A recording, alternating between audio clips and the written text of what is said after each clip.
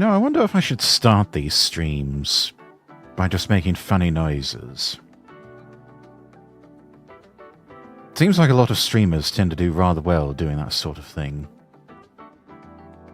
You know, you've got Kersha. She always starts out with, ah, wah, wah, wah, wah, wah, wah, wah. Maybe I should do something similar, like, you know, a ba ba ba ba ba ba ba ba ba ba ba ba ba. Then again, I think somebody else may have done that already. I'm not sure. I don't know, chat. What do you think? What sort of funny noises should we start out with? A bibbidi bobbidi boo? I can't think of much else. Anyway, coming to you poolside from the Rexworth penthouse, away from Castle Rexworth and the Rexworth estates, I bid all of you good morning, good afternoon, good evening, whatever you are, whenever you are.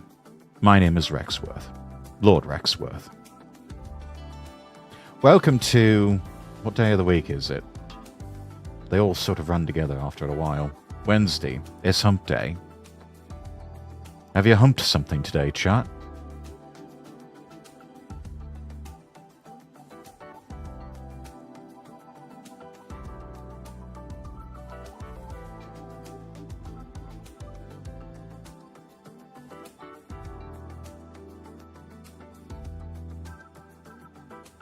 How's everyone doing? Ruby, thank you for redeeming first. John Lee, thank you for redeeming not first. Also, hello. Redeems weren't working. Oh, hence the not first redeem twice. But hello. Going to be yapping. Going to be tangenting. Going to be reacting to some things. And then we're going to play some Uma Musume.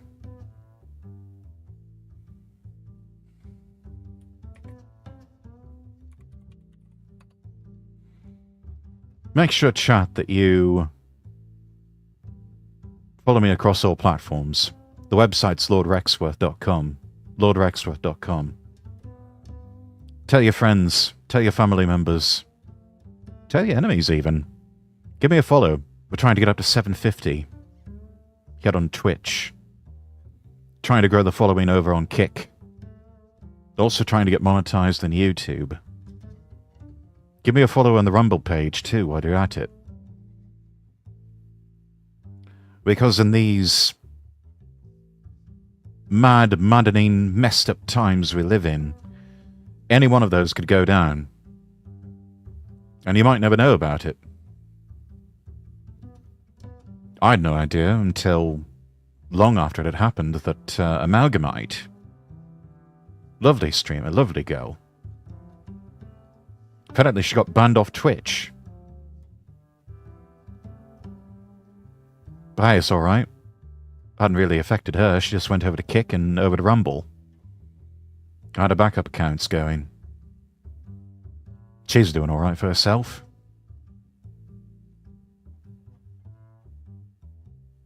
Phalanx, hello, hello. Good to see you.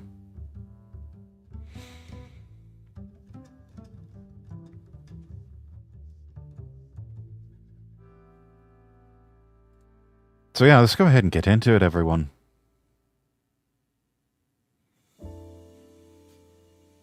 Hopefully I've got the right window captured here. It's not Uma Musume, that's not set up yet.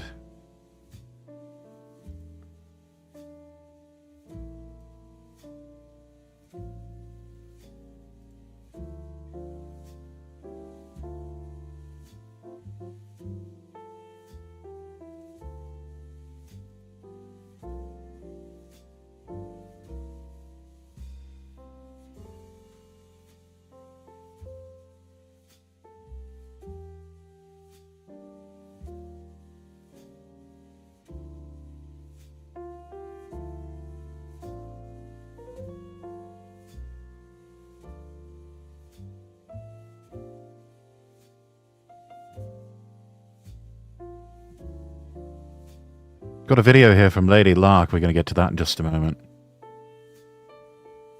Talking about something I mentioned on last night's stream about the whole situation with a certain mobile streaming platform.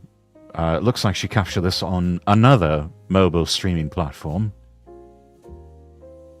But yeah, we'll go through it. Might not watch the whole thing because it's nearly an hour long.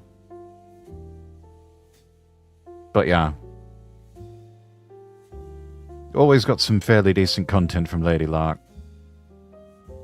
And of course she was an absolute blast to collab with, getting election and inauguration coverage.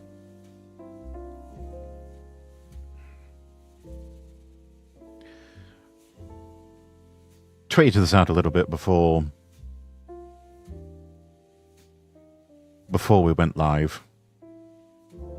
Tigernack talking about let's see. Oh yeah. Nice little bit of Kersha art here. What happened to the VTubers that said we should keep politics out of the genre? Now that things are in the sowing stages of getting what you voted for, you're speaking out about it. Glad to see you're all awake now.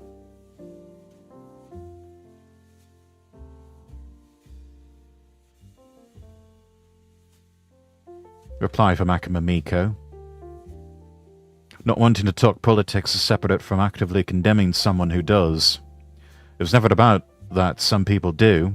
It's because they didn't like the opinions they had and wanted updates. Make the content you want. Amen. Well said. And that's exactly what we're doing here. Quote tweeted, I've no plans on stopping.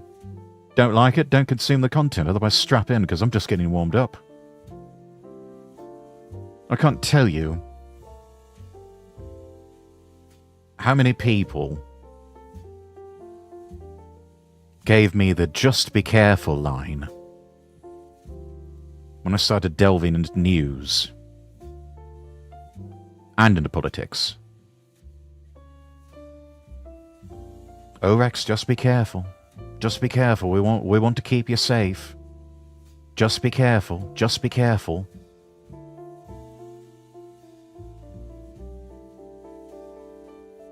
I should have known at the time that that was just a veiled threat of sorts. When someone said just be careful, what they were really saying was, don't say anything I don't like. Don't say anything I might disagree with, because we can't have that now. Don't say things that make me uncomfortable. Don't talk about the things that don't give me the warm fuzzies.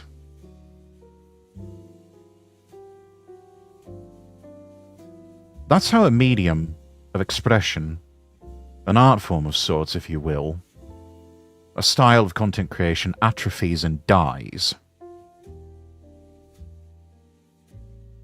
As VTubers, we cannot remain confined to these little boxes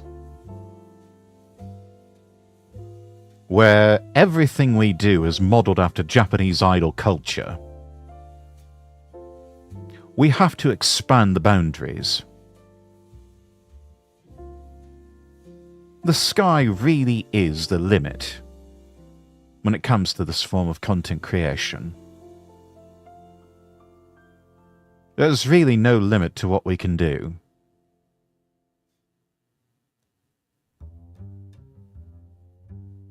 It makes zero sense to limit yourself. And so I decided earlier this year to take the limits off.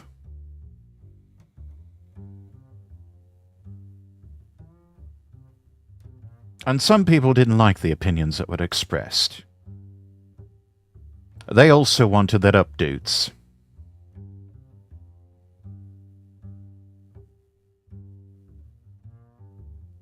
That updates were a pyrrhic victory, because I continued to make the content that I want to make.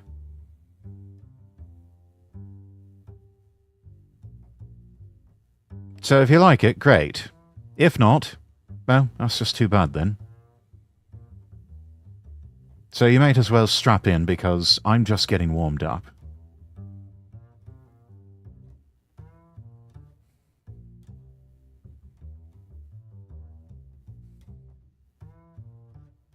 The situation of censorship starting to grab the attention of people from both sides. Chibi Reviews writing better late than never. Don't stop talking about the situation. It's getting worse by the day. We can all visibly see it. Yeah.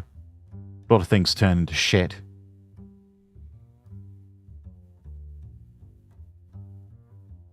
Chef's Kiss on the take from Powder. Good streamer, by the way. Give him a follow. The hate towards Sydney Sweeney and Billie Eilish shows how normalised bashing white people has become. It's even worse seeing other white people pile on. Mostly white urban women. But it is gross behaviour.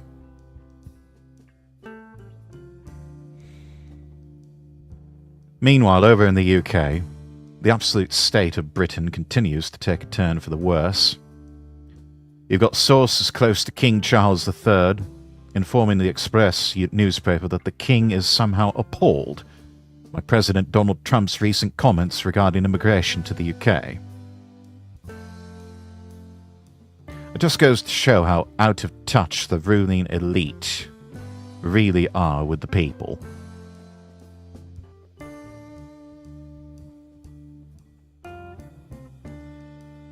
Especially His Majesty the King.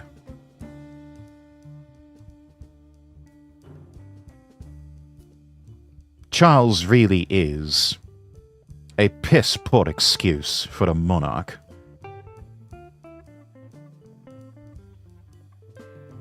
He is nowhere near even a fraction of what his mother was. Nor will he ever be.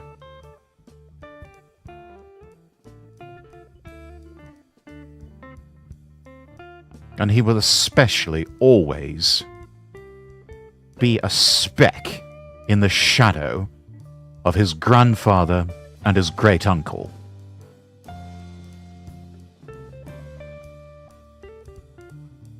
And all of the other monarchs that came before him.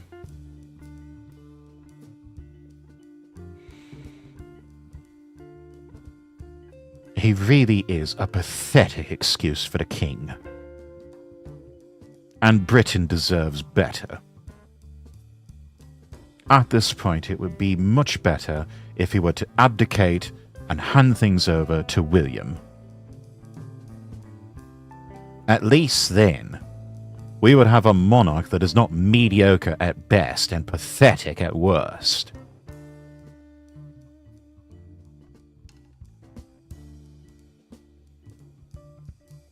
Learned about echelons above reality back in the military. Echelons above reality? What do you mean, Phalanx? Do elaborate.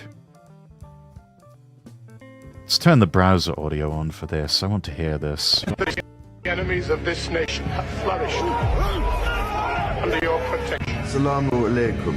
Ramadan Mubarak. Has this king forgotten the Reformation? You were from the beginning Apparently he a has. provisional government not truly representative of the people. More than 1,000 years of proud history, and the country will be minority white British. And many. Sorry, you're obsessed with this stuff. Has this house gone once? to the Yes, people we it are was born to obsessed with this represent? stuff. No, it has not. And now after 6 years of misgovernment, what do we find? We risk becoming an island of strangers. Ambitious tricksters! I'll be long gone, who are that? You are scum, sir! The enemy. Richard Tice, you really are an absolute wanker. Another pathetic excuse for the politician, much like your associate Nigel Farage. Reform my arse. You're not going to reform anything. You're just another form of lipstick on a pig. You're just another shit sandwich that's been served up to the British public under the guise that you're going to shake things up. You're nothing more than the Tories and drag.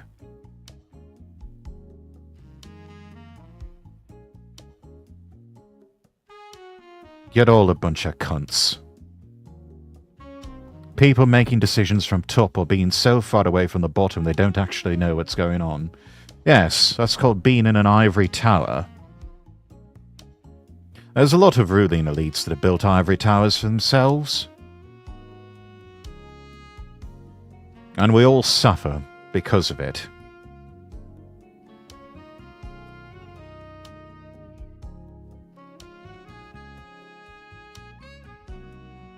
Calvin Robinson. You may have seen him if you watch podcast The Lotus Eaters. We're not voting our way out of this. Petitions and protests are apparently ineffective.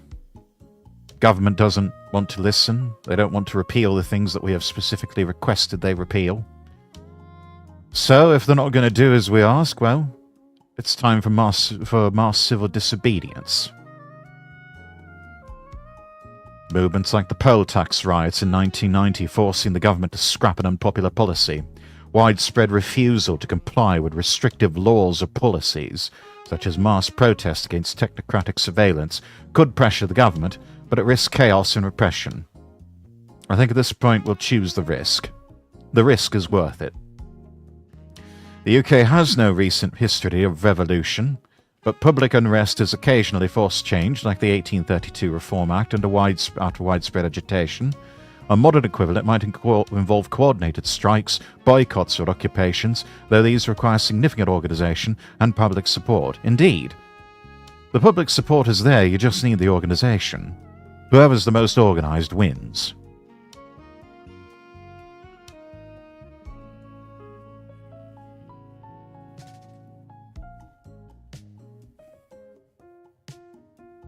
Meanwhile, in America, there's yet another bill called the Screen Act that will require full age verification in the United States, all in the name of protecting children to access content online.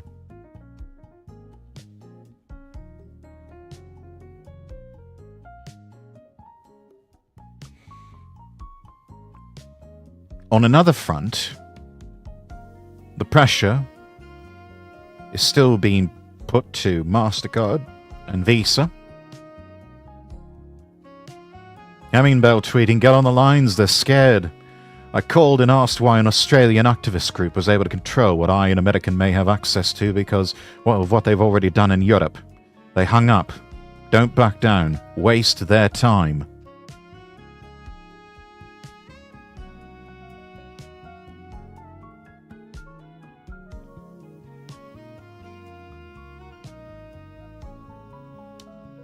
Call the numbers for your respective country, chat.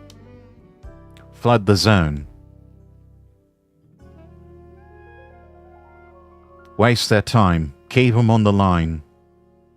They lose money the longer those calls drag on. Don't accept emails. Though really we do need to be flooding their email inboxes, as well as jamming the phone lines. And keep asking for the manager. Keep requesting case numbers. And most importantly of all, keep calling.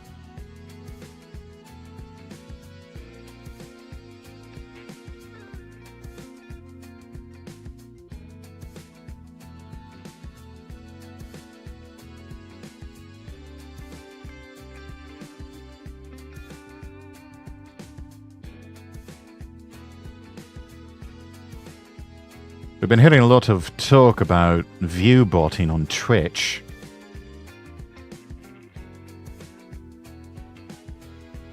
Here's a recent clip of Dan Clancy being interviewed about it. And I don't want to forget this question, but do a lot of people view-bot on Twitch? And there are people. Yes, there are constant. That's a constant battle. Really? Absolutely. Because there are third parties that do it, and especially when you get to ads, they try to view-bot for ads. They view-bot. Abe, I mean, he straight up admits it. Twitch has got a view-botting problem.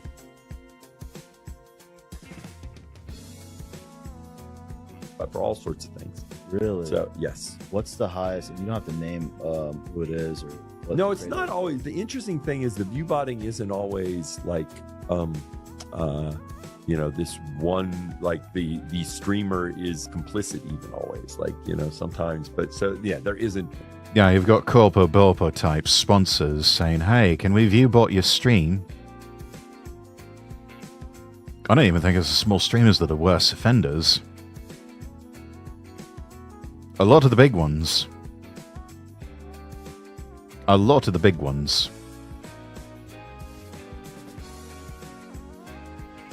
tend to view bot.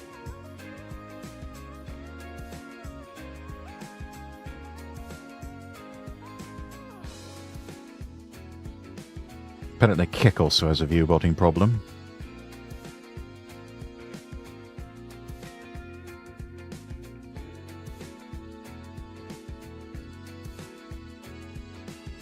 Asher Nebulous responding, see plenty of bigger streamers on my front page where I go look and they got 3,000 viewers, but only 3 people talking. Ain't no way you got 2,997 lurkers. Ah, it just seems like a statistical improbability, doesn't it? Viewbotting seems like a scam to me. Pay money to get more views and hopefully more money. That just cuts into your money. I think the thinking behind all of this is that it's the building up of inertia. Viewbotting is looked at as a way to build up inertia to where once you get a body in motion, it tends to stay in motion, especially as far as the algorithm is concerned. So it's not really viewed as a permanent measure, just something to sort of get the ball rolling. And then the algorithm tends to bump you up from there. Even if for inertia, still a money sink. Yeah. I suppose the key is don't sink so much money into viewbotting that you can't get your investment back. That would probably, I mean, if I had to guess, that's the key there. Is do it, but don't do it too much that you can't get your money back. That you can't recover.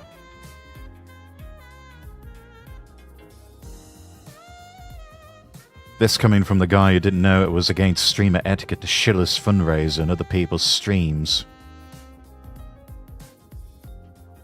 Twitch? And There are people, yes, there are constant, that's a constant battle. really? Absolutely. Because there are third parties that do it, and especially when you get to ads, they try to view bot for ads, they view bot for all sorts of things. Really? So, yes. What's the highest? And you don't have to name who it is or. what No, the it's rate not is. always. The interesting thing is the view botting isn't always like, this one, like the streamer is complicit even always. Like, sometimes. But so, yeah, there isn't one. No, big usually one, it's the but, like, management that's most coordinating of the that. botting and most of the fraud is not on a big streamer. It's on a small streamer, but thousands of them. Really? Yeah, because if they can create 1,000 bogus accounts, and then they create view bots, then they can create bogus, bogus revenue. What was like the largest amount of viewers? Oh, that I you don't guys know. caught in I a have no month? idea. Like I have no idea. 5 to I have- 10K? I have literally no idea. Okay. I have literally no idea. But anyway, let's get back to AI. I think he does. I think he knows exactly who are some of the worst offenders out there. I mean, it's fucking Dan Clancy. He's the CEO of Twitch. There's no way he can't know. He has access to that information. He can find out. So when he says he doesn't know, I call bullshit on that.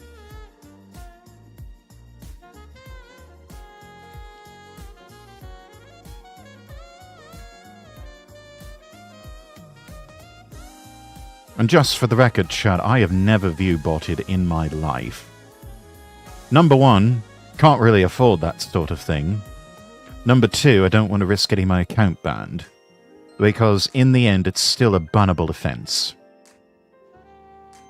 It's still a great way to get your account nuked. What you see here with these view counts and these follow counts is 100% organic. And I don't care how long it takes, I want it to remain organic. I'll admit it's been tempting at times. It's been tempting to look into, just how much would it take to all of a sudden have an inorganic, artificial popping off of sorts, where follows just explode overnight.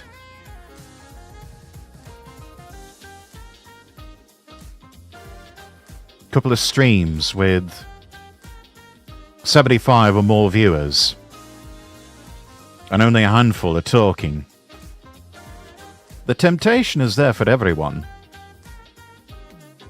I've always said no. Because I would know. I would know, and it would eat at me. It would start to eat away at my soul. That sort of thing can eat away at your sanity, where you know you've done something wrong. And eventually it will drive you mad. Those of you who have read Edgar Allan Poe and The Telltale Heart, that's a good idea of what it's like. My VTuber model's getting built. Might get a boost from that since my living room and me won't be on camera. Finally decided to come over to the other side, Phalanx. Well done.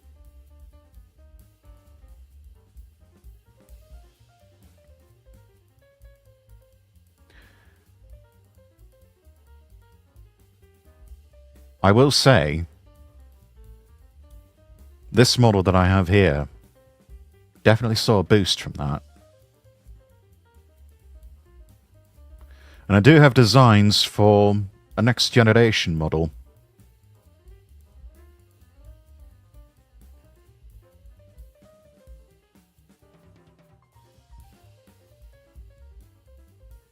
Something a bit more regal.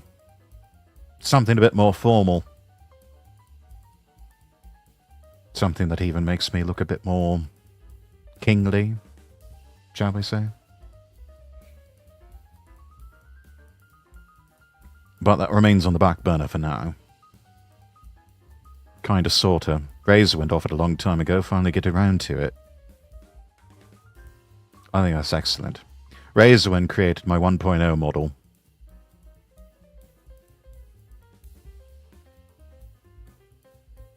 Served me well for quite some time.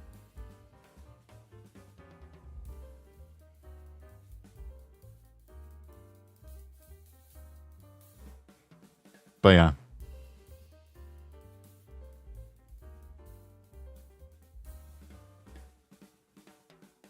Use it and use it well, Phalanx. And when the time comes that you're ready for live 2D, come talk to me. We'll get you set up.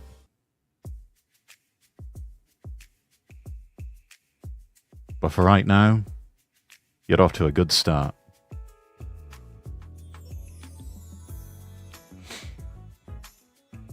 This has always been an interesting account. Christian Hines. I believe that's how that's supposed to be pronounced. Or Haynes. I don't know. But as long as I can remember, the left has always played for keeps. Measures everything against its own metaphysical vision of humanity and society and doesn't take no for an answer. Especially when that no is merely the product of proceduralism or inertia. Like all organized religions, it has an ideal picture of what these things ought to look like. And it uses this objective, no matter how delusional or dangerous it may be, to gauge what to do in any given situation. Victory is not determined by election outcomes, but by inches. This makes the whole thing politically cunning, even ruthless at times. Something we should learn from. Indeed. Robert Greene had an excellent chapter about this in the 48 Laws of Power. He called it Disarm and Infuriate with the Mirror Effect.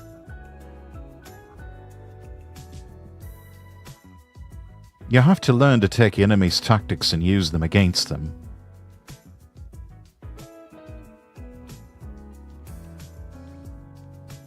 You can't think that you're somehow above that sort of thing.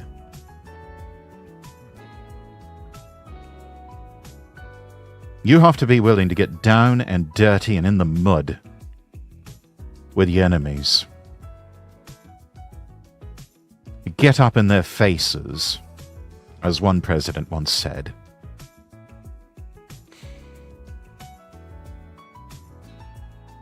Oh, this is lovely. Which way, Western man? I don't know. Both of them seem nice. Neither. You try to capitalize on the other woman going viral, completely missing the point of her entirely. Thought. Perhaps so, T-Man, but... damn, she's one good-looking thought. Yes. Nice.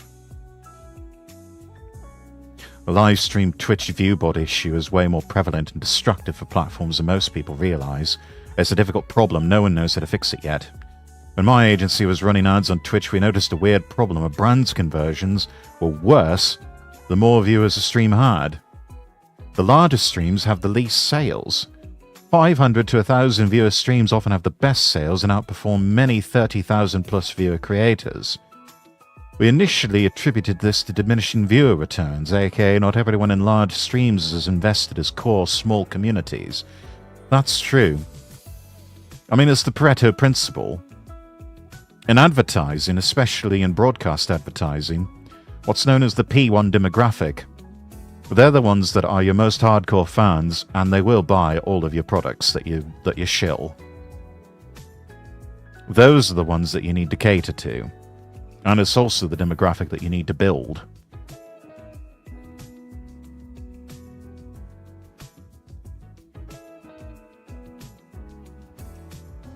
But apparently they say it's untrue, although because of the few large streams that do have authentic viewership outperform an ad campaign, so it had to be something else.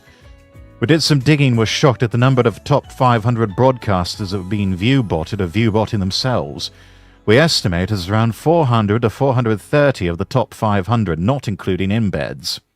It is incredibly easy to do. Up until a couple of weeks ago in 2025, you could literally open multiple headless browser windows to count as +1 viewer. And even now, you can still count 2 viewers on 2 separate incognito browsers. Go try it. Twitch finally recently fixed this, so the current strategy is to spin up thousands of proxies through a service like AWS. That's Amazon Web Services, ironically, and DigitalOcean. Twitch doesn't punish anyone for viewbotting unless a streamer shows it on screen, because according to them, we can't know if it's a streamer or someone else. However, even then, that enforcement is selective, with celebrities like Ray J openly admitting in July to viewbotting and getting no punishment. Because discovery is non-existent on Twitch and the platform is a kingmaker system, there's no reason to not viewbot unless you have a moral compass, which is a rare thing in streaming these days. Viewbots are not only set up by streamers themselves, but also agencies and managers. This is to fool sponsors, like me, into paying $20,000 plus, about $1 to $3 per CCV for viewers that are not there. In 2025, most major brands have already run campaigns with horrible results, and so they and their agencies simply don't advertise on Twitch anymore. The untold story is millions gone from creators and live streaming platforms themselves because of this.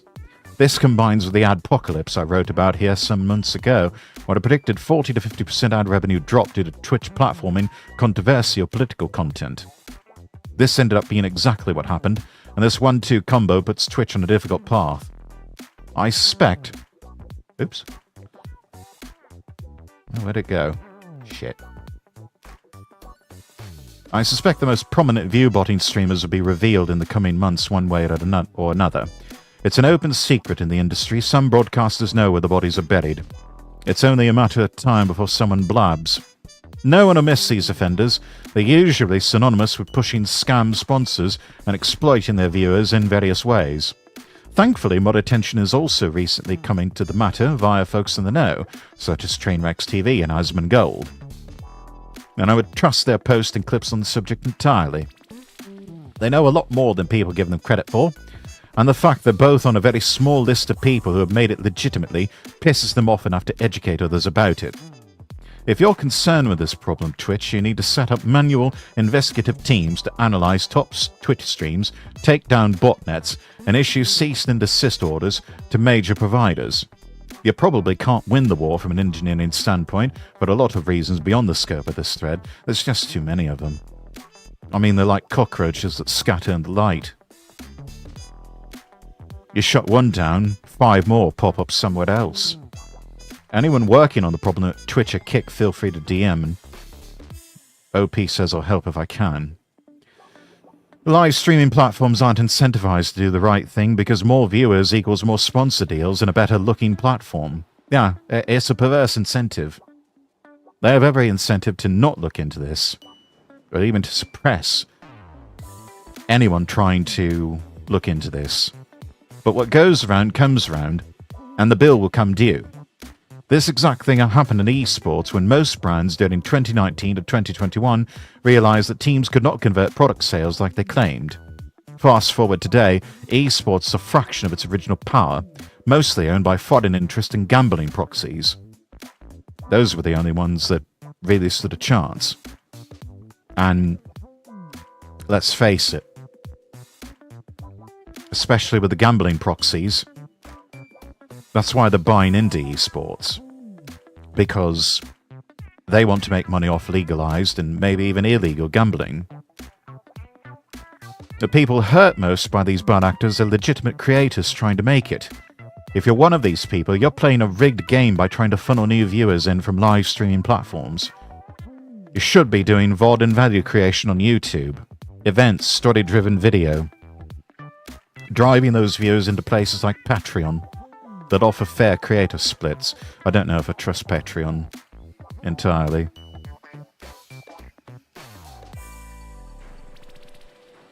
Twitch hasn't invested successfully in small creator discovery for a decade and you're on your own. I mean, we sort of knew that from the beginning. The platform will hobble onward as so long as Amazon can justify the profit loss in exchange for its media impact and times are good. You don't need to be caught in that downward spiral by being dependent on it. Diversify, multi-stream, don't be a victim. Exactly. That's why we're on YouTube right now. That's why we're also on Kick. That's why you see VODs and even live streams up on Rumble. And that's why I'll even occasionally stream on X. Live streaming will never be taken seriously by major sponsors unless these problems are addressed. Until then, if ever, the industry will be a shadow of what it could be.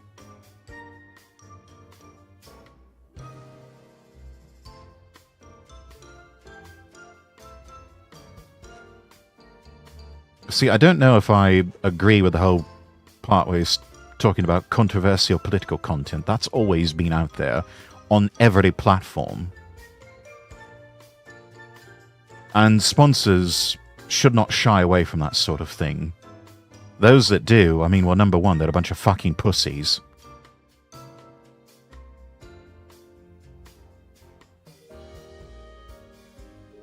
But number two, as we've seen over the past 10, 20 plus years, there are blithering idiots out there that will get angry over anything, who will find offense in anything, who live their lives day to day. Essentially, they wake up and ask the question, what am I going to be offended about today? What is going to live rent-free in my head today?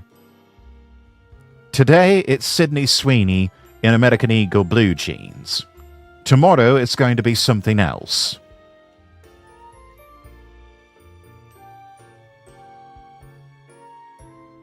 So, advertisers may as well just find the balls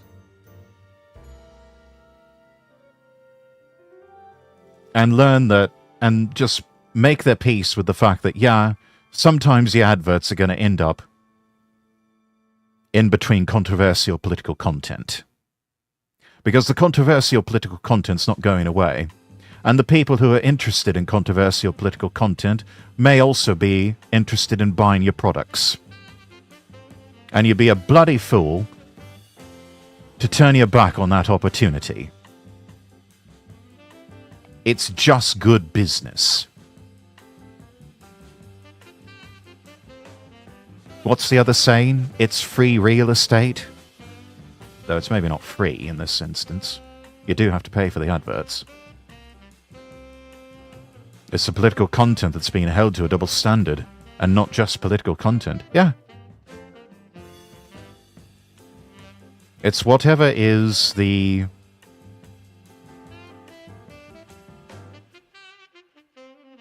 whatever is considered unpopular or uncool by the so-called intelligentsia of pop culture.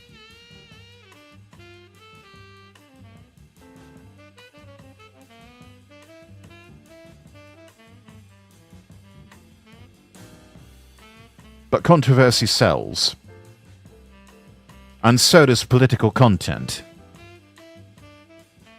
I know because I worked in right-wing talk radio spaces for years, and I can tell you that those listeners, you get some of the best business out of them, some of the most loyal business out of them.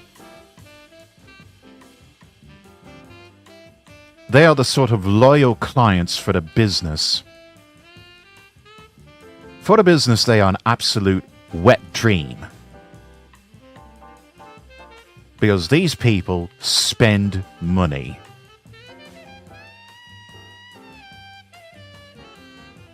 And they're willing to spend a lot of it to support advertisers who advertise in blocks on their favorite shows. I mean, just think of some of the people. Like, well, one that springs to mind. How many of you have seen or heard a right-wing talker, be they a radio host or a podcaster or television host, talking about Liberty Safe? How many of you even know what a Liberty Safe is? Liberty Safe owes their entire business model to advertising with people like the late Rush Limbaugh, with Sean Hannity, with Tucker Carlson on his podcast, with a litany of other minor powers in the talk radio space. Glenn Beck, Mark Levin. All of them, at one point or another, had adverts where they were reading copy for Liberty Safe. Were it not for them, Liberty Safe would probably still be a fledgling company desperately trying to sell American-made safes to the public.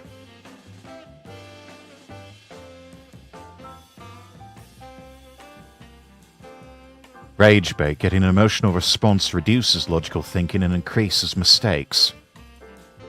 That is true.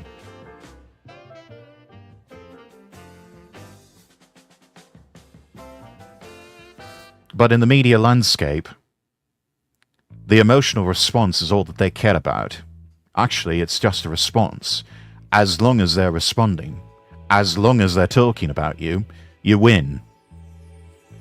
If they're not talking about you, you're losing.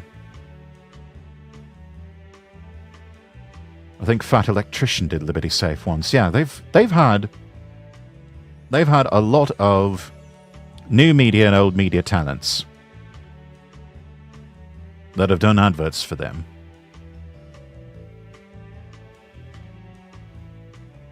But you would never see them advertising on the evening news, but in primetime television. Because the sort of client that purchases a Liberty Safe is doing it to store valuables, like gold and other precious metals, and guns. That's probably one of their biggest sellers, is gun safes. Most so-called mainstream media outlets do not want to get anywhere near that sort of advertising.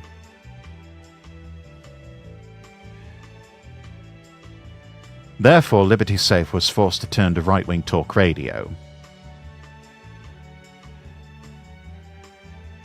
and to people in the new media spaces that appeal to that part of the political spectrum. The strategy worked very well. They went after their P1 demographic, and they have reaped the benefits. My dad once said there's no such thing as bad publicity. Yeah, your dad's right. There really isn't. Even with publicity where you are portrayed in the worst light possible, you're still winning because people are talking about you. Some may call you a saint, some may call you a sinner. At least they're still calling you. Which is more than can be said for others.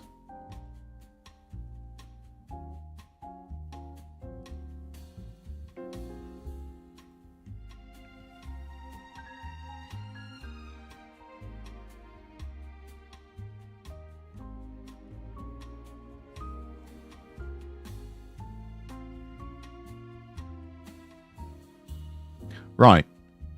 Let's move over to some video reacts.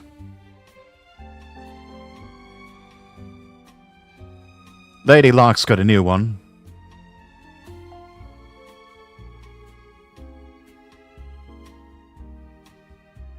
I believe this was recorded on the Reality app. Her model looks like the sort of model that you would see on Reality that you build from stock parts. I do wish that... As I've said, I maintain my position that if you want to grow as a streamer, it's not going to be on piddly little mobile apps like Reality. I no longer even allow self-promo for such streams in my server. Mainly because Reality in particular has had a problematic reputation with making sure that they keep a bunch of fucking kids off their app.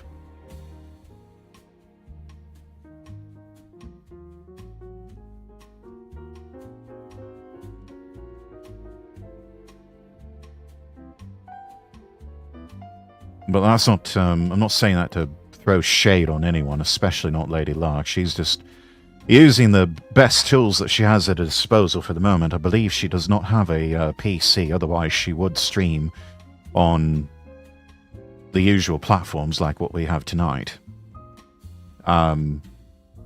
Which, by the way, if you really want to support a streamer and help them build their presence online, Lady Lark's a good one. I would suggest searching her up on X. Lady Lark is the... Actually, you know what? We're just going to... Yeah, here she is.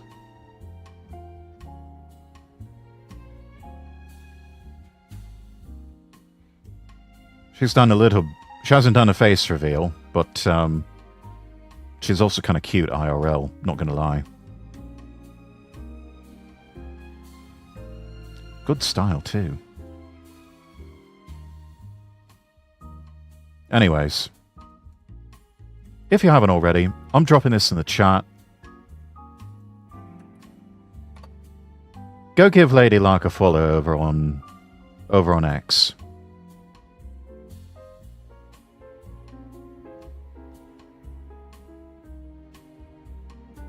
She does her best to stream, at least on mobile apps, but I know she really wants to get a PC. And so, if you can, if you got a little bit of spare cash on you, I believe she's got a throne set up.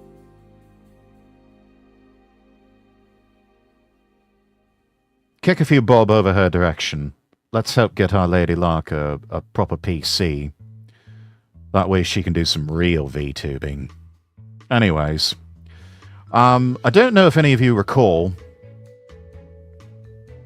talk about what happened with another mobile streaming platform.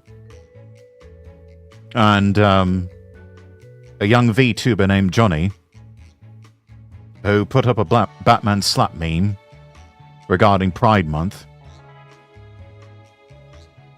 reminding everyone that Pride is one of the 7 deadly sins. And that, oh yeah, it's just June. That's all it is. It's just June. And for that, he was kicked out of a creator program, or some sort of early access program.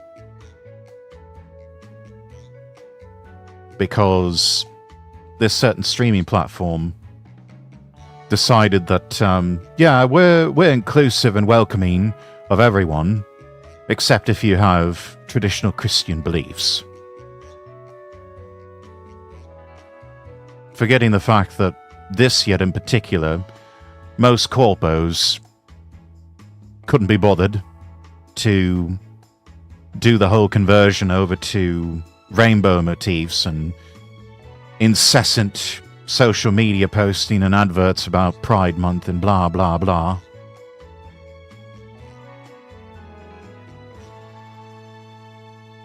They'd milked all that for what it was worth. They'd moved on. But this particular streaming platform did not get that memo. No, they decided they wanted to be shitty towards a Christian VTuber. Johnny eventually took that tweet down. That was a mistake. I said as much last night. That was a mistake. That's effectively backing down. And when you're dealing with unreasonable people, especially those on the left, and especially those in the Rainbow Mafia, you don't back down. You double down. Because they will see backing down as blood in the water. They will swarm. And they will wreck your shit. Well, Johnny got his shit wrecked. Because he decided he wanted to be a nice little Christian boy. Rather than a crusader for Christ. I hope, if anything, that is the lesson that he has learned from all of this. There's no point in being nice to these people.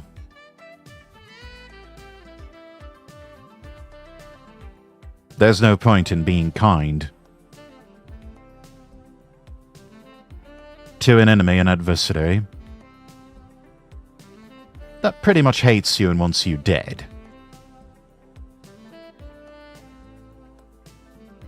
It's a hard lesson to learn. Goes against a lot of the warm, fuzzy, touchy-feely things that you get taught in Sunday school as a wee lad.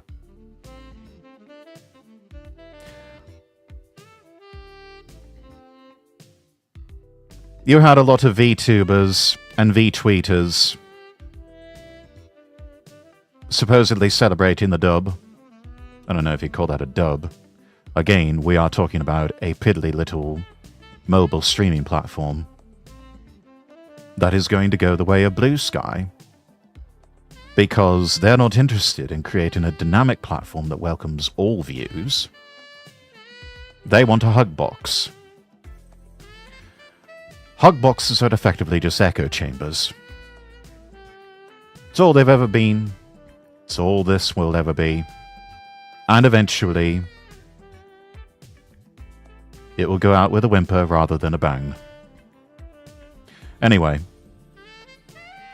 browse audio's still up. Let's see what Lady Lark had to say about this. Hey, my name is Lady Lark, and I meant to put out a video a couple days ago because I got into a huge tit for tat with a couple of people and on Twitter, and the tit for tat, it shouldn't have been what it was, but it was over trying to defend a friend, and I didn't want it to get entered into something that blew up the way it did, but this video is going to be addressing Yet here we are. everything that happened, my thoughts and feelings about it all, and an apology to a lot of people that I owe one to at the same time. Mistake number 1. Don't apologize. Do not apologize. What you think is good and noble behavior, your enemies will interpret as weakness and they will use it against you every time. It is just like I said, when you are dealing with these people, you do not back down, you double down. But let's keep going. I saw a post last week of a brother in Christ who was getting a notice about not being able to have early access entry to a VTubing app / company's early access for, I guess, something on their platform. Let me know if it's too quiet, chat. He believed it was for his religious beliefs as a Christian, and that flew all over me because people and companies, it seems like a lot more nowadays, are always coming after. Toxic Tank, welcome in. This ain't no horse girl. Where's the gambling? We'll get to that. Patience, Toxic. For Christians to. Also, how you doing? Doing well. Doing well. Hope you're having a lovely evening, or morning, or afternoon, whatever it is in your time zone. To an extent, because of their beliefs on a lot of different issues and topics, and so it's just it's an added thing onto persecution, but not. It is probably persecution. The persecution a lot of people believe Christians go through, like as far as like overseas, like they're being like. Persecution doesn't have to take the form of mass genocide. Persecution starts when even one member of the faith is denied their voice. Doing alright.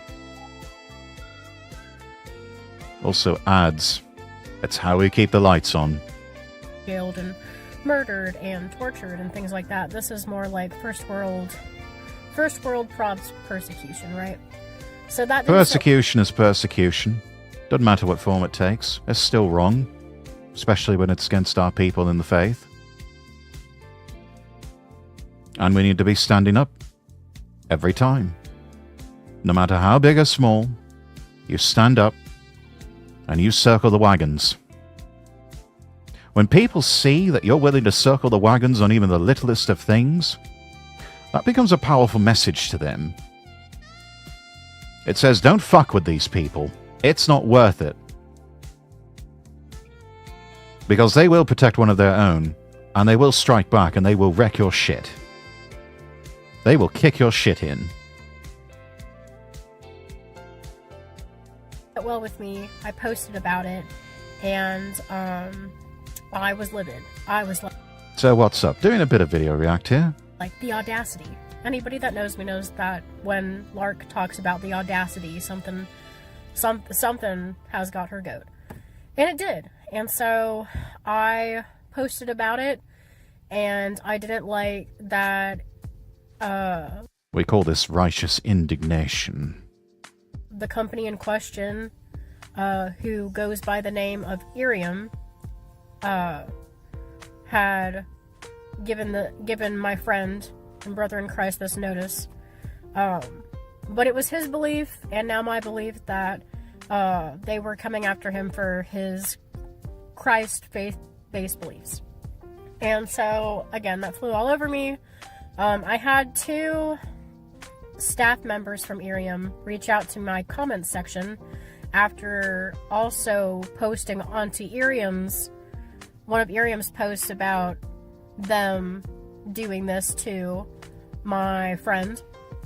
And the staff members, one of them, I didn't ask anything about these 2 personally, but one of them made me and many other people very aware that they were queer, and this other one of the others.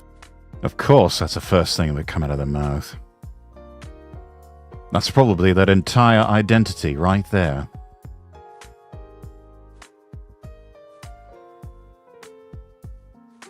Hello, I'm NPC 45678. And this is my entire identity. I'm queer. Full stop. That's all you need to know about me. Staff member, I eventually found out, supposedly he's a Christian too, and I'll get into that a little later. Supposedly. The staff member that was open about being queer, I'm guessing she's a female, said that my friend's access was denied because of a post he made that she and the other staff members didn't like, because she and the other staff members believed that one of the posts that he had made previously, because Irium, if you're going to use their site as a VTuber, as a possible VTuber talent, they look through all the things you've ever posted on Twitter, right?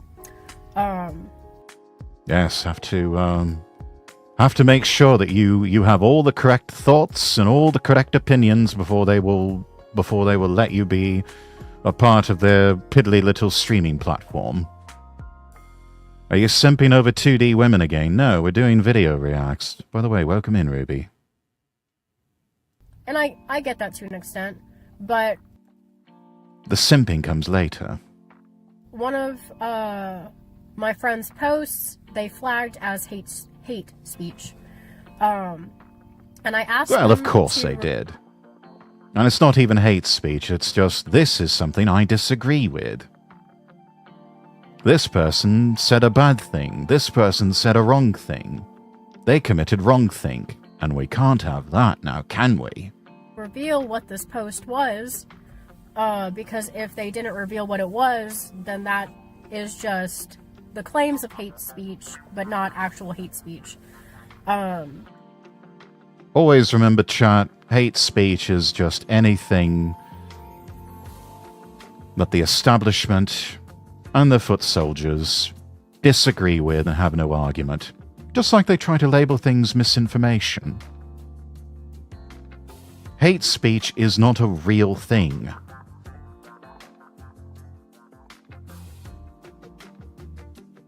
Just like misinformation, in the way that it's used in the modern vernacular, that's not a real thing either. And then just being hypocritical. So, it took... Yeah, that's all it is. It's hypocrisy. I was livid. I was righteously angry and I was livid, and I was like, is this going to take 3 to 5 business days? Like, how long is this going to take you guys to produce this evidence? If you don't have evidence, then you're lying. But if you're not... Their source is they made it the fuck up. lying, then prove what you got. They have nothing. So They'll never be able to prove it. I went to bed and I waited. And I woke up the next morning and they provided this evidence. This evidence of and we use that term in evidence advisedly. It's not really evidence. Come on. Who are we kidding? Claim is hate speech is this post that my friend made of his. I think most of you have seen the Batman meme where that meme is ancient by now. Batman is slapping Robin, right? He put his face on Batman, and then he put the pride flag on Robin. And Robin, in the text bubble, was saying, Pride Month is Pride Month, and then he doesn't finish because Batman is slapping him. But instead of Batman, it's my friend's face, VTuber's face, and Batman, or quote-unquote, my VTuber friend says, no, it's June. The month is June. And that's all that it was. That's the whole thing. Yeah, that's it. And then my friend commented underneath that meme that he made, and he said, homosexuality is sin. Okay, well, that's like a given. According to Christian doctrine, this is all factually accurate. If you're a person of the Christian faith, you know that homosexuality is sin because it says that much in the Bible. This is not new information. This is not breaking news.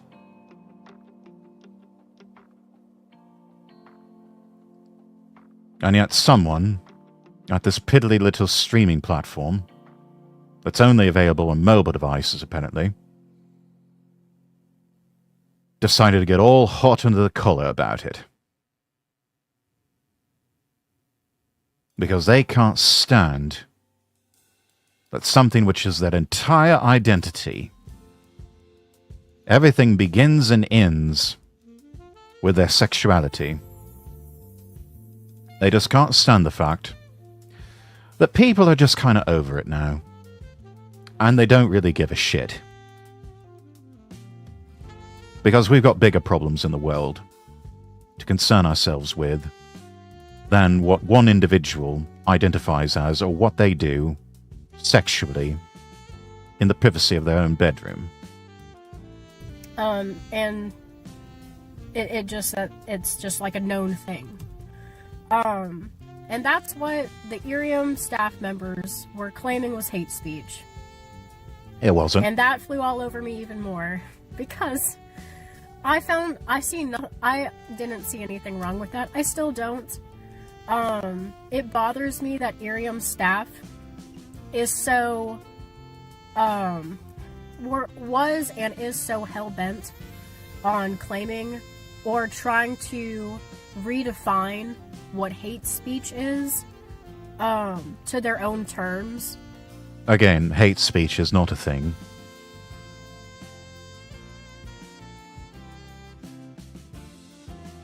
It doesn't exist in the law. There is no such thing as hate speech according to American law. It's all protected free speech. You may not like what is being said. Doesn't make it illegal. And also doesn't mean it's hateful. Just because you disagree with something doesn't automatically qualify it as hate. Really, it's just that simple. When the hate speech that they claimed was made wasn't at all. There was nothing hateful about the post. Everyone understands that the post my friend made was about the fact that people are fatigued with the LGBT community. People are fatigued with a lot of things regarding LGBT. As I said, we're over it now. It is to the point where it has been shoved down people's throats and rubbed in their faces so much that really the only response people have is, we just don't give a shit anymore. And no matter how hard you try, you cannot make us care. We're over it. We're over the lot of them.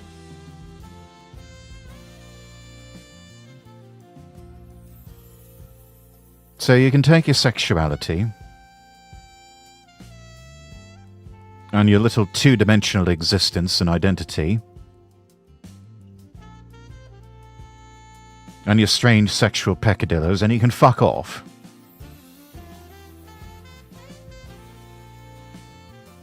Because again, we're kind of over it.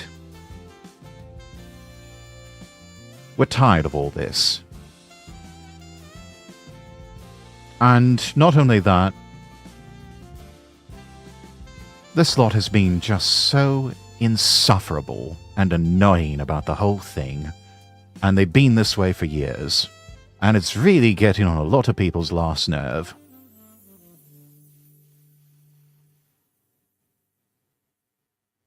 Constantly calling June Pride Month. We're all tired of Pride and Pride Month because it's not enough that you have a whole month to celebrate sin, like as far as I'm concerned as a Christian too, but you guys practice being what you claimed is being your true self. You do it every single day, 365 days out of the year. Yeah. And then you have to have another month to celebrate it. Meanwhile, people like Lady Lark and myself, we try to be our authentic selves, and we get shit for it. So why the hell should you lot be any more special than us? Like, you claimed that you wanted equality and marriage equality back in 2015. It was never about that. But then you also claimed you wanted equality. But it was never about here's the that. problem with that. The problem is it was never about that. It was about power. It was about a minority gaslighting the majority into thinking they were the majority, and then proceeding to behave in an oppressive manner against the real majority.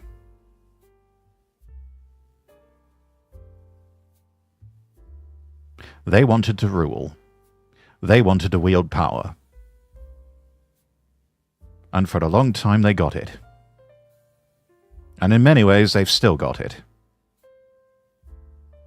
And right now the battle is trying to wrestle some of that control, at least some of it, away from them.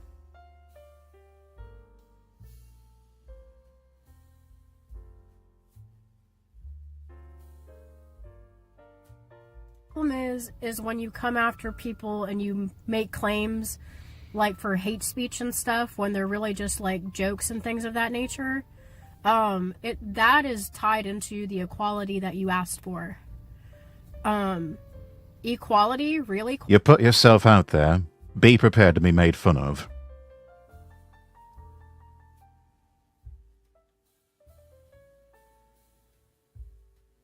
Be prepared for some people to laugh at you.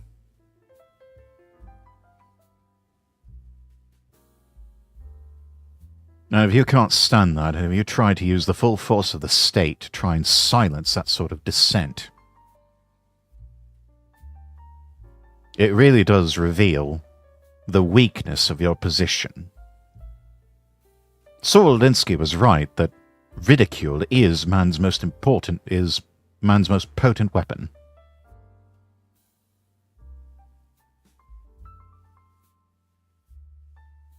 And apparently, we're no longer allowed to ridicule certain segments of the population. Apparently, they're untouchable. Well, that just shows how weak they are and how weak their position is.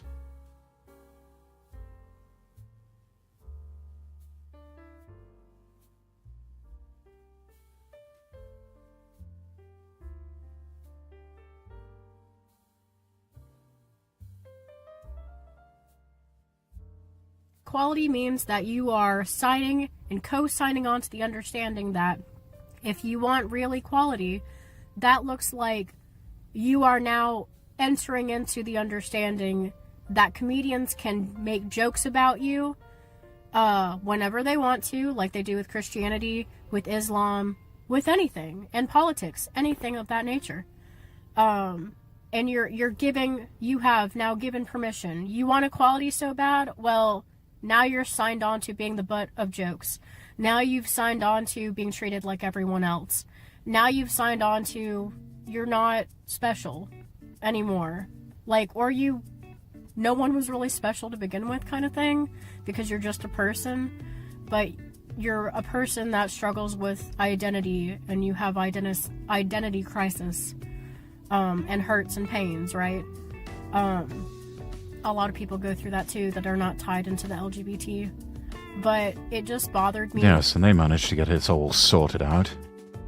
So much that I was witnessing the hypocrisy of a VTubing company that was so adamant about trying to redefine terms for hate speech when the post that was made was not hateful.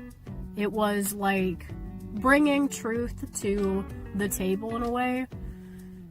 And apparently he spoke too much truth for some people's liking. It was free speech all day long. It's cool it's okay if the LGBT or other people get to say whatever they want to about anybody they want to. But yeah, and as it stands right now, with this particular platform, that's exactly how it is. But you try to express a Christian viewpoint, and all bets are off.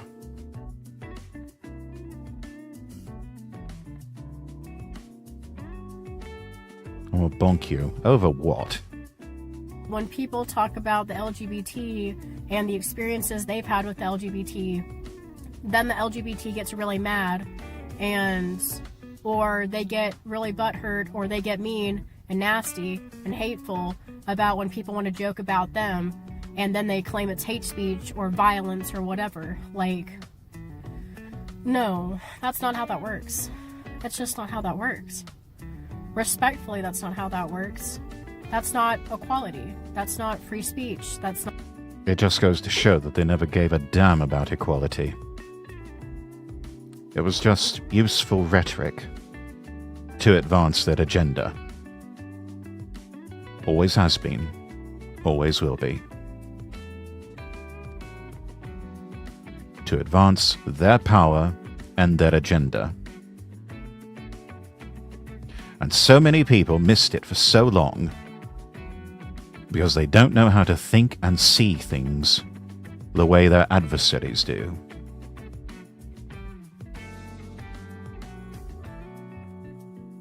When you learn to get inside the head of your enemies,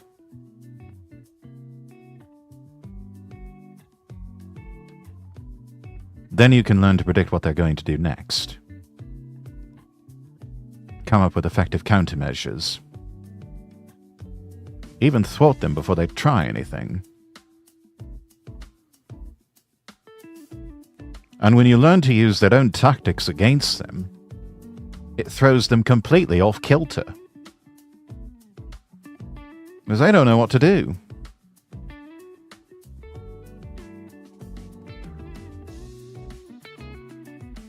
Our enemies are always counting on us doing the right and honourable thing and taking the high ground. They're always counting on us to pull their punches.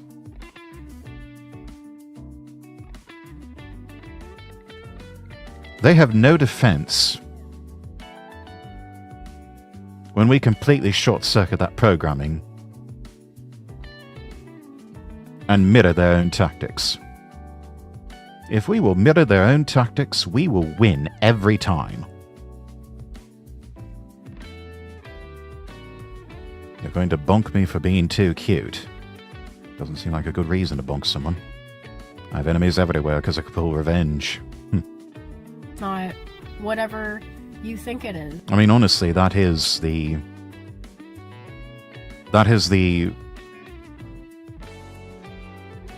most realistic way of dealing with anyone who achieves some sort of measure of power. No matter who it is always in defeat, malice, in victory, revenge.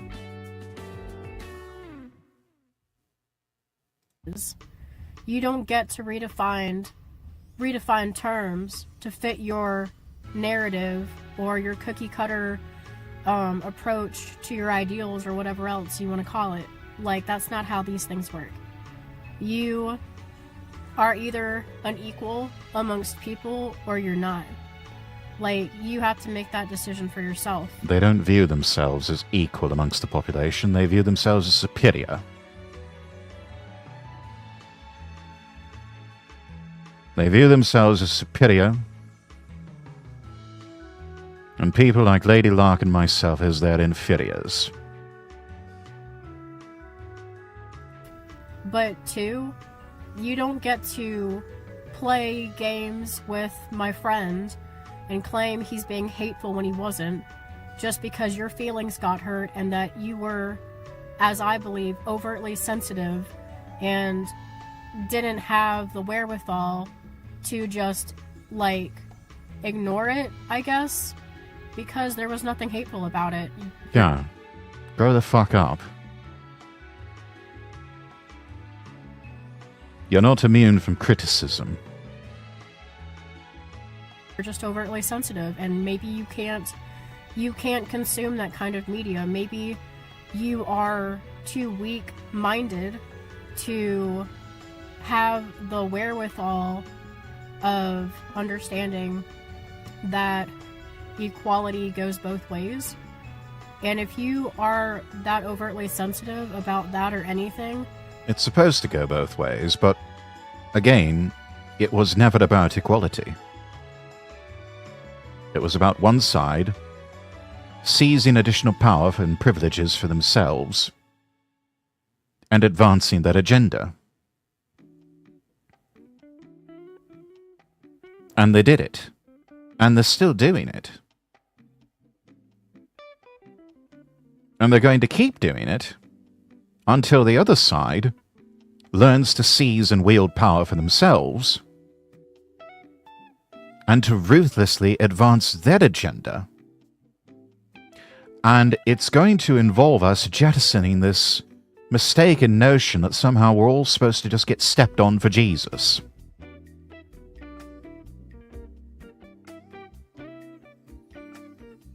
It's going to involve adopting a crusader's mentality.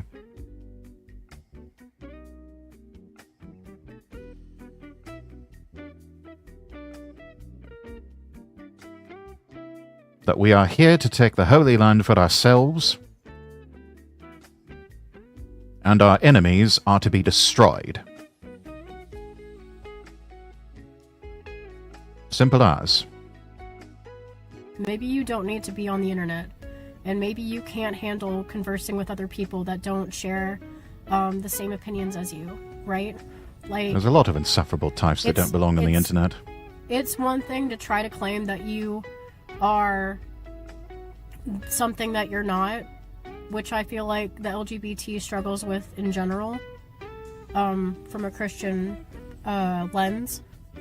But I also say that too because I have a background where I've struggled with my identity, and I struggled with having I had a hard time, and I've struggled with my identity, but I also struggled with gender dysphoria. I've struggled with my like self in general. For the longest time, I so she knows a thing or two about so this. fervently that God made a mistake when he made me, because I grew up as a tomboy, but I felt more boyish growing up, and I felt more like a guy than I ever did a female. Like, female and girly stuff made me sick. I hated the color pink. Like, it was all this stuff, and I never felt comfortable in my body. I never felt comfortable with myself. But then I also... It's alright, Lark, you were just ahead of your time. We now live in the age of the based tomboy enjoyer.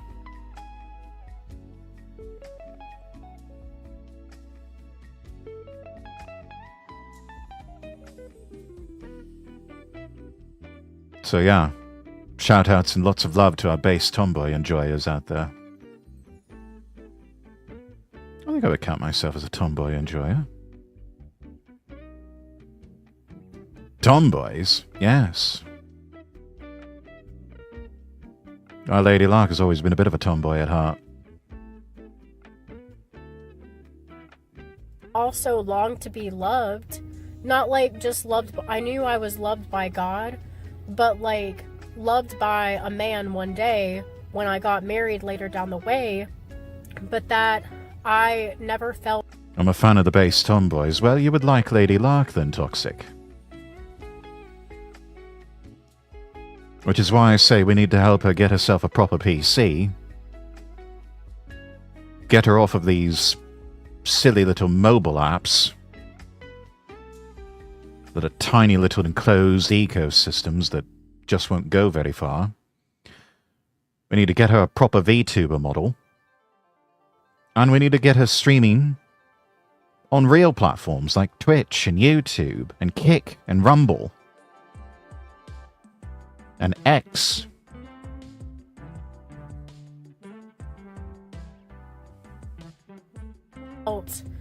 Like attractive because I was too much of a tomboy, or I dressed too masculine, or I wasn't feminine enough, and so I was constantly rejected. And so that did something to my mind, and it made me feel less than and insignificant and all these different things. But it made me feel dejected. But again, like I struggled with like body dysmorphia. I struggled with maybe I should have been a man instead. I struggled through my life as God, you didn't listen to those voices till like a couple of years back, even as a young adult. I struggled off and on with not just a pornography addiction, but I struggled with same-sex thoughts and same-sex attraction, though I never acted on those things, because I truly believe that's not how God made me. But I wish I could join you in VC and react to the video with you. Yeah, this is something I just need to go solo on, Ruby. I hope you understand. I struggled with those things for so long, and I did hide those things because I didn't know who I could talk to about those things. There wasn't anyone in my life that I could talk to about those things, those feelings, those thoughts that I had. And it was a struggle. I felt so misplaced, and I felt I kind of felt like a freak. And then sometimes I just felt like, well, maybe I have to just live with this confusion forever. Maybe I just have to live with this hurt forever. And I think a lot of my hurt even stemmed from the fact that I found out growing up that my father always wanted a son, and he got... What a terrible thing for a child to learn.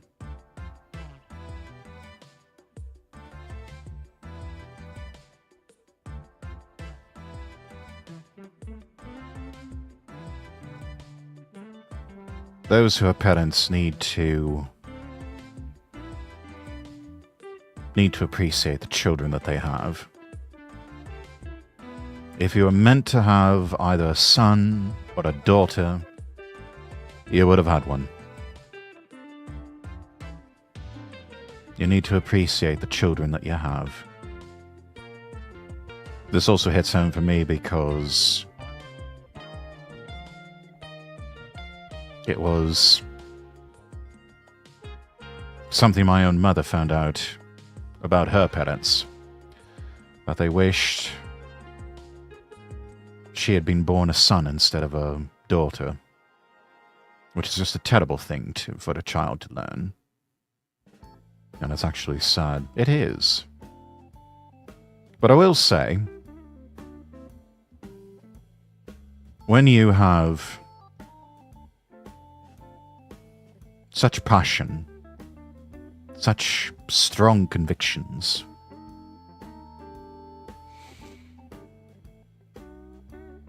sometimes the whole world feels alien to you. Especially if you are a person of faith like Lady Lark or myself. You really start to understand the meaning behind the saying, in the world but not of the world.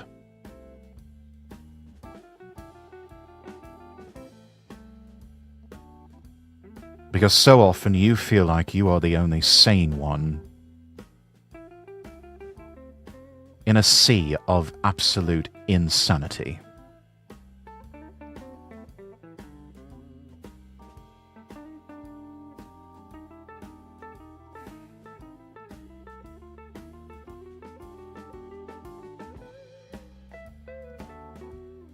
So I can relate, in a way. Lady Lark is a very passionate person.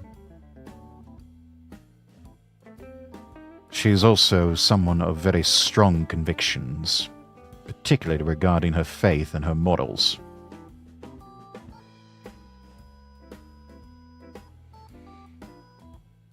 Which I think is all to the good, but the consequence of that is that quite often you feel as though you are an alien on an entirely different planet.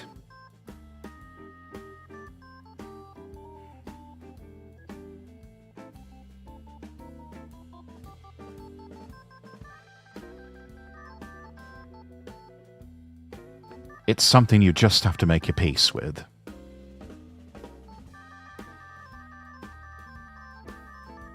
As maddening as it can be,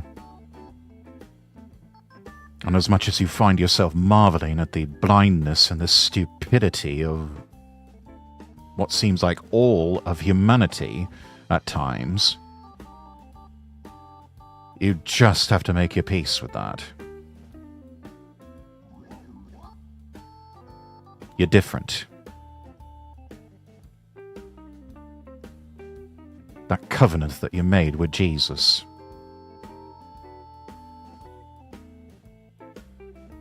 It sets you apart from the rest of the world.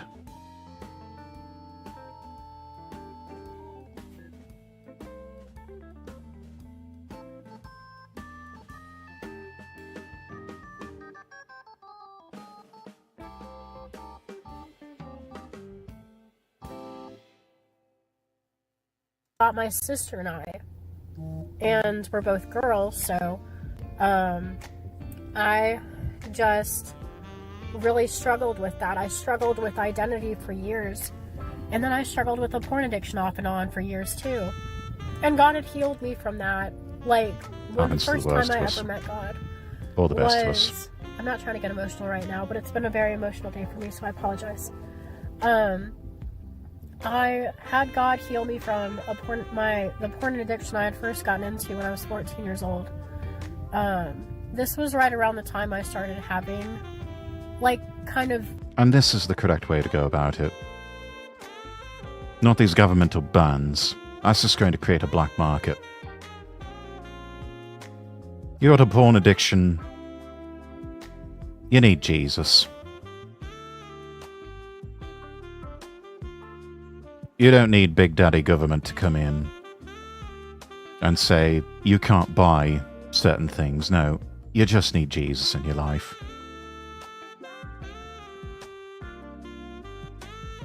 Cheaper, more effective that way. Like, dreams of, like, same-sex attraction and things of that nature, but it wasn't, like, so hard-pressed like it turned out to be later in my teenage years and my early young adulthood. But that's... I'm convinced that a lot of that's just psyop programming that's saturated in the media. I believe that there is an ongoing psyop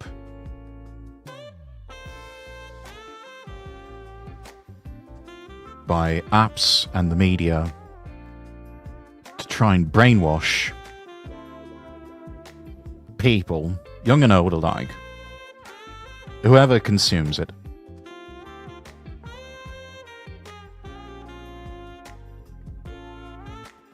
into them, gaslighting them into believing that they're gay, a lesbian, a bisexual, and trying to convince them to act upon that. I think a lot of it is social programming. The recent surges of people identifying as LGBT, I don't think a lot of that is organic. I think a lot of that is social contagion. People wanting to be with the cool kids, as part of the cool kids crowd. And for a long time, the cool kids crowd has been LGBT.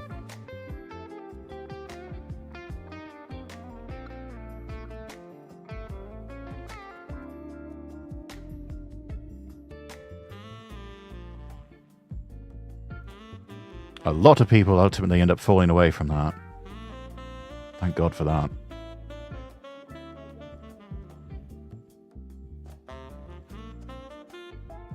But I'm convinced a lot of that is just social contagion. They want to try and convince you that it's real. You want to try and convince yourself that it's real. But it's not.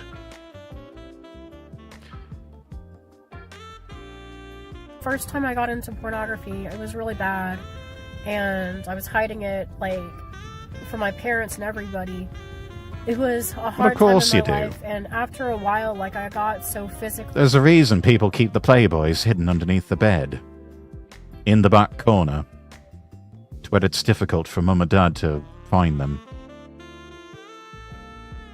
Ill, like, and physically sick from having this addiction. I just felt like I was just dying from the inside out, and it was horrible. But anyway, long and short story of it, my parents found out, and they sat me down in a chair one day, and my mom was like, "We're gonna pray over you," and I'm like, "Okay, cool." And Old she Playboy was like, magazine's my mom making a was like, I'm comeback. gonna Are pray they? over you, but it's gonna sound kind of weird. But I am just praying to God. And then my dad prayed over me in English. But what my mom was saying about that was she was gonna pray over me in tongues. And so when she did that, I was like, my mother's an alien. This is freaky. But you know, this is totally normal. But that in that moment, I felt so sick inside, and I asked God, because I had been to church my whole life. I was on the worship team and all this stuff, but I just never really knew God, knew him. I've heard stories about him in the Bible and all these different things, but I never met him. And I just sat there while my parents prayed over me, and I said, God, in my head I said, if you're real, then I need you to heal me. God, if you heal me, I will serve you for the rest of my life. And in that moment, I felt, and this is the only way I can describe it, because this is how it felt to me. In that moment, I felt like invisible water went through the top of my head and through my whole body. And I'd call that a after miracle. like a few minutes of that, it dissipated and it went away. And I no longer felt that sickness or that disgusting feeling of feeling gross, and I didn't feel that heaviness in me. I felt like light as a feather, like I was walking on a cloud. Felt as though some sort of demonic force had been washed away from her.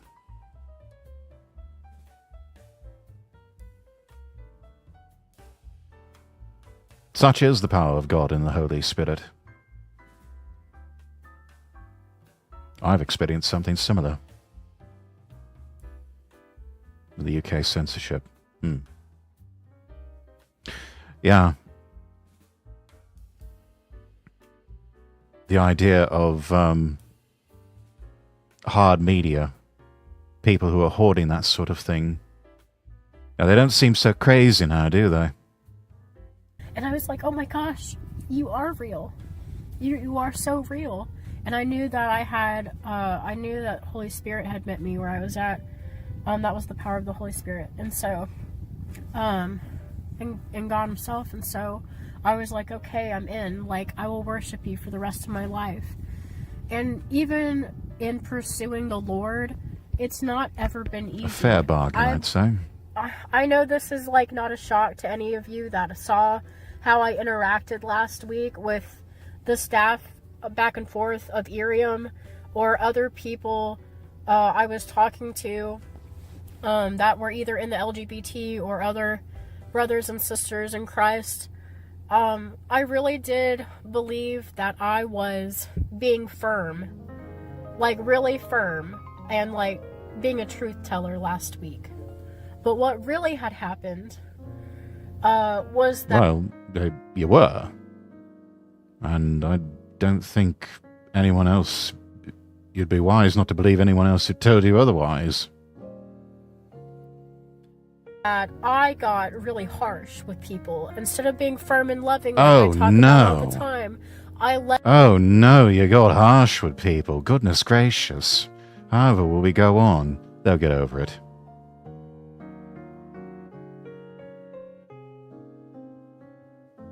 Sometimes you have to get harsh with people. Sometimes it's necessary.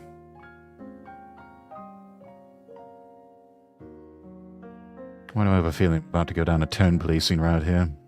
Let my mouth become the gun, and I let my tongue be the trigger to my own demise and to the demise of other people I'm in friendships with and other good godly relationships with, and even people from the LGBT that were trying to claim that my friend was a transphobe or a homophobe or whatever. Except he's not. The only reason they're using the estophobe tropes is because he dared to oppose them. He dared to ask questions. He dared to...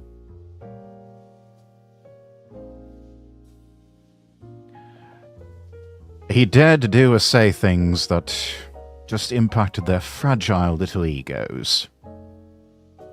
Johnny didn't do anything wrong. His only mistake was backing down. Those lies. I was harsh with them too. And I thought I was being firm with them, but I was really just being harsh. I was being... So what? This must be a woman thing. It must be a feminine thing.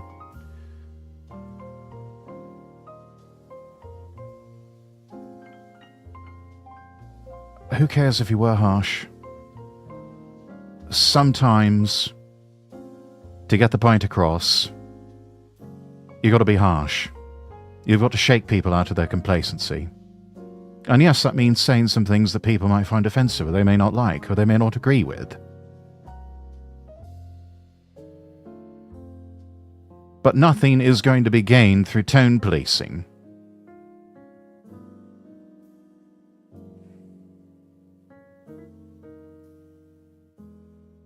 Absolutely nothing is gained from tone policing. That's not how you win. That's not how you advance the kingdom.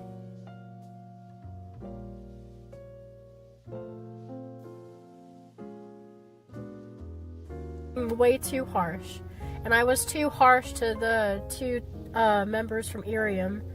So, to all of you that I responded to, don't do it, Christian, don't do it, LGBT, don't do it, don't do it, don't do it, don't do it, like don't new do Christian it. acquaintances that I hadn't Don't really back talked down. to like one-on-one. Don't back I just down. want to say that I'm sorry. Oh, I was shit. way too harsh, and I shouldn't have been that way. Oh, I should shit. have always been. Okay, alright, well. There goes another one.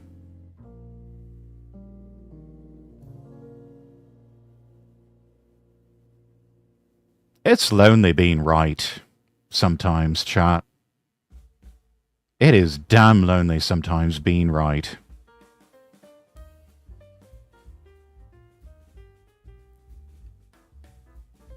"20 minutes and 50 seconds into a 52 and 4-second video. And she backs down.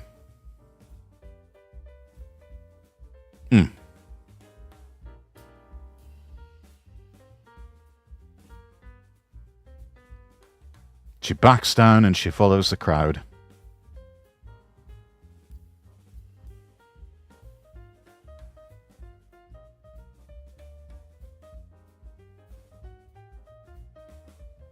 That is a mistake.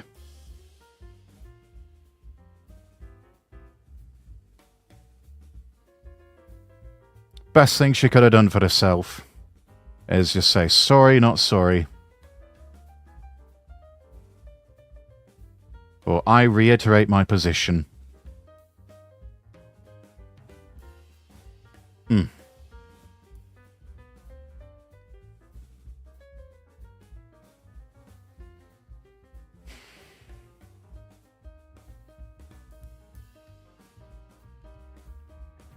The minute you back down, you lose.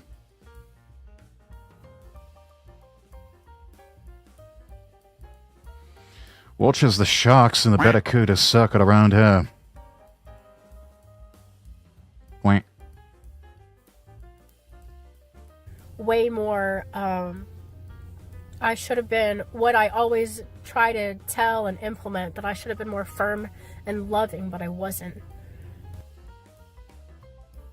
Again with the tone policing, that gains nothing.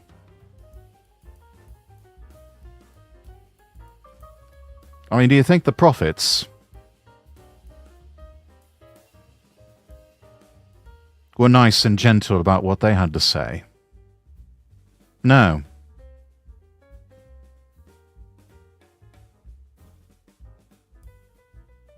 So many of the prophets that we read their words in the Old Testament of the Bible,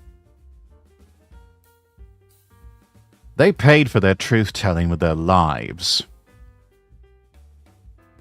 But they said what needed to be said.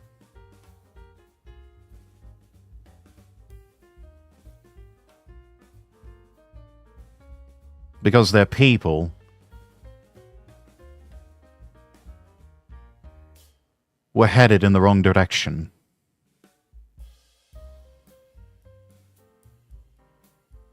And very often, they were harsh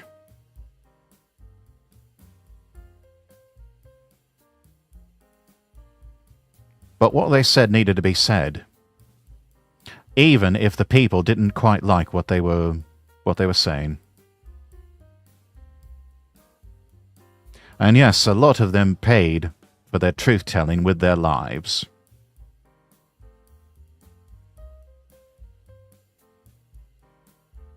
I think that we all would do well to remember that the next time we want to tone police anyone about anything.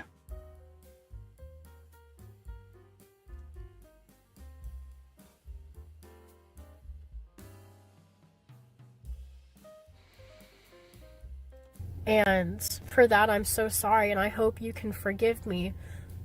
You will not receive forgiveness from them. You will not. It does you no good to even ask.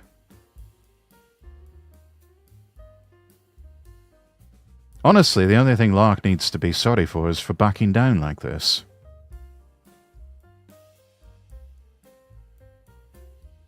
Stand strong, find your courage, and keep the faith. This isn't keeping the faith. This is backing down. In the midst of adversity.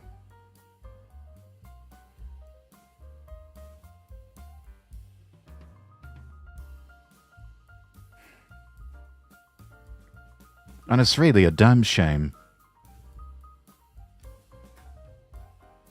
Even if you can't forgive me, I just want you to know that I know I messed up. Certainly feels like it, yeah. By the way, welcome in, Rosso. How you doing? And I know I made a mistake. And it wasn't really until I had a sister in Christ. You didn't make a mistake.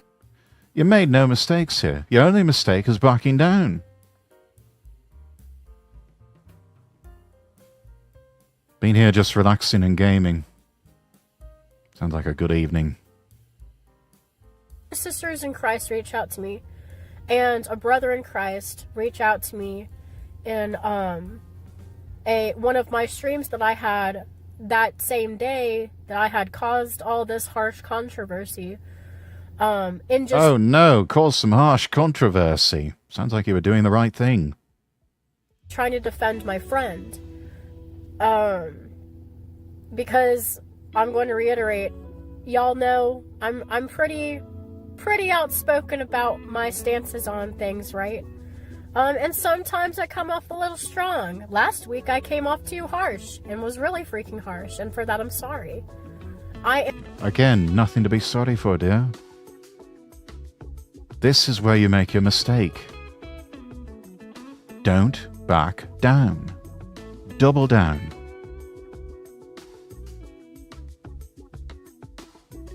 You back down, you lose. And so does the kingdom.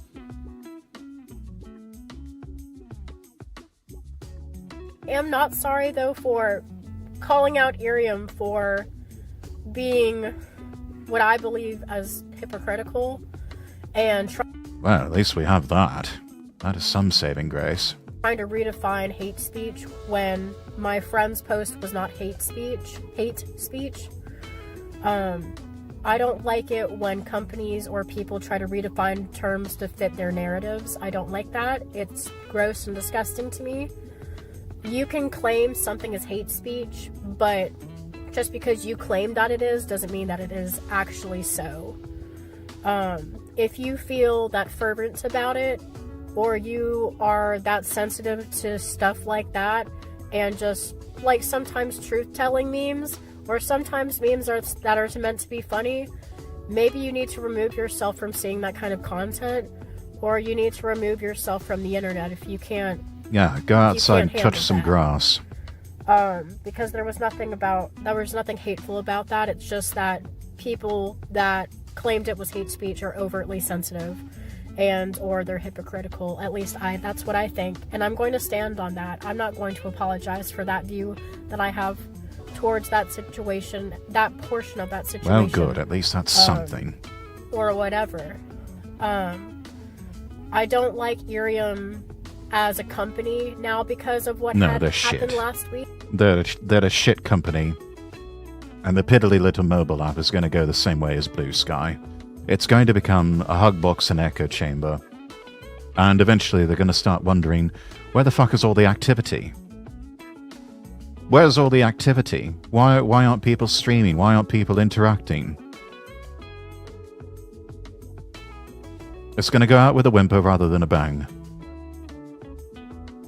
Because as we all know, if you really want to make it as a streamer, you get on a real platform, like YouTube, like Twitch, like Kick, like Rumble. I don't like that they're totally cool with, like, the LGBT doing whatever. Of those that are on the LGBT, that are a part of the LGBT on their platform, say and do whatever. But then when a Christian wants to, like, you know, have free speech and say what they want, like, that's not hate speech. But what they deem as hate speech, though, that's where I draw the line. Not, like, you trying to redefine things is not cool. That is totally unacceptable. I'm as sorry as I can be, but that's disgusting to me. Don't be sorry. And so for that reason, I don't like Irium as a company. But the other thing I need to apologize for is I need to apologize.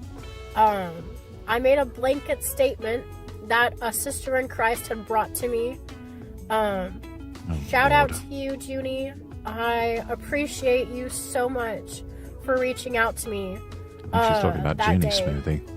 She had mentioned that I had made a blanket statement about other Christians on Irium's platform, because at the time, when I was all fired up and I was letting my passion and anger be my mouthpiece instead of God being my mouthpiece, because, you know, I let my flesh run me that day.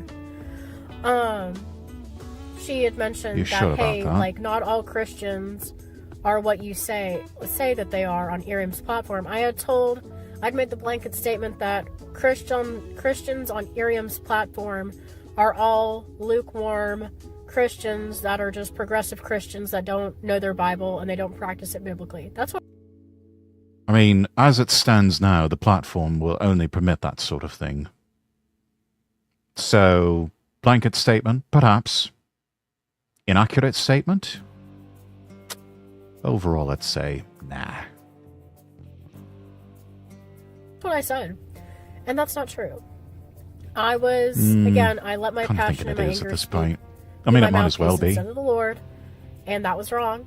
And Junie brought that to my attention, and she did it in such a loving... She did what I couldn't do, what I failed to do. Junie called me out in a loving way, a firm but loving way, so eloquently too. And hats off to her for being... However, again, this sort of goes back to the whole point of it does us no good to tone police and to nitpick.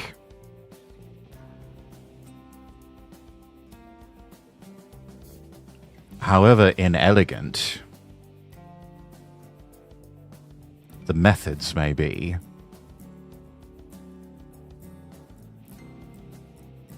what was said is, I believe, no less true.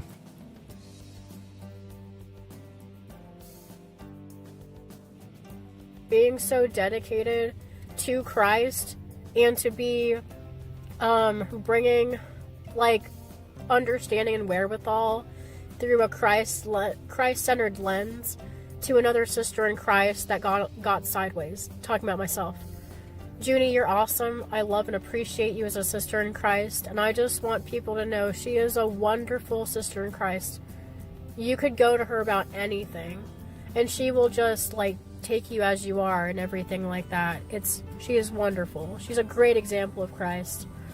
So I appreciate her. I appreciate her being so diligent and explaining her take and her piece, and I really resonated with that, and I agree with her. I was way too harsh, and I also made a blanket statement that wasn't true.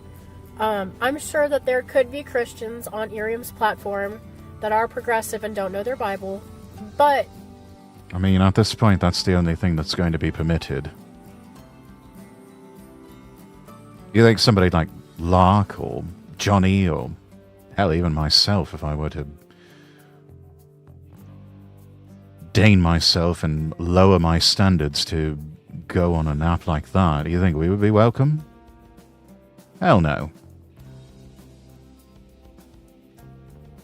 Absolutely not.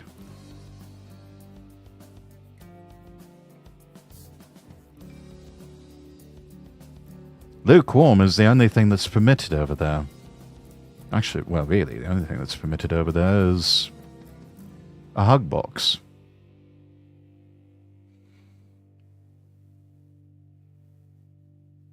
An echo chamber. A very limited Overton window of acceptable discourse. And even then, it's not really discourse. Is it discourse when everything has to toe an establishment-approved line? I don't think so. It's what a lot of these people just don't really get. Because they fail to see the bigger picture. They fail to understand a lot of the meta-analysis. They fail to read the writing on the walls.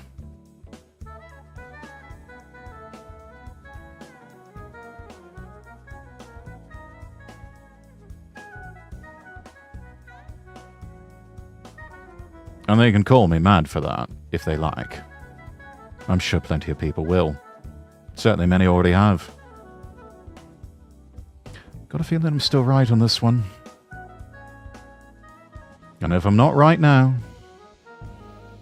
I will be. Just a matter of time. There's been right, and there's been ahead of schedule. If anything, I'm probably just ahead of schedule.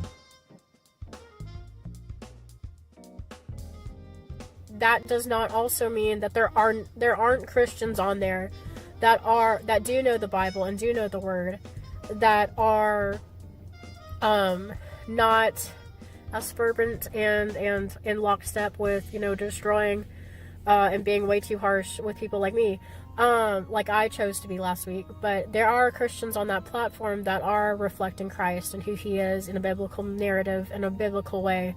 And I need to honor them with that understanding instead of trying to knock them down with trying to put them in and pigeonhole them in a blanket statement that I made.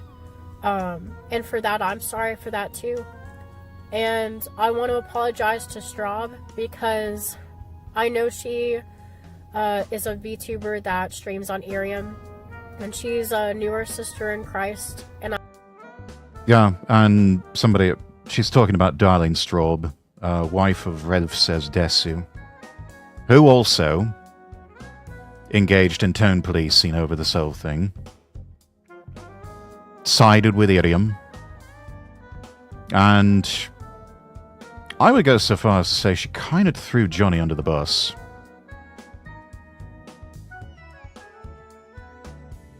Which, hey, I get it. Streaming's a bit cutthroat at times. There's plenty of people who have thrown me under the bus, or who would gladly do so if the opportunity presented itself. I get that. I try not to take it personally. Though I do tend to remember everybody who fucks me over.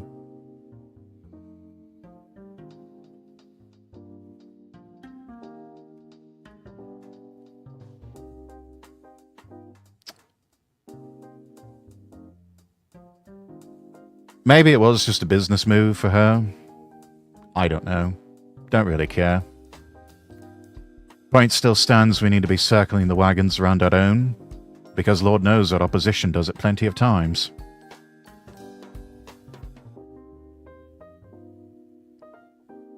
Nothing is gained by failing to do that. We lose every time.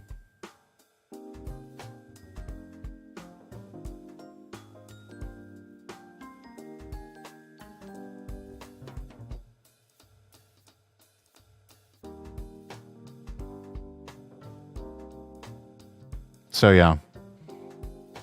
Also handled very poorly by Darlene Straub. If that upsets or offends her, oh well. I call it as I see it.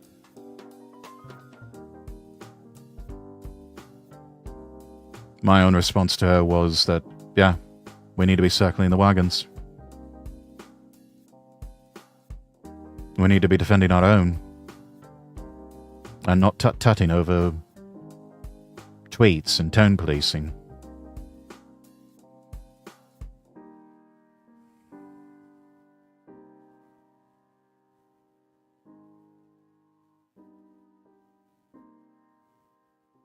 Because Lord knows the opposition doesn't worry about those sorts of things. They will circle the wagons. They'll go so far as to defend the indefensible.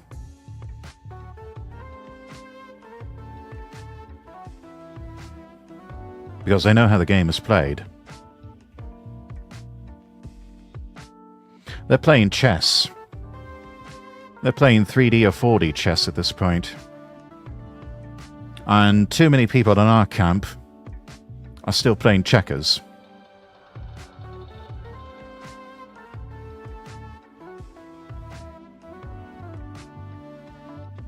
And the fact that they don't seem to get that, or take offense at noticing these sorts of things, continues to astound me.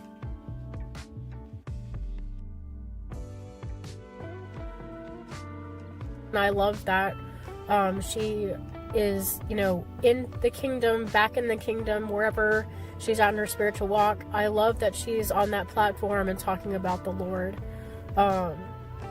Where she's at right now. Even Rev says Desu, her husband. I love his content too, and he is new in Christ as well, which is awesome. Like, congratulations to them both. Yes, of Straub had course. reached out to me too, and I had told her, like, kind of the same thing I'm more or less telling you guys, but again, I was still fervent about how everything went down. I want to apologize to Straub though for putting you also where I put Junie and any of you others that are Christians that use Irium as a platform to preach the gospel. I'm sorry for making a blanket statement against you. It was not my intention to do that. My anger and my passion got ahead of me, and I allowed that to happen, and I'm sorry for that. And I hope you can forgive me, because it was wrong. And I should have never done that. I should have never let my flesh speak for me. I should have let Christ speak for me or through me. And I didn't do that. I let my flesh speak, and my passion and anger came with it. And it was all grossly mishandled. And I was way too harsh. And for that, Straub, I'm very sorry.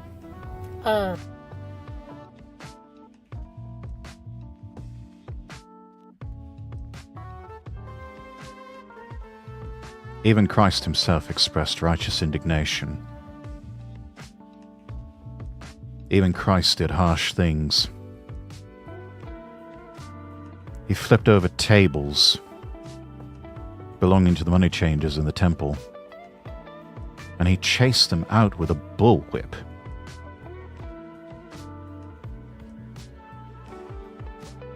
Did he let his anger and passion get the better of him?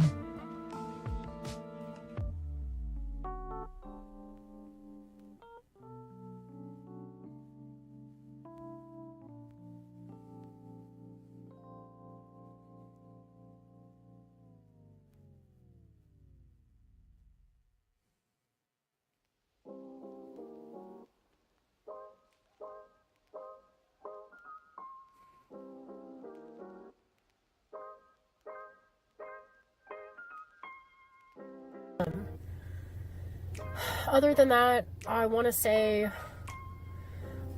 I know this will come to many people as a shock, but I do love the LGBT as much as I have had a lot of poor experiences with them. Like I said before, with my own little snippet of my testimony, I've had my own experiences dealing with identity for a long time. I have had a handful, like 2 handfuls of people from the LGBT that have actually been like respectful and nice to me since like 2015-ish, which is around the time, you know, when gay marriage got passed and all of that really started turning up.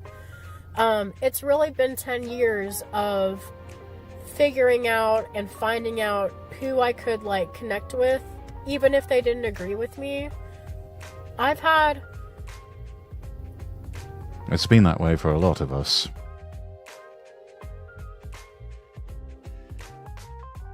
I should like to think that I've found my own people that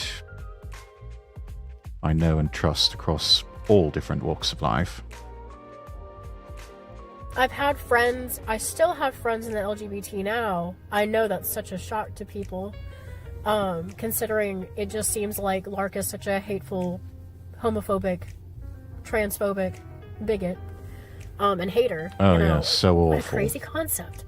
That Lark has friends in the LGBT? What? Yes, and so do I.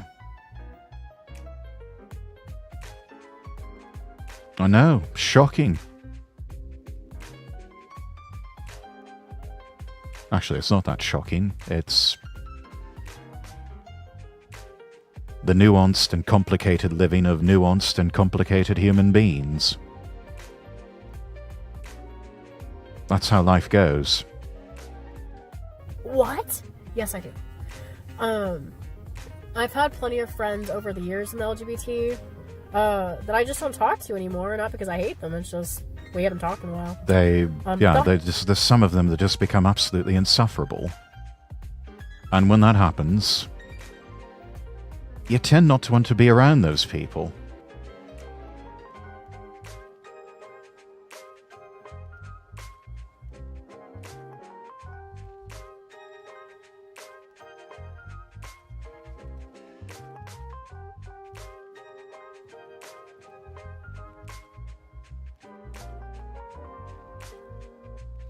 Yeah, I think we get the gist of it, though. I'm not going to play the whole thing. I will give it a like. Right, so, there's that. That took a lot longer than I thought it would to get through.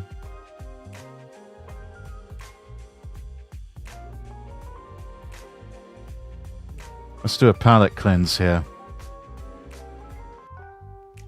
Let's play some Uma Musume. Because at this point we need to look at cute anime horse girl waifus.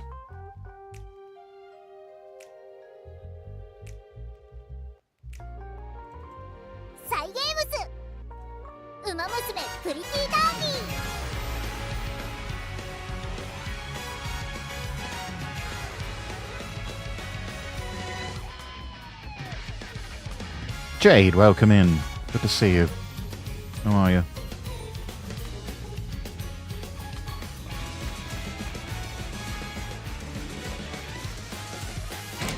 Hopefully the servers are working tonight.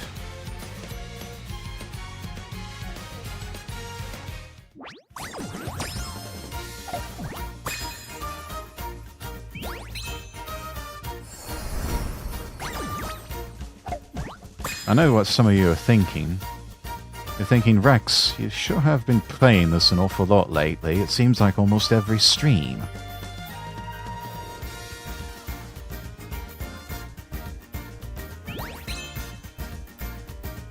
I mean, wouldn't you? Those cute anime horse girl waifus.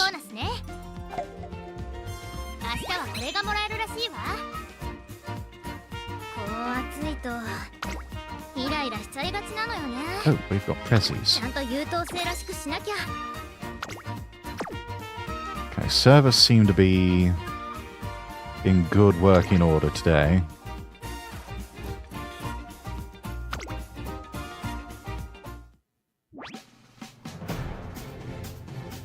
Today is the Satsuki show, first race of the classics. Curses abound, oh woe is me, woe is me! And Goldship is beside herself, because reasons. Why does it have to be like this? What's wrong now? How dare you ask me that? There's only one reason why I'd be so distraught. Actually, there'd probably be a million reasons so distraught, but do enlighten me on what the real one is. Today's race is the Satsuki show. But it makes no sense. Satsuki is May on the old Japanese calendar, and it's April right now. I must say, I miss April at the moment. With it being late July and so bloody hot outside. How are you? Doing alright, Jade? How are you? Great, he went back to his online senpais. They're not my senpais, they're my waifus. There's a very big difference between the two. The audacity, the disrespect. How dare they spurn April? Did they ever stop to consider April's feelings? We're talking about a month at a person now. I tell you, I won't stand for it. I'll win today's race for April's sake, no matter what it takes. And when I do, I'm renaming it to Uzuki Show to match the old Japanese calendar. Well, alright then. Thing is, the Satsuki Show was originally held in May, but Gold Ship storms off before I can explain that. Am I just a roach? No, of course not, dear. In any case, the Shishoda is motivated. I'm sure today's race will go well. Probably.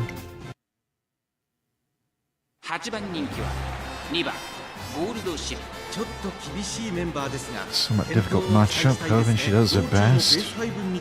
Needs to be careful with the pace and...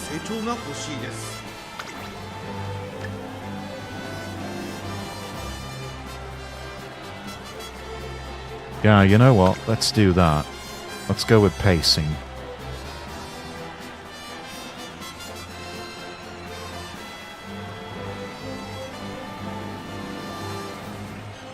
How dare you call them your waifus when I'm right here? Well, they are.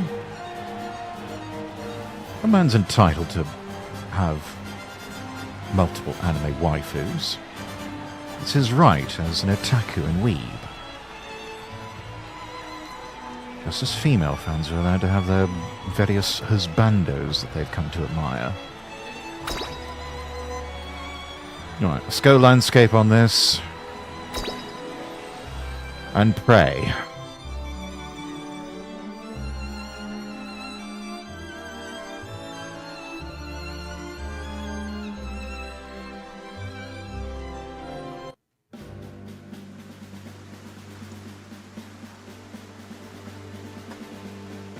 I only get one of the triangles chart.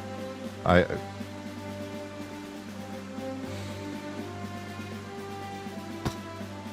don't like the look of this.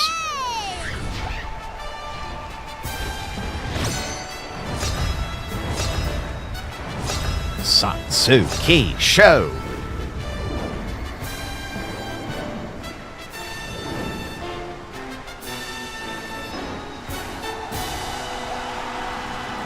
Fine, then I can have 5 husbands. None of them will hold a candle, nor come anywhere in close orbit to the greatness that is myself. ジュニア王者ゴールドシップ1枠2番での出走若き王者が実力を証明するか各馬娘ゲートに入って体勢整いました Alright, Gold Ship, do your best, don't fuck it up スタート各馬娘揃って綺麗なスタートを切りましたこれは位置取りが熾烈になりそうですね先行争いはセイウンスカイアイレスフージミホノブルボン期待通りの結果を出せるか1番人気成田ブライアン先頭を行ったのはミホノブルボンセイウンスカイ追走ミホノブルボンとセイウンスカイ序盤からやっています1コーナーから2コーナーへ向かう先頭集団を見ていきましょう先頭はセイウンスカイ単身で飛ばしていきます2番手の位置で先頭を伺うのはミホノブルボンアイレスフージ内から行く内から9番さらにはゴールドシップ Neither can you online waifus, I know I wouldn't dream of 後方には東海帝王それを見るように5番1馬身離れて1番そして外目をつきましては15番さらに11番外から We're in 4th place, that's good. 5th. Come on, girl, hold steady.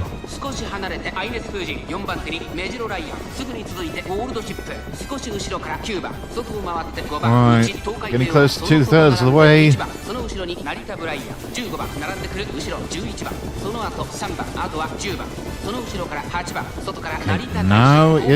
Now would be a good time to start pulling ahead, dear.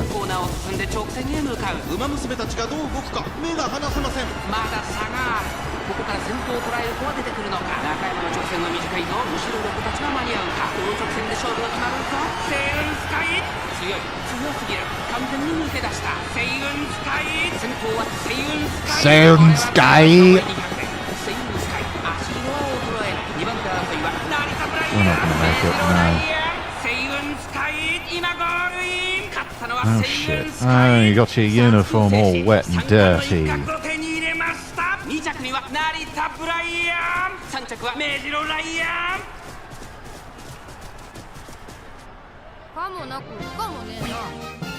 Okay, 4th place, not bad. More power could help to break out from traffic. Alright then.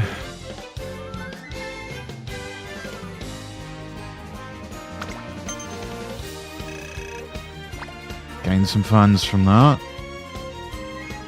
I don't think she's going to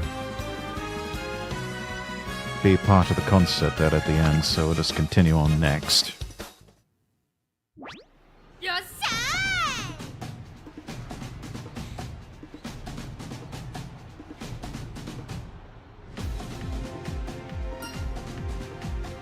You did fantastic, Goat Ship. Did you see that, April? I've avenged you. If they have the nerve to hold the Satsuki show in your month ever again, I've got your back.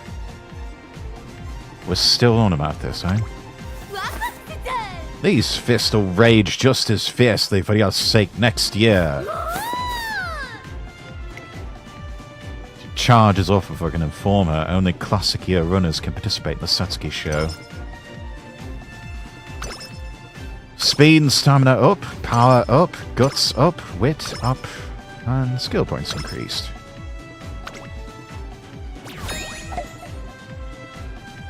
Only placed in the top 5, I mean, that's something.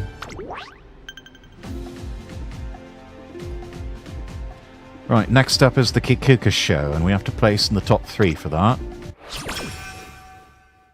12 turns to get there.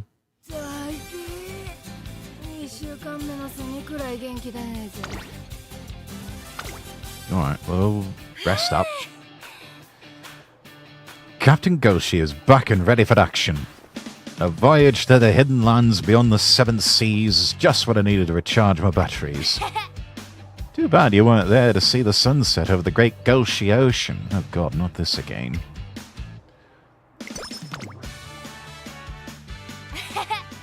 It's yakisoba dog for lunch today. Woohoo! Today's a good day.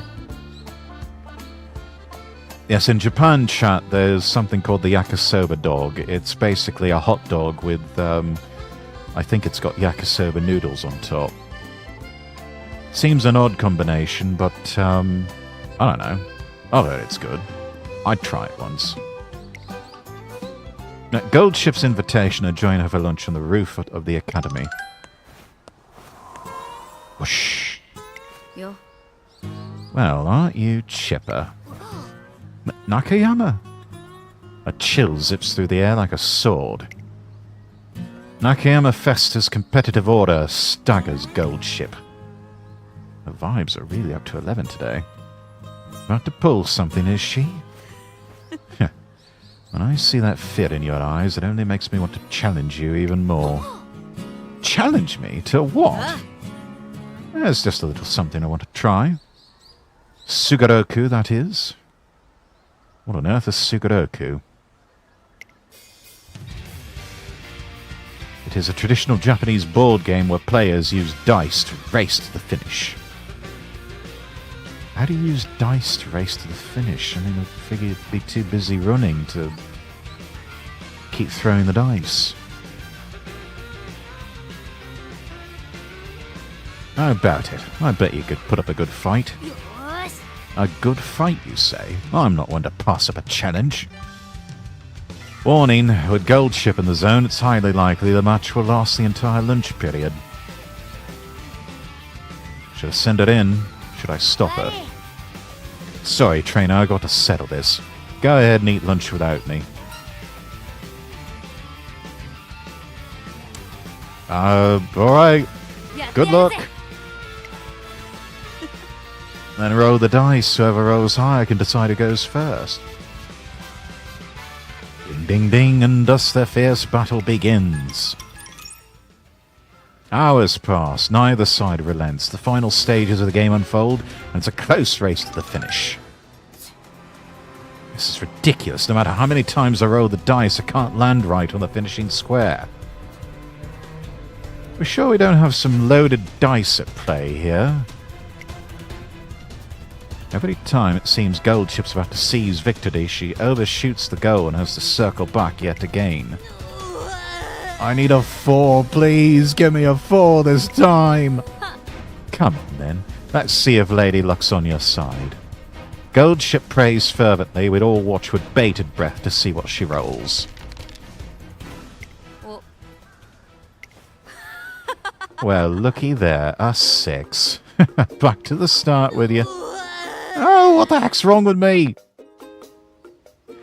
And with that, the mighty Gold Ship suffers defeat. I'm lost. What's the point of living anymore? Even standing's such a pain. Oh dear, steady the mast. It's not that bad. I like Elgato. I don't think we've run into Elgato yet. Hey, trainer, carry me back to the dorm. You've got legs. Walk back there yourself.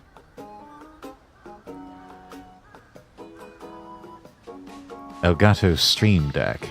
Oh, yes. Lovely device.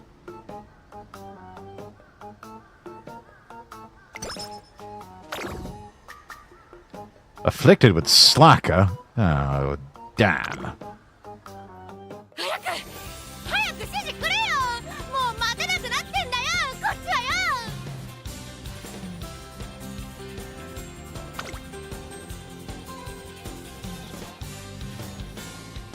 Let's see.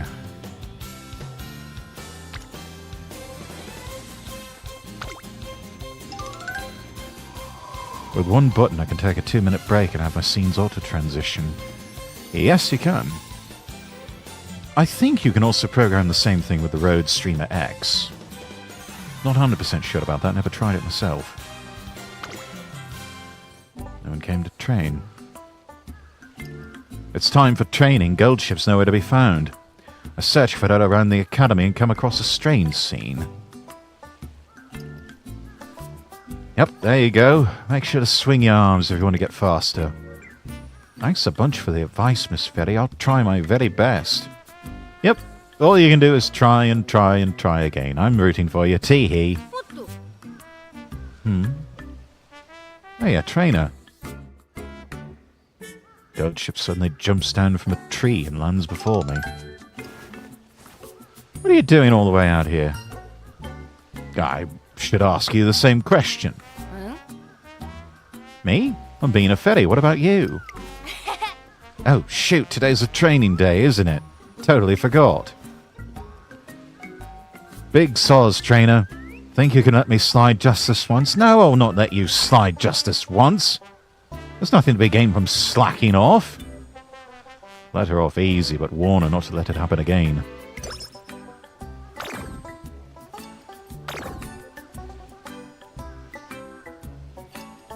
Oh, goody. Friendship with the director went down by 5 points. Just what we needed. I've come to watch Tokai Teo's exhibition race. I'm Tokai Teo. You're all blessed this day to be up against the likes of me. She's a cutie. Who's the best of the best and the pinnacle of speed? Well, it's me, Tokai Teo.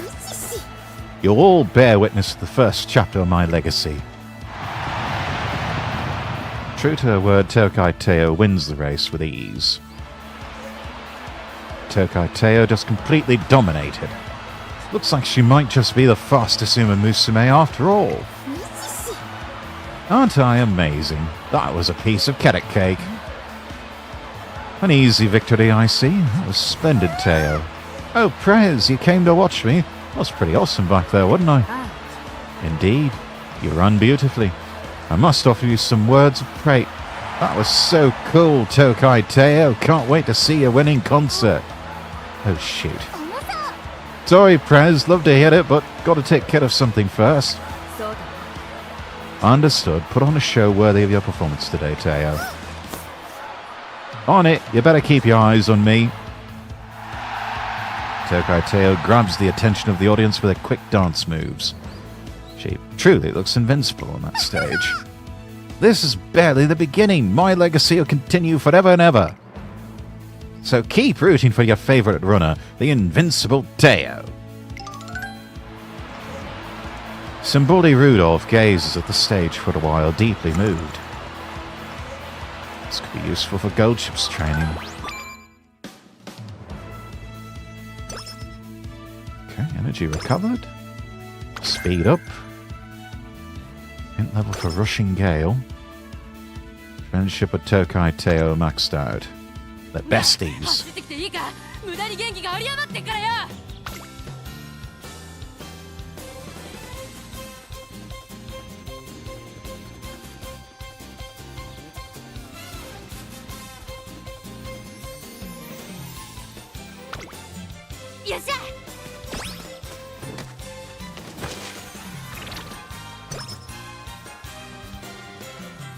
And increase the friendship with Mihono Bourbon.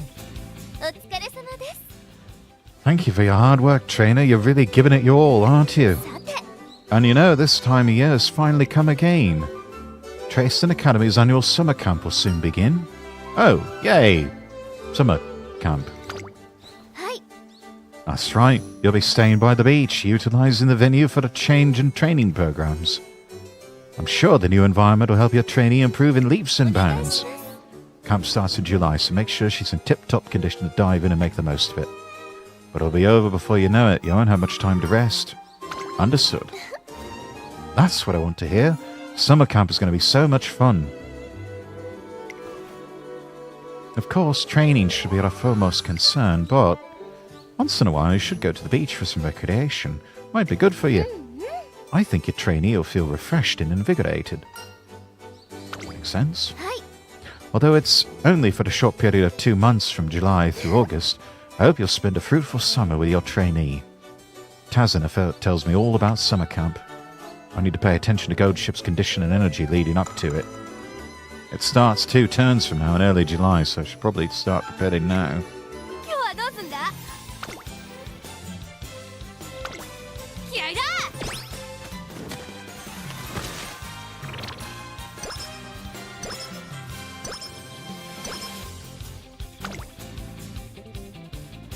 After training, Gold Ship talks with Mihono Bourbon.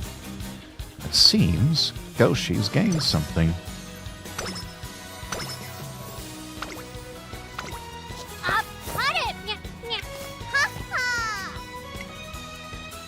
Apparently pleased with the way we're conducting our practice sessions.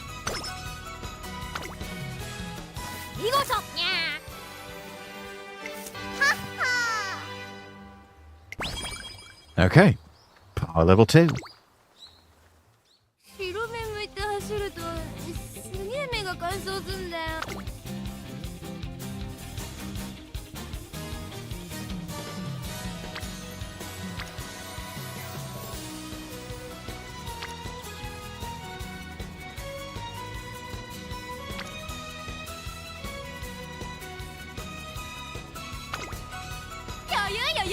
Let's improve the wit here.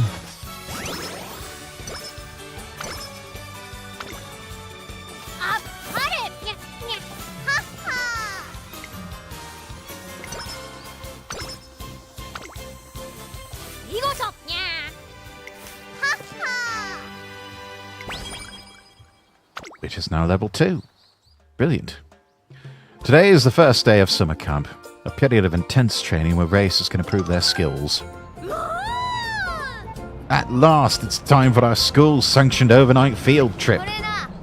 You'd better stay on your toes, trainer. This is a sleepover, after all. A blink and you never know what pulse-pounding moment you'll miss. Just what heart-racing surprises await us. Just thinking about it's getting me so jazzed I can't sit still. What as compared to every other time. Several hours later, our bus arrives at the campsite. And she's out. After getting way too worked up on the ride over, Goshi's practically sleepwalking now. Hey, wake up. I have a bad feeling about this trip, but I'll still do my best to make sure that everything goes well.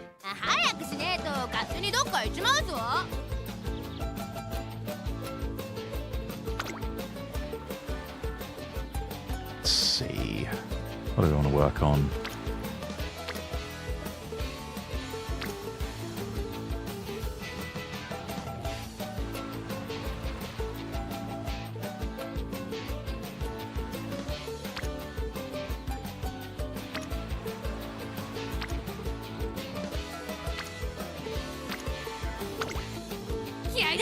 Work on speed a bit.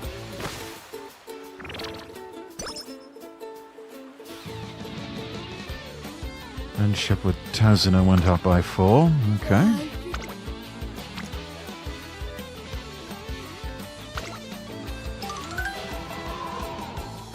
No one came to train. Damn it all! Gold Ship doesn't show up for training. Slacking off again? Unacceptable. When I ask her not to let it happen again, she apologizes profusely.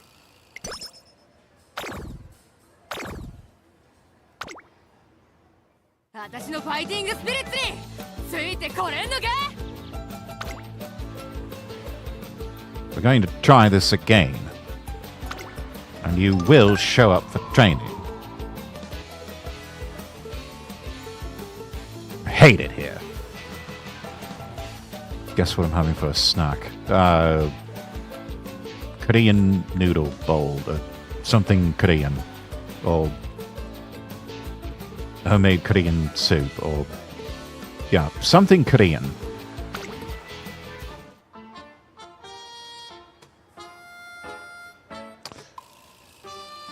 Goshi, I could put you across my knee and give you the spanking of your life right now.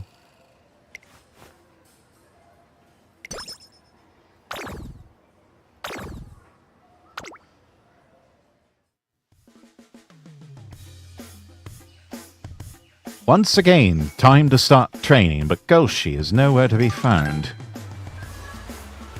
I head out to look for her along the beach. Come one, come all. Welcome, welcome. Get your fresh yakisoba here, complete with rich tangy sauce. Inexplicably, Gold Ship is selling yakisoba out of a beach house. My head is filled with nothing but question marks when I decide to ask what she's doing. And yet before I can... Excuse me, 1 serving of yakisoba, please. 1 yakisoba, coming up. Oh, hey, Flash. Standing before me is Aishin's Flash, a focused, by-the-books Uma Musume from Germany. Gotta say, I'm surprised that you, of all people, would order yakisoba. Yakisoba, the junkiest of junk food. Oh, it's not that bad. I'm sorry, what? I said what I said. I figured you'd prefer a balanced lunch built into a literal food pyramid or something. I've received many recommendations to enjoy summer to the fullest extent. Taking a page out of everyone's book, I concluded yakisoba to be the best starting place. I love the way you think. You know what? I'm going to throw in some extras for free. You're going to get a sledgehammer to the head, mister. I said what I said. Behold, tangy yakisoba topped with fried tempura bits and slathered with a heaping serving of raw mayo. The calories, I can almost see them. So this is what real summer yakisoba is like.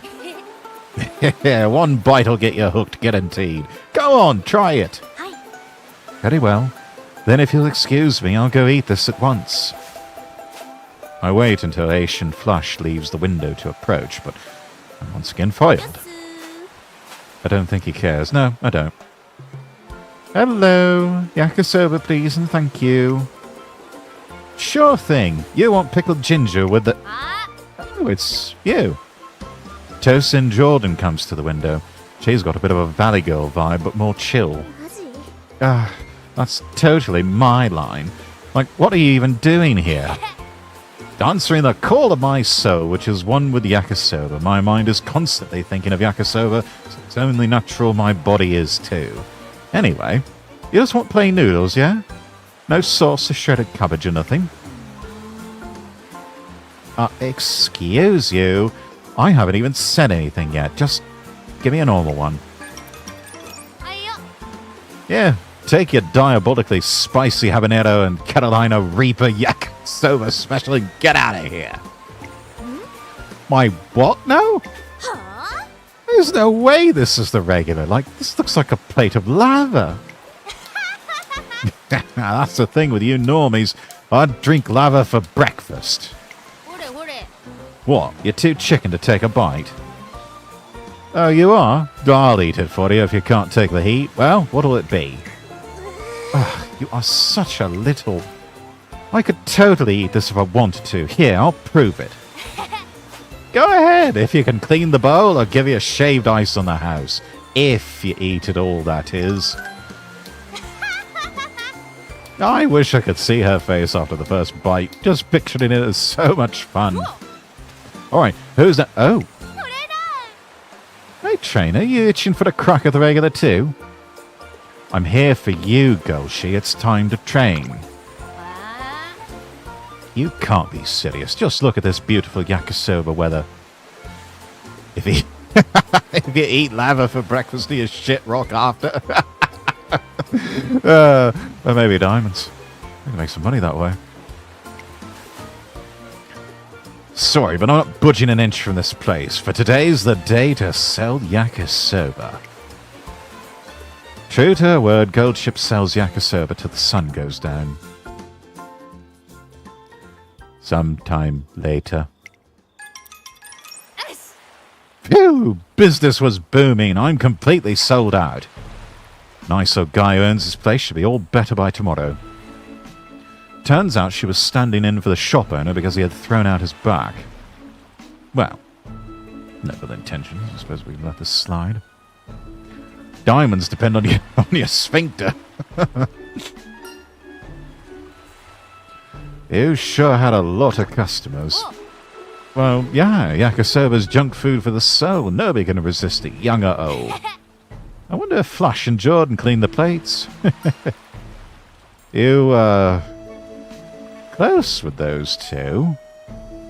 Having a Japanese soup called izoni, known as New Year's soup, or good luck soup, with ramen noodles are made and with some frozen grapes on the side. Oh, that sounds tasty. I'm Goshi, the most lovable of lovable pals, yeah? People all over the world adore me, so I'm sure they love me. You're absolutely positive about that? It is, it's so good. Hell yeah. But yeah, Flash is a great guy, no doubt about it. She's always on top of things. She even writes down all the dates for homework and tests and lets me know about them. Doesn't stop me from forgetting right away, but still. As for Jordan, well, she just brings out the most contrary side of me. Whatever do you mean? Wait, you have a contrary side? Whenever I see her, I think stuff like, I wonder how she'd react if I flicked her forehead. You know, that kind of thing. And the rebellious kid inside me keeps chitting, do it, do it! I see. Can't put my finger on it, but Goldship seems to like Asian Flash and Tosin Jordan in her own way. Gosh, but time sure flies. Summer vacation's almost over already, eh? Yes, and you've wasted time selling yakisoba instead of training. I really want to rope Jordan into something next time I bump into her. Trainer, what do you think's a good summary thing to drag her into?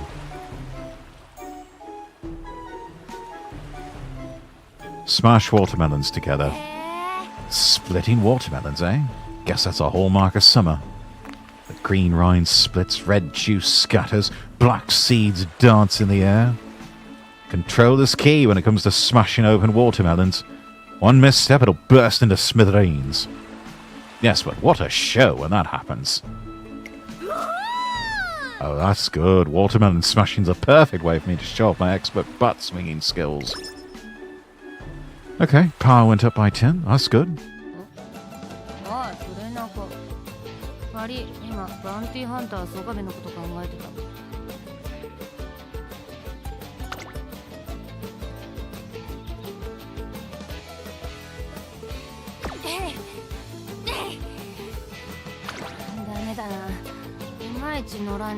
Alright. We'll let her have some fun for now.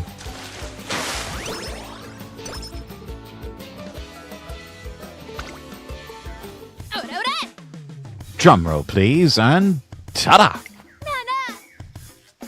That comes to an even 99. The question is, of what? I've no idea.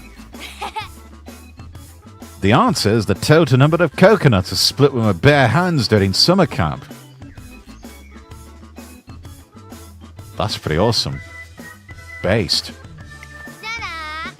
And since you got it wrong, your punishment is to walk all the way back to the academy. See ya!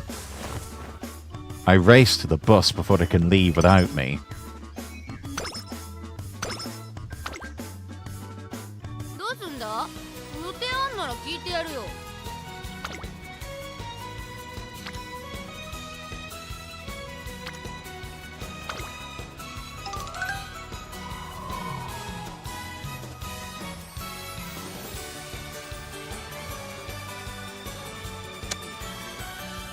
This horse girl is really starting to test my patience.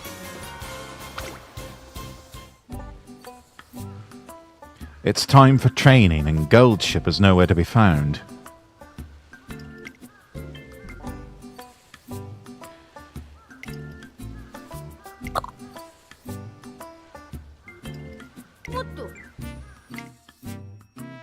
Really? We're going to do this again?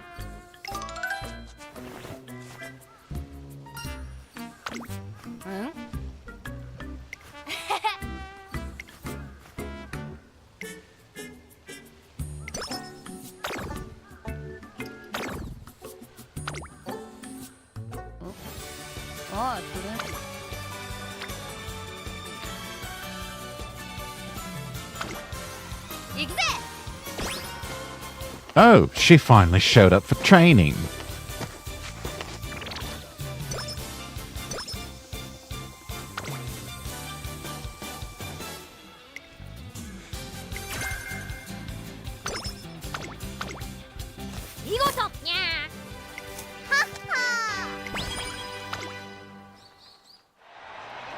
On a day off, I go to the race course to watch some races for research. You can do it. That's it. You're almost there. Don't be scared. Don't give up. Stay at it. The finish line's right in front of you. Kazuna? Oh, it's you. Yes, darling, it is me. Fancy meeting you here. Apologies for my unseemly behavior. What's unseemly about it? I just can't contain my excitement once they round the fourth corner. That just sounds like natural human behavior, dear. Even though there are rumours that you are a horse girl, that we might actually see some horse ears underneath that lovely hat of yours. But that's only a rumour. It's a moment when the stakes are so high that a runner's entire demeanour changes. You know what I mean? Just can't resist that thrill. I know exactly what you mean. Really? That's... Sorry, I'm doing it again. That's enough. She says that, but she looks like she hasn't even scratched the surface of the topic. I'd like to hear more. Really? Are you sure? I know it's an important time for you and your trainee, so you must be busy. Darling, I'll make the time for you. Besides, I have the day off. Well, if you say so. I know. Talking is nice and all, but a chat over lunch would be even better, don't you think? You read my mind, darling. Actually, there's a spot nearby I've always wanted to try out. Goodness gracious. The girl asking the bloke to, on a lunch date. How scandalous. It's just such an honour to be able to chat with you like this, just the two of us. So, about the race earlier. Exactly. I know just what you mean. It's so encouraging to see them chasing after their dreams with all they have. But it's the voices of all the fans cheering them on that keeps driving them forward. Thinking about it like that, races really do bring people together, don't they? On that note, last year's races were also... The Derby! The Derby is the best! Of course, G1 races are all amazing and deserve every bit of respect they receive. But I have a special attachment to the Japanese Derby. Actually, I watch it every year without fail. How'd it get so late already? Time flies when you're having fun, my dear.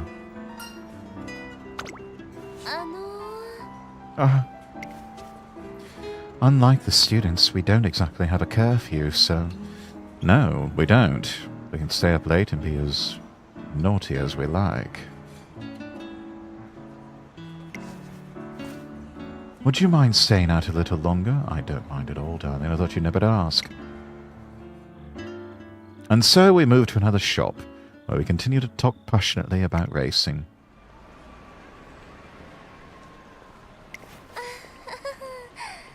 Can't believe it's already morning. Yeah.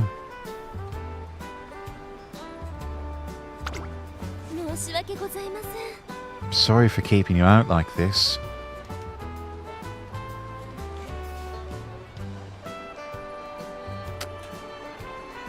Don't apologize, dear. In my headcanon, we stayed up all night making passionate love to each other.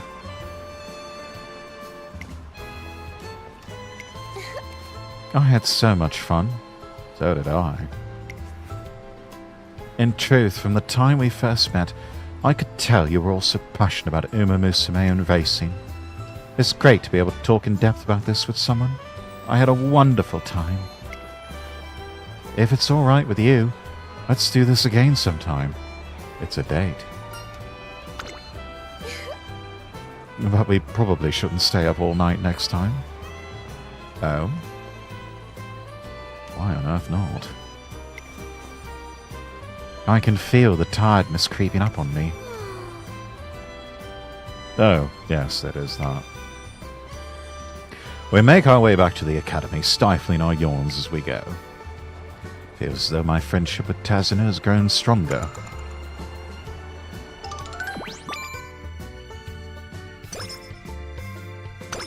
Energy recovered, mood went up, wit went up, friendship with Tazuna up by 5. Unlocked recreation with Tazuna. Ah, excellent.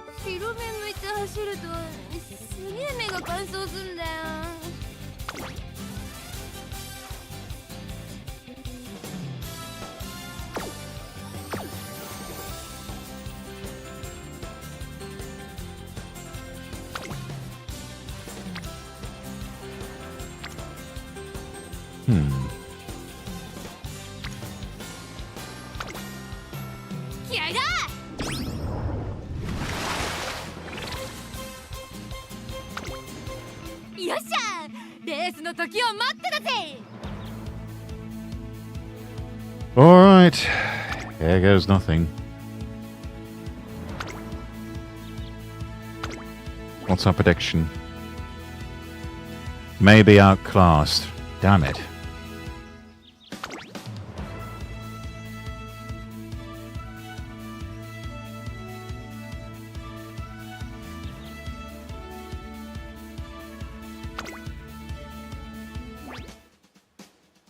Today's race, the Kikuka Show, is the longest of the classics.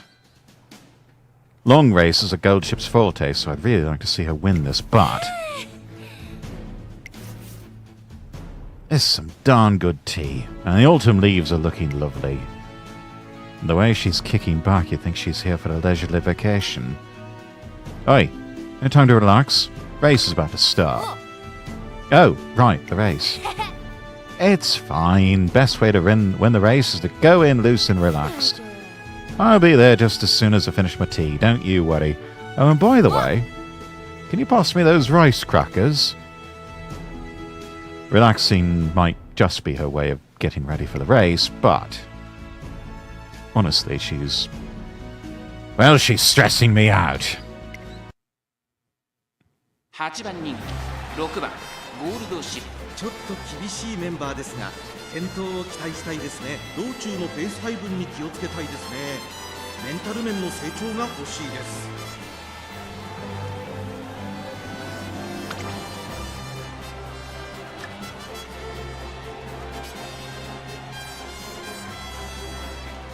Let's see if we can just put her out in front.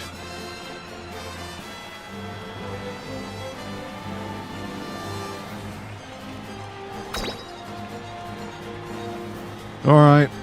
Cross your fingers, pray, chat.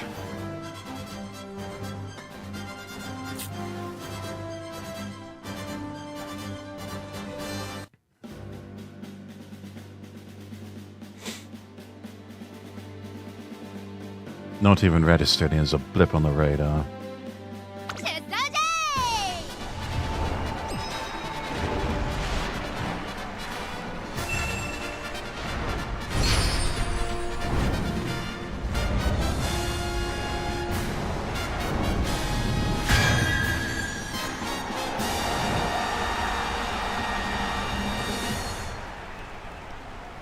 ロードの終着点菊花賞を制し最強の称号を手にするのは誰だ。さあ1番人気の紹介です。成田ブライアン。2番人気を紹介しましょう。シンボリ・ルドルフ。注目のジュニア王者ゴールドシップ3枠6番での出走。若き王者が実力を証明するか。各馬娘ゲートに入って体勢整いました。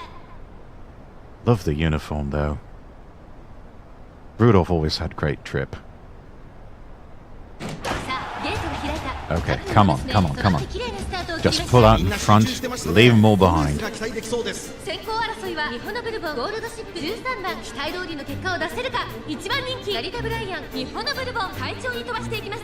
先頭は日本のブルボン単身で飛ばしていきます。2番手の位置で先頭を伺うのはゴールドシップ1馬身離れて8番外には13番内をついて1番それを見るように14番 Come on, go. Yes, that's it. 前から大きく開きました。間延びした展開です。後方の馬娘が差し返せるのか気になる開きです。依然先頭は日本のブルボン。 Come on, keep pace, keep pace, keep pace, keep pace.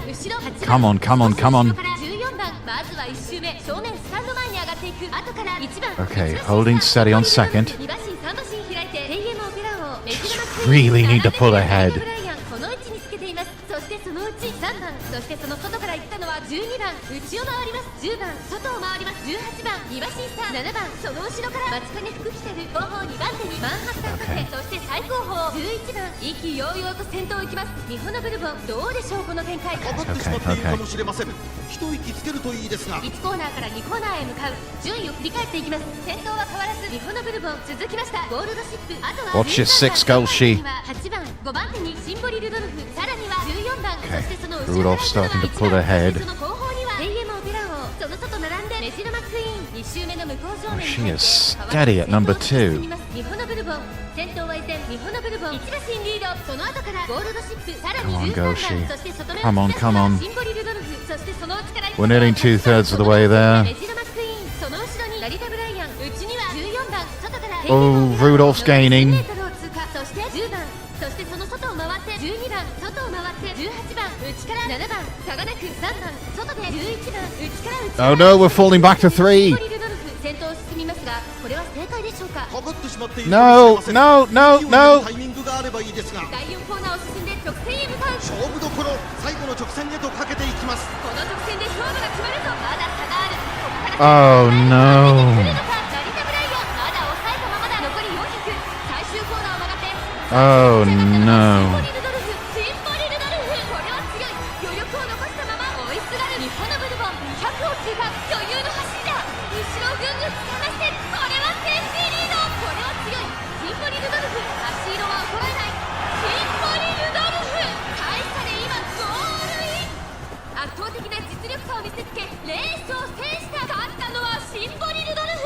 Oh dear. 舞台で見事勝利をつかんだ。2着には日本 Well, that's not gone well. マンハッタンカフェ。逆にすげえってことで。 God, 7th place. Here's an alarm clock to give your trainee another chance.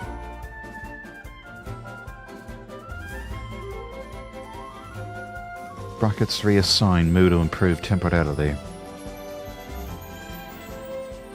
Yeah, you know what? Let's do it.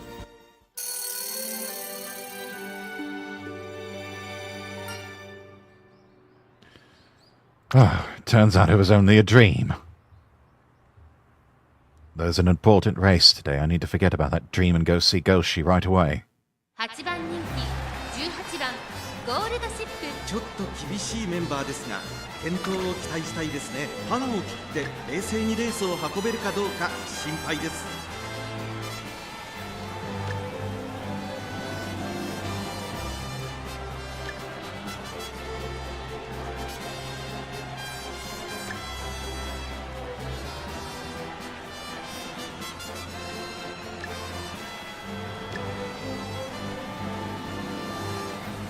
Let's try and keep pace with the leader.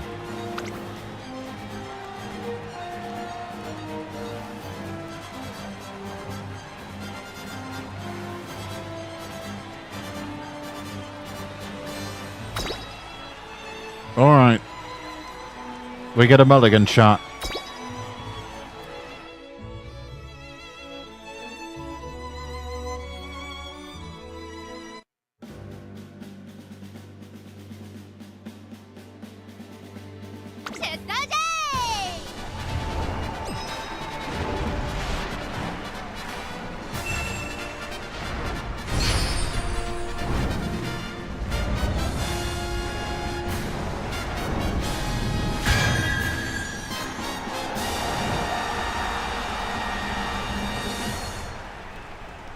クラシックロードの終着点、菊花賞を制し最強の称号を手にするのは誰だ。現在1番人気は成田ブライアン、実力は負けていません。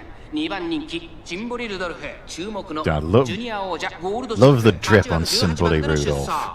若き王者が実力を証明するか。各馬娘ゲートに入って体勢整いました。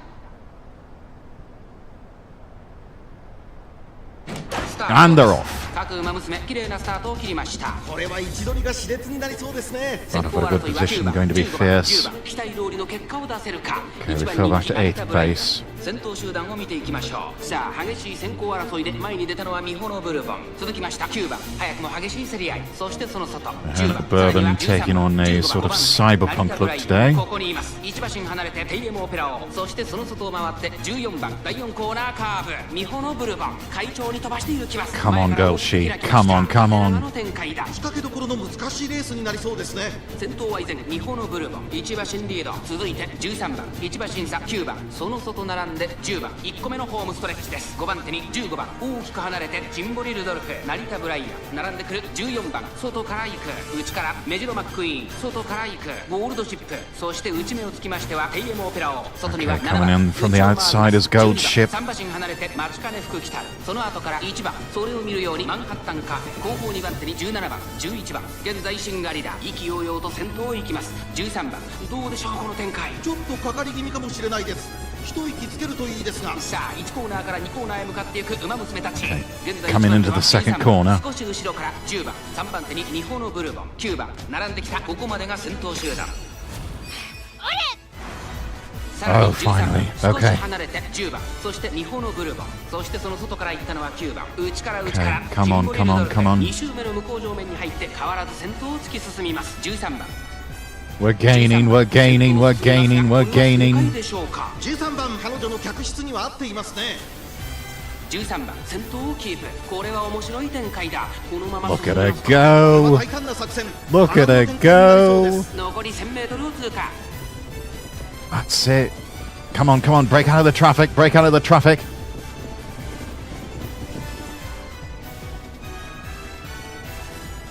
Fourth place. Come on. Yes. Three. Okay, you just need to hold it. You just need to hold it. No. No. No. Come on. Come on. No. No, don't fall back. Oh, no. Still didn't work.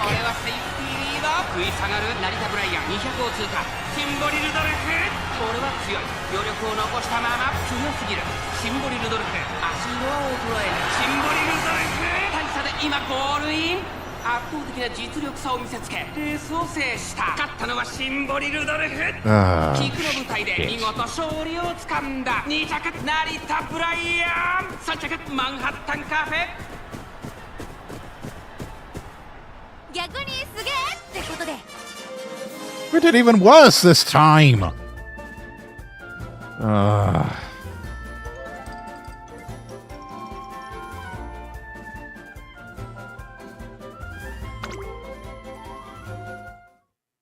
番ゴールドシップ8番人気。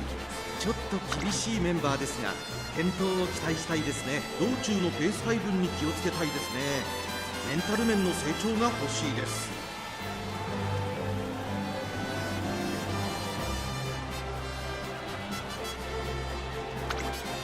Let's see if this will work. Surge late in the pack. Oh dear.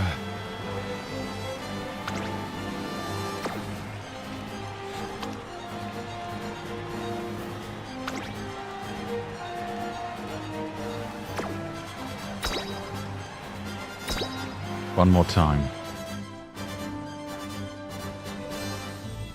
Let's see if third time's a charm.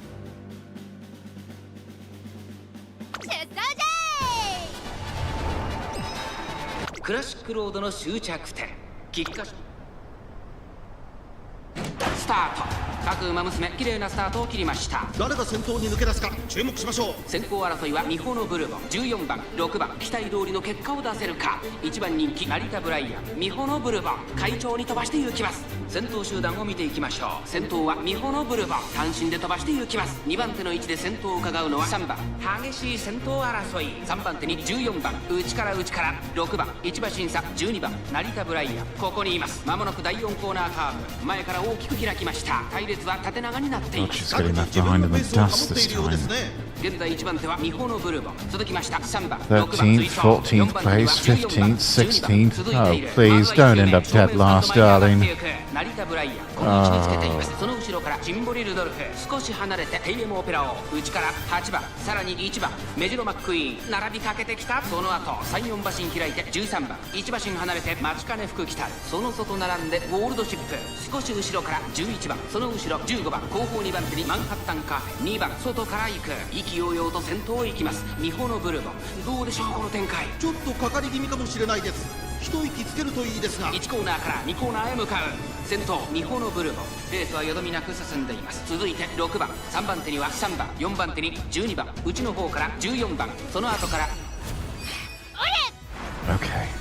その後ろにテイエムオペラオ、あとはジンボリルドルフ、それを見るようにメジロマックイーン、そして1番2周目の向こう上面に入って変わらず先頭を突き進みます。ミホノブルボン、先頭は依然ミホノブルボン、1馬身リード、後ろ6番、その後3番外を回ります。12番すぐに続いて14番、さらには成田ブライアン、後からテイエムオペラオ、そしてその後ろから行くのはジンボリルドルフ、メジロマックイーン並んできた。外にはゴールドシップ、残り 1000m を通過。1番並んでくる、外から待ちかね福来た。内を回って8番、そしてその後方にはマンハッタンカー、内を回ります。11番外目をついて2番内で15番ミホノブルボン、先頭を進みますがこれは正解でしょうか。ミホノブルボン、彼女の客室には合っていますね。第4コーナーを進んで直線へ向かう。勝負どころ、最後の直線へとかけていきます。テイエムオペラオ、ここで抜け出した。勝負は Team Opera is pulling ahead. 前を狙っているぞ。まだ差が。ここから先頭を捉える子は出てくるのか。400を切りました。最終コーナー、最初に立ち上がったのはテイエムオペラオ、成田ブライアン追いすがるテイエムオペラオ、速いもはや独走状態。残り200、テイエムオペラオリードは8馬身、速い先頭は変わらずテイエムオペラオ、テイエムオペラオ、これは完璧な勝利です。他の追随をまるで許さなかったぞ。勝ったのはテイエムオペラオ。菊の舞台で見事勝利をつかんだ。2着には成田ブライアン、3着ミホノブルボン。 Third place, Mihono Bourbon. かもなくかもねえな。Okay, we got 5th.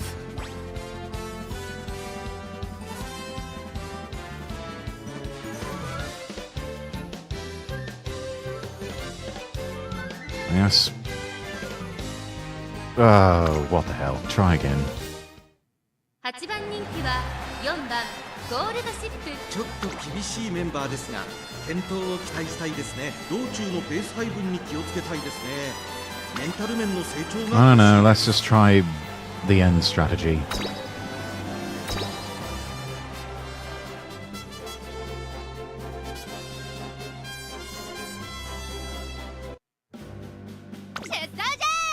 クラシックロードの終着。さ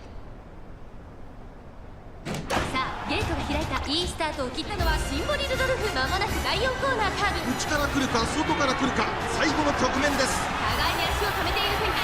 果たして抜け出すのは誰だ。栄光まで4。逆にすげえってことで。 Wow, that was horrible.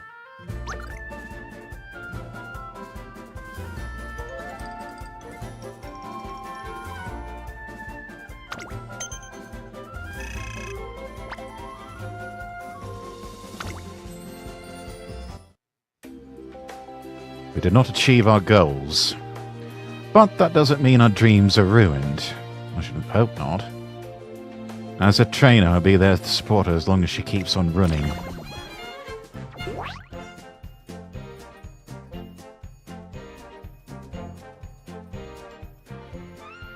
Level up support cards, okay.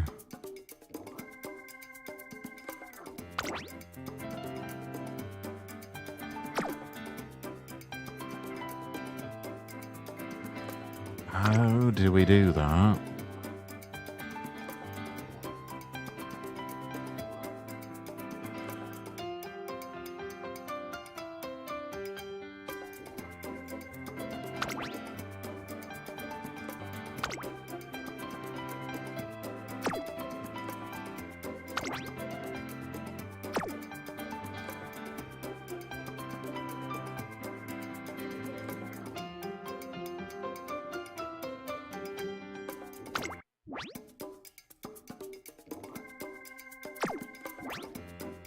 I guess there's really nothing else we can do.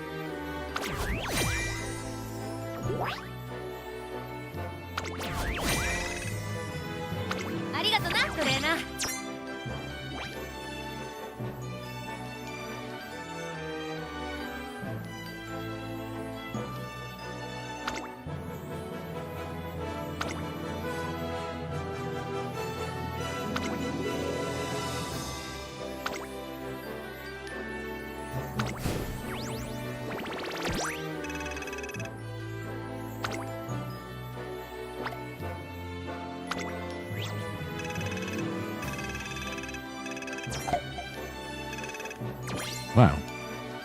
That was rather disappointing. I was hoping to take her all the way.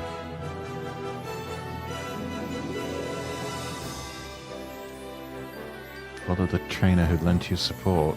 Oh, well, alright then.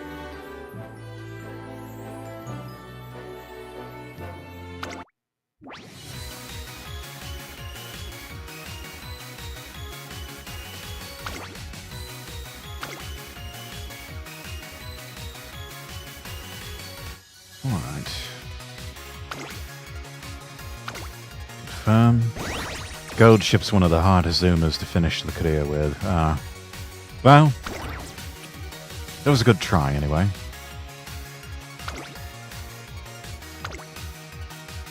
Oh, unlock daily races. デイリーレースでは強化アイテムなどが報酬で手に入りますよ。ムーンライトショーではマニーをたくさん獲得できますよ。お、このゴールドシップ様を呼んだか？お、このゴールドシップ様を呼んだか？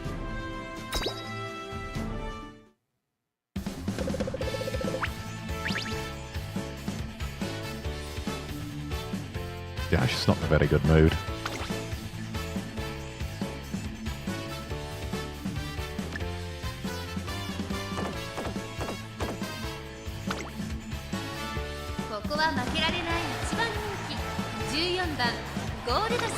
実力は完全に上位ですね。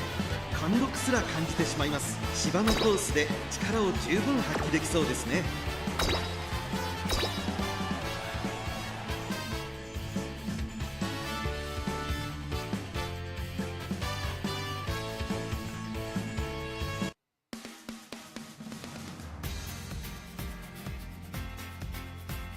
Okay, this should be easy for her. Let's just make this a short one.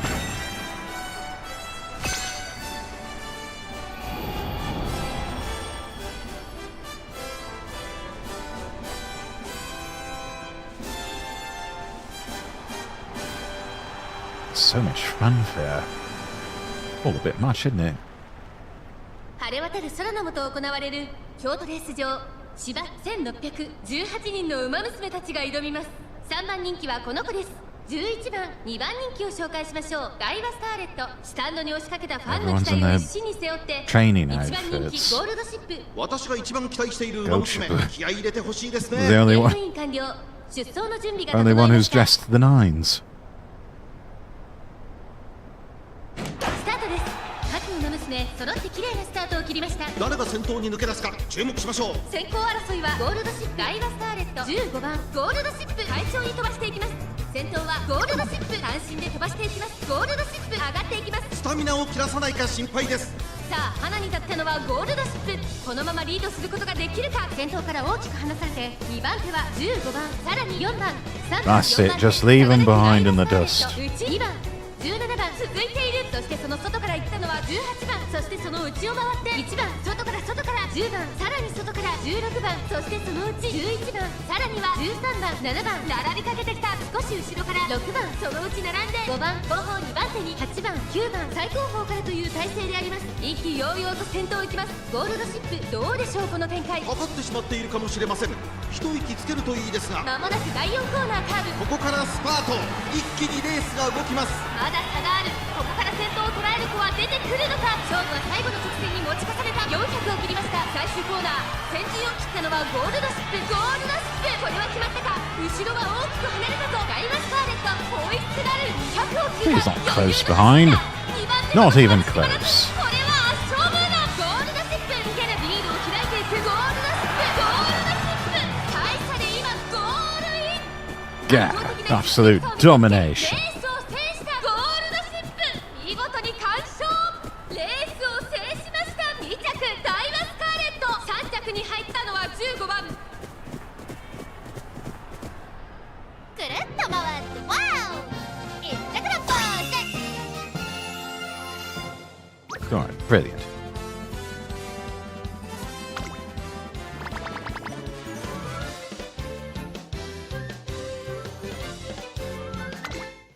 ムーンライトショーではマニーをたくさん獲得できますよ。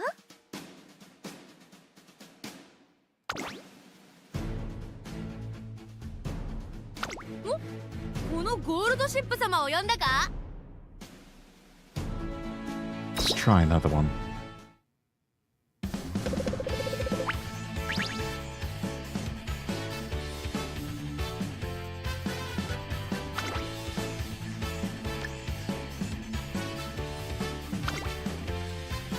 4番人気は1番ゴールドシップ。ライバルたちは強力ですが、競争を期待したいですね。長くいい足を使える持久力がこの子の魅力ですね。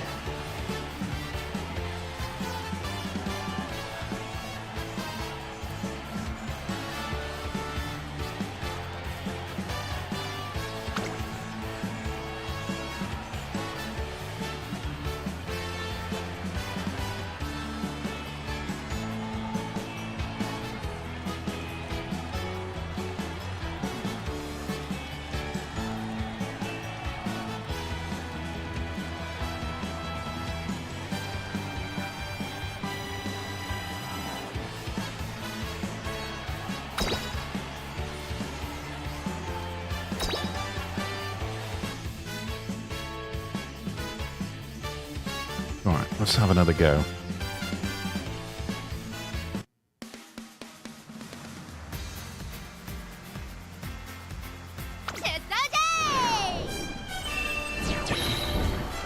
Oh, and the weather is shit today. 足元悪い雨の中 Alright, let's get on with it. スタート。各馬娘綺麗なスタートを切りました。みんな集中してましたね。好レースが期待できそうです。先行争いはサイレンス鈴鹿5番10番期待通りの結果を出せるか。 Silent 1番人 Suzuka 気 really エグリキャッ starting プ to run サイレ away. ンス鈴鹿快調に飛ばしていきます。さあ花に立ったのはサイレンス鈴鹿。このままリードすることができるか。先頭から大きく離されて2番手は14番3番手8番18番続いているゴールドシップ上がっていきます。スタミナを切らさないか心配です。先頭はサイレンス鈴鹿単身で飛ばしていきます。2番手の位置で先頭を伺うのはゴールドシップ。 Alright, 少し離 we're れ in て second. 14番 That's 8 good. 番並んできた18番5番手オグリキャップここにいます。それを見るように5番少し後ろからナイスネイチャーさらに15番外を回ります。16番内から4番後から Come on, 7番 Goshi, そして nip at the heels. 外を回って10番内には3番さらに Nip at the heels. 第4コーナーカーブ。ここからスパート。一気にレースが動きます。さあいよいよ直線だ。どのタイミングで誰が仕掛けるのか。じりじり詰めるオグリキャップまだ1馬身以上の差があるぞ。ここから捉えることができるのか。ゴールドシップ前を狙っているぞ。残り400最終コーナー最初に立ち上がったのはサイレンス鈴鹿。オグリキャップ並びかけてきた。オグリキャップ完全に抜け出した。突っ込んでくるオグリキャップ残り200。オグリキャップリードは2馬身サイレンス Not gonna win this 鈴 one. 鹿追いつつがある。オグリキャップ足色は衰えない。これは強い。オグリキャップ Silent Suzuka ran out of この stamina. レースの主役は間違いなくこの子でした。オグリキャップ見事に制しました。2着はサイレンス鈴鹿3着はゴールドシップ。 Alright, third place, not bad. あとちょっとだな。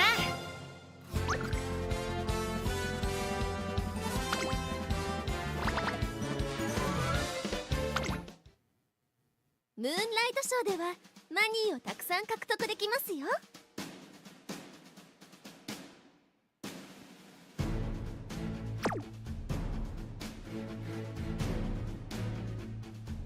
で、ジュピターカップではサポートポイントをたく Let's さん try 獲 the 得できま Jupiter すよ。 Cup this time. このゴールドシップ様をこのゴールドシップ様を呼んだか。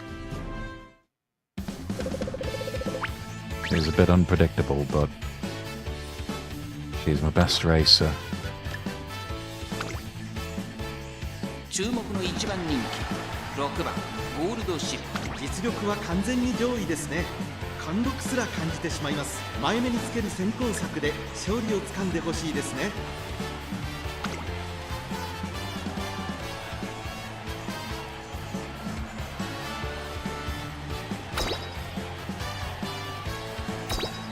Right, let's go.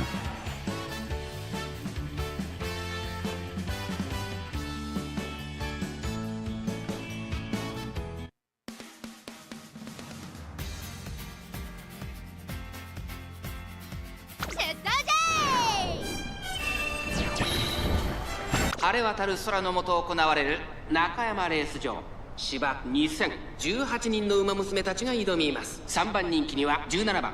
この評価は少し不満か。2番人気はこの子。 going to be up against Special Week. 堂々とスタートを待つのはこの馬娘。本日の1番人気ゴールドシップ。気合十分いい顔してますね。各馬娘ゲートに入って体勢整いました。さあ And they're 開いた。各馬娘揃って綺麗なスタートを切りました。これは位置取りが熾烈になりそうですね。先行争いはゴールドシップ2番18番。さあ花に立ったのはゴールドシップ。このままリードすることができるか。2番手の位置で先頭を伺うのは2番3番手18番。その内並んで11番5番続いている。1コーナーからそして2コーナーへ向かっていきます。ゴールドシップ快調に飛ばしていきます。先頭はゴールドシップ単身で飛ばしていきます。先頭から大きく離されて2番手は2番。そしてその外を回って Leave 10 him 番 in 4 the 番 dust. 手に5番さらには8番。外目をついて11番内には4番内を回ります3番。それを見るように1番ゴールドシップ上がっていきます。ちょっと前に出ましたね。先頭がやや早いのか間延びした展開です。仕掛けどころの難しいレースになりそうですね。順位を振り返っていきます。向こう上面に入って先頭からしんがりまで Here comes Special Week. 先頭ゴールドシップレースはよどみなく進んでいます。続いて2番外で9番3番4番手1馬審査5番少し後ろから4番さらに外11番その外並んでスペシャルウィーク1馬身離れて8番内から行く7番少し離れて1番外を回って12番そしてその後ろから行くのは10番そしてその外から行ったのは14番内13番さらに15番後方2番手に17番最後方ポツンと1人18番第4コーナーを進んで直線へ向かう馬娘たちがどう動くか目が離せません。まだ差があるここから先頭を捉える子は出てくるのか中山の直線は短いぞ後ろの子たちは間に合うか食い下がる9番余裕の走りだ後ろをぐんぐん突き放してこれはセーフティーリード残り200ゴールドシップこれは強い余力を残したままこれは強いゴールドシップ足色は衰えないリードを保っているゴールドシップ先頭はゴールドシップ変わらないゴールドシップ大差で今ゴールイン圧倒的な実力差を見せつけレースを制したゴールドシップ勝利を飾った2着には9番3着は3番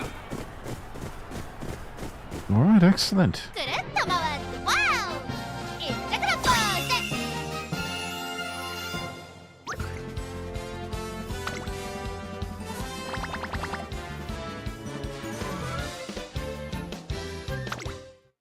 ジュピターカップではサポートポイントをたくさん獲得できますよ。 Let's see. Let's do what we can to enhance. お、トレーニングか？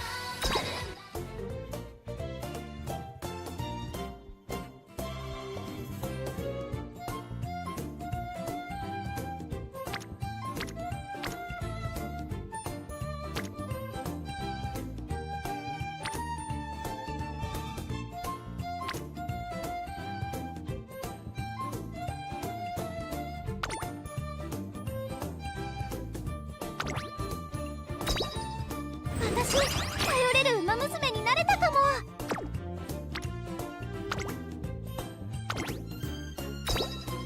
できること増えた気がします。 See what we can do to level up some of these cards. 僕のことをじゃんじゃん頼っていいよ。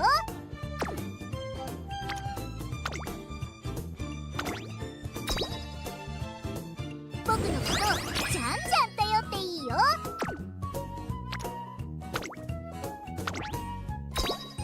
頼れるお姉さんって感じでしょ。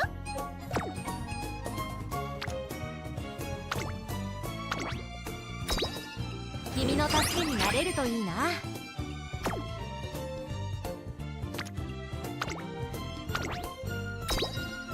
君の助けになれるといいな。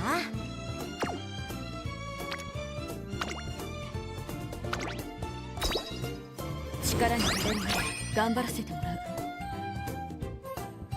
Very inefficient way to use the cards.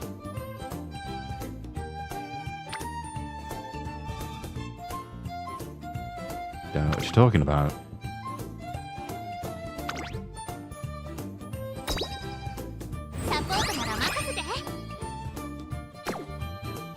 I figure they've all got to have use for something at some point. Might as well level them up equally. Choose the ones you want to use regularly, focus on maxing levels on those out. I don't even know which ones I want to use on the regular.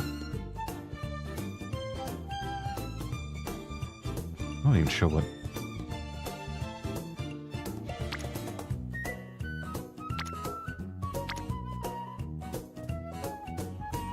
I mean, you've got some that have a mood effect and a friendship bonus.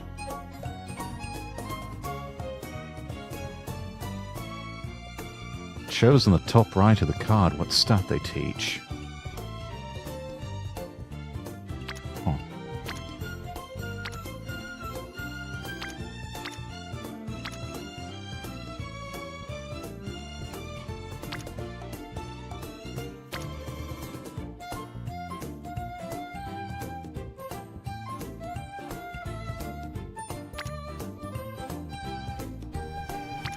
I will send you to Jesus.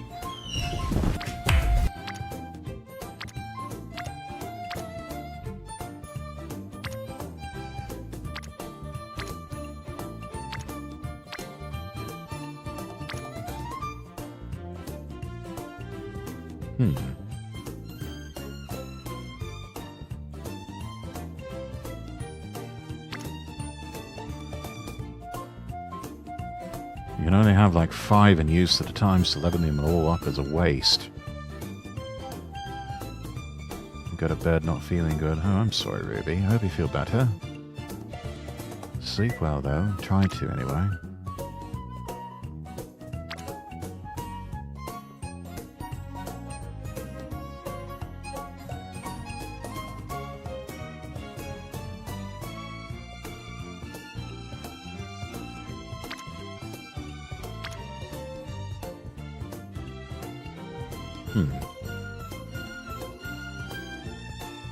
Some of these are super, super rare, but I don't really...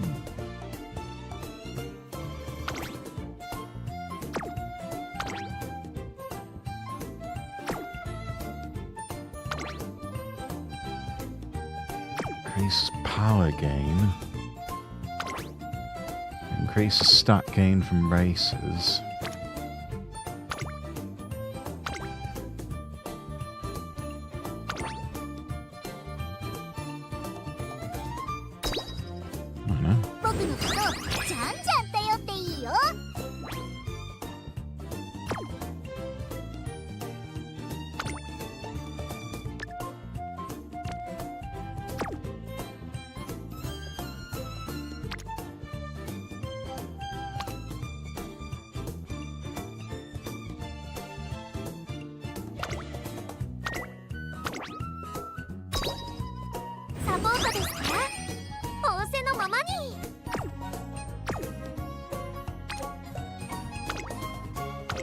Be able to uncap this one?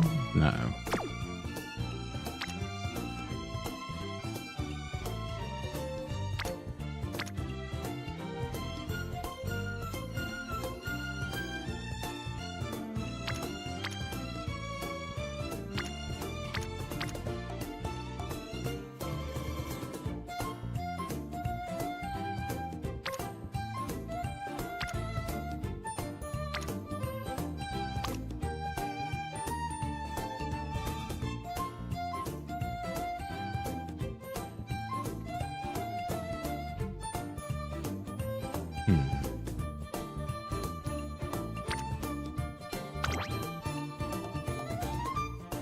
Sort by rarity. That's better.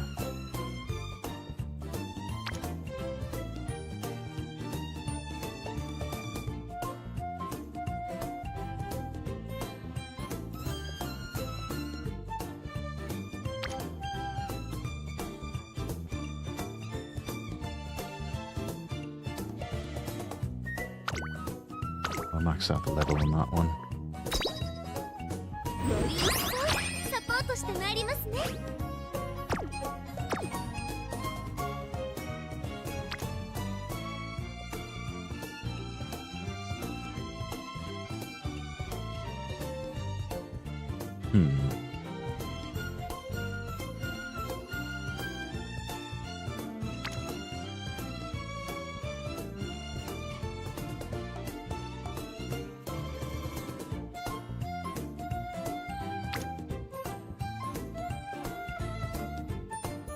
You have to have another copy of the card in order to uncap it, so you need to pull the same card 4 times in order to get the maximum benefit. I see. And how many of these are you allowed to have in your hand? 5 in use at a time? Well, we've got 3 here, so we just need to...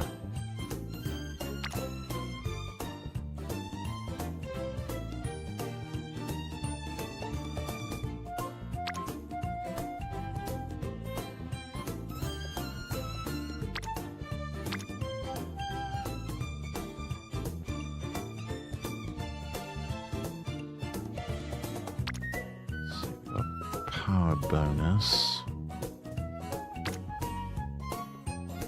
Oh no, let's set this one up. Just power bonus.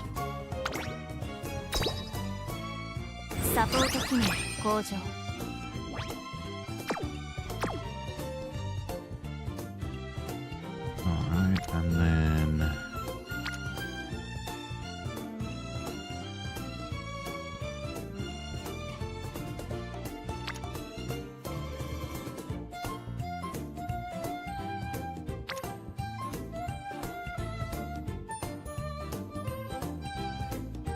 Let's level up the nice nature one. 黒子役ならお茶の子さいさい。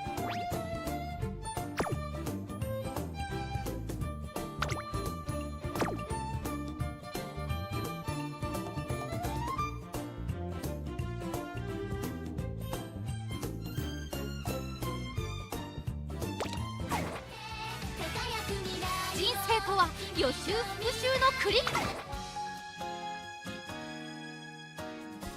Oh, we've got something in the main story here.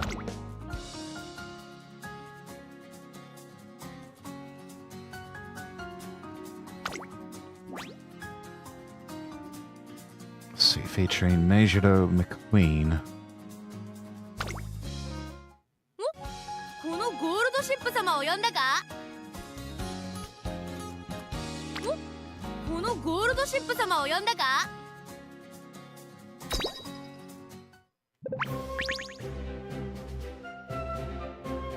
ここは負けられない一番人気5番ゴールドシップ。実力は完全に上位ですね。貫禄すら感じてし Story まいます。 episodes will 芝 give の you コ some ースで credits for watching 力を them. 十分 Huh. 発揮できそうですね。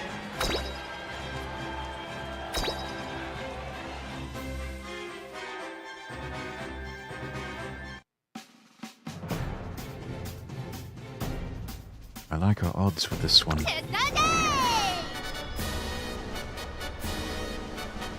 晴れ渡る空の下行われる。 Just a few of ゲ them. ートが開いた。各馬娘揃って綺麗なスタートを切りました。これは位置取りが熾烈になりそうですね。先行争いはゴールドシップ1番2番。さあ激しい先行争いで前に出たのは1番続きました。ゴールドシップ内を回ります。2番外で4番後ろ3番1番先頭を進みますがこれは正解でしょうか。1番彼女の客室には合っていますね。 1番快調に飛ばしていきます。長丁場のこのレースですが1番早くも先頭に躍り出た。続いてゴールドシップ1番のゴールドシップ序盤からやり合っています。いいライバル関係になりそうですね。まだ牽制し合っているのか互いに探り合いのままレースが進みます。これだけ密集していると紛れがありそうですね。現在1番手は1番2番手に外からゴールドシップ第4コーナーを進んで直線へ向かう。先頭は依然1番2馬身リード2馬身差2番さらにゴールドシップ大きく離れて4番5番手には3番意気揚々と先頭を行きます。1番どうでしょうこの展開。馬場状態を確認しながら走っている感じですね。まだ本気ではないですよ。1周目のスタンド前に Just remember, Goshi, you lose this one, it's off to the glue factory with you. よどみなく進んでいます。1馬身離れて2番その後ろからゴールドシップ外を回って3番1馬身差4番1番まだリードをキープしています。そしてその後方には2番ゴールドシップここにいた。外には3番2馬身離れて4番さらには1番少し後ろから2番1コーナーから2コーナーへ向かう。現在1番手は2番ここで先頭が入れ替わった差がなく1番その後ろにゴールドシップそしてその外から行ったのは3番少し離れて4番先頭は相変わらず2番そしてその後ろから行くのは1番ゴールドシップここにいます。後から3番内から4番依然先頭は2番あとは1番2周目の向こう正面に入って変わらず先頭を突き進みます。2番先頭は変わらず2番ゴールドシップこの位置につけています。それを見るように1番その後4番外目をついて3番依然として2番そしてゴールドシップその後から1番その後3、4馬身を開いて Yes, 4番 that's 3 it. 番並んできた。残り数メートルを通 Brilliant. 過。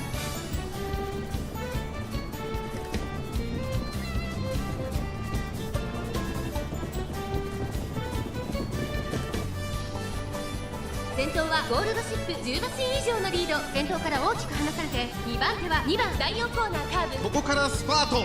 一気にレースが動きます。勝負は最後の直線に持ち越された。まだ差がある。ここから先頭を捉える子は出てくるのか。ゴールドシップ花を進む。さあ誰が最初に仕掛けるのか。2番2番手に来て様子を見守る。残り400最終コーナーを曲がって最初に立ち上がったのはゴールドシップ。3番手争いは1番3番これは強い。先頭はゴールドシップ変わらない。先頭はゴールドシップ200を通過。先頭は依然ゴールドシップ先頭は変わらずゴールドシップゴールドシップまだリードをキープしています。ゴールドシップゴールドシップ2番4番繰り下がる。ゴールドシップ大差で今ゴールイン。圧倒的な実力差を見せつけレースを制した。勝ったのはゴールドシップ。 Fantastic. 2着には4番3着に入ったのは2番くるっと回ってワオ一着のポーズ。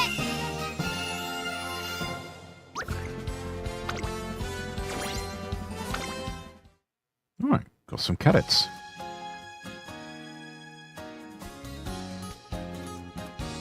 Let's see, McQueen and Tenno show. Let's see how this goes. McQueen and I continue to split our time between recruitment and training.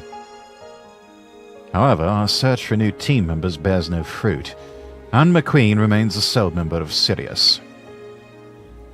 While that's a problem in and of itself, it's the least of my worries.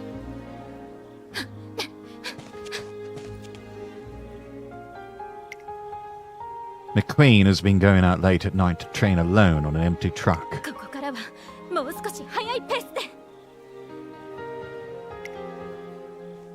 As expected, she clearly is not satisfied with the regimens I prepared. The spring tennis show is fast approaching, however. This extra strain poses a risk. Should I tell her she needs to stop? Or should I accept the risk and make my sessions more rigorous?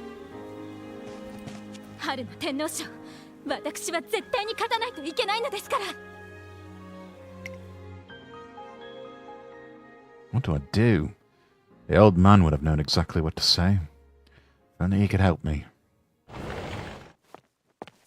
The next day I head to the office to prepare for training. There I find McQueen waiting with unexpected company. Oh, hello, darling. Could you be a new recruit?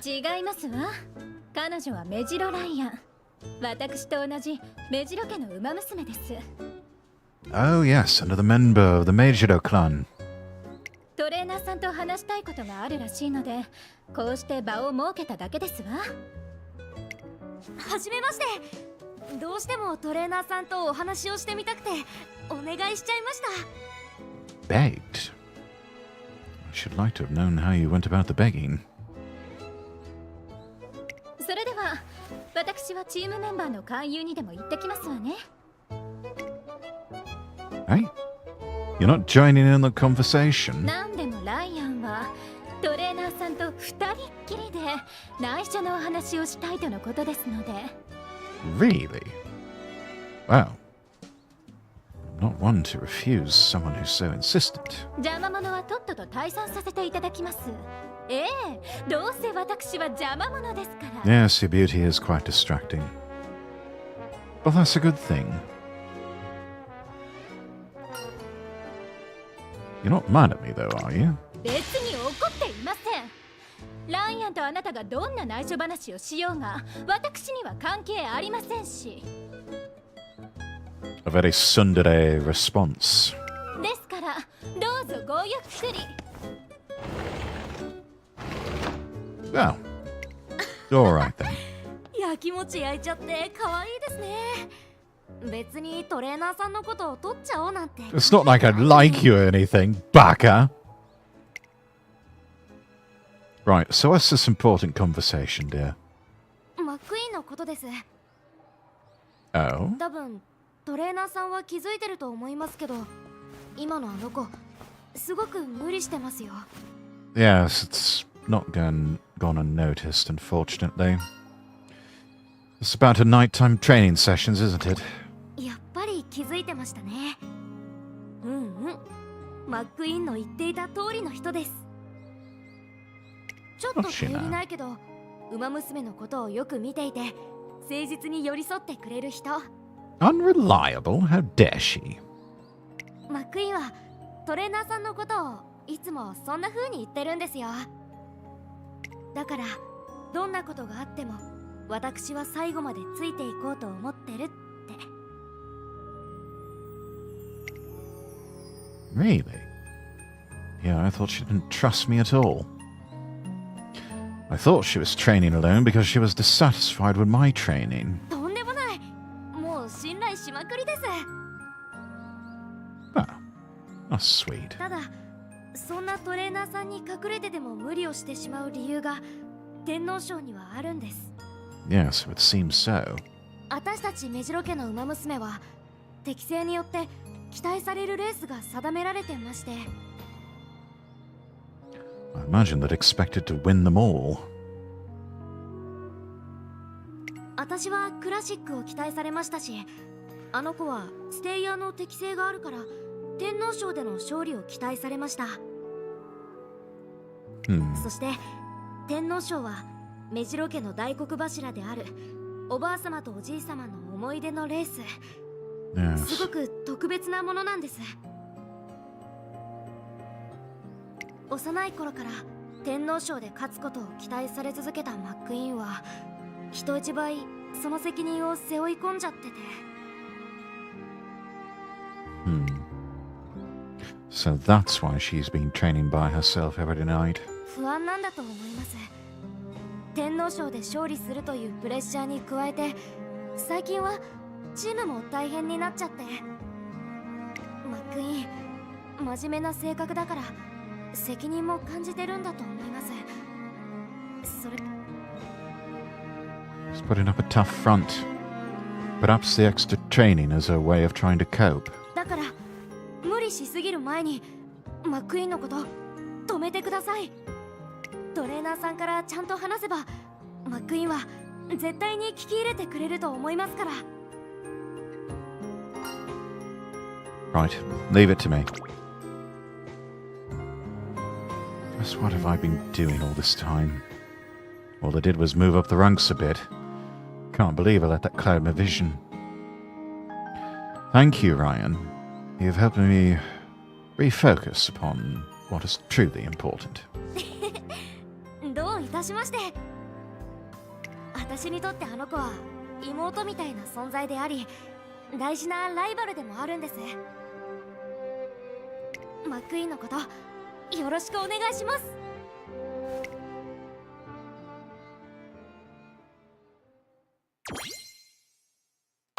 I got some carrots.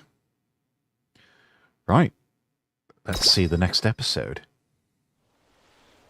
I decide to head to the academic track that evening to speak to McQueen. Along the way... トレーナーさん、やっと見つけました。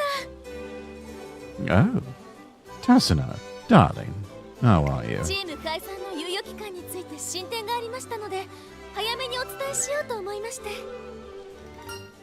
Really? How long is it? まずはご安心ください。上半期いっぱい、6月末までは待ってもらえることになりました。 Brilliant. 協会としても馬娘がレースに集中できることが最優先事項ですから。霧のいいタイミングまで待とうと判断したみたいですね。 I'm relieved. That means we can forget about our recruitment issues for now. Thank you so much. いえ、私はただの伝言役ですから。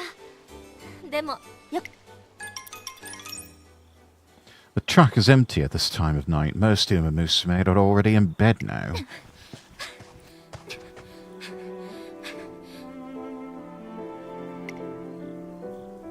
But that's not stopping McQueen. How many nights has it been now? However, it's plain to see that the overwork has taken a toll on her form. Both her upper and lower balance are off. I'd hate to see all of this ineffective training lead to an injury just before the spring tenno show.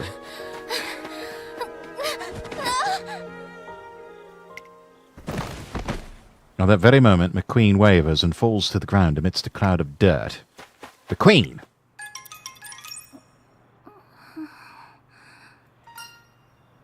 How are you feeling, McQueen? ここはトレーナーさん、どうして？ We're in the infirmary. You should lie back down. Seems you got a fever. 熱。思っていた以上に疲労が溜まっていたようですわね。小さい頃、はしゃぎ回った後によく熱を出していたことを思い出しますわ。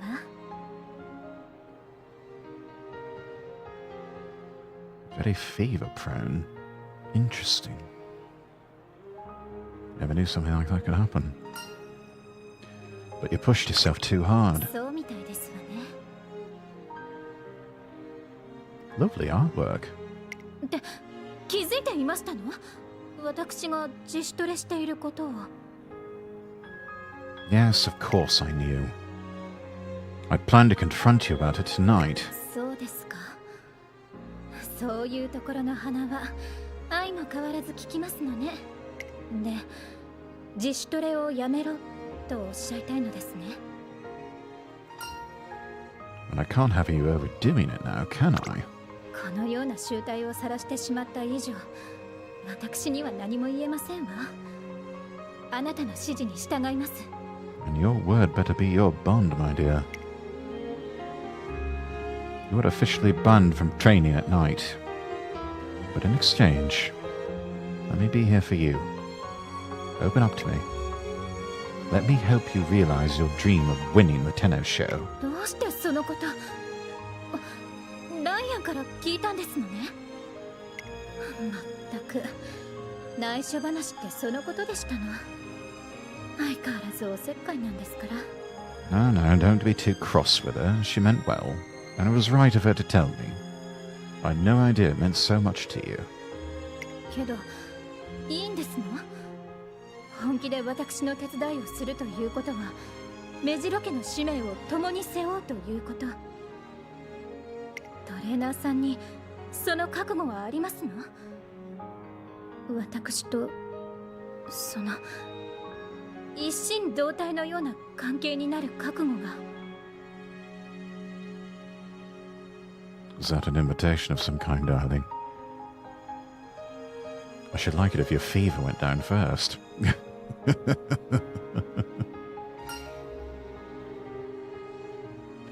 You know it.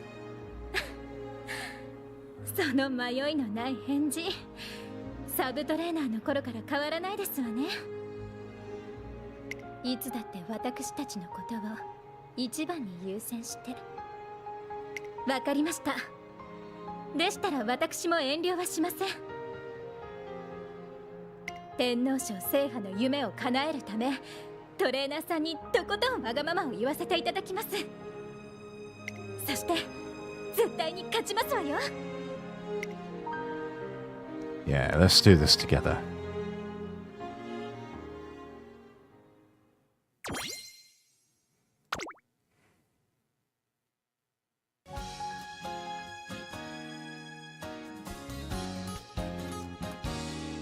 Let's see.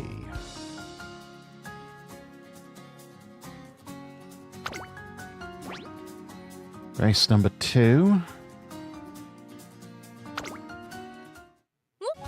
このゴールドシップ様を呼んだか？このゴールドシップ様を呼んだか？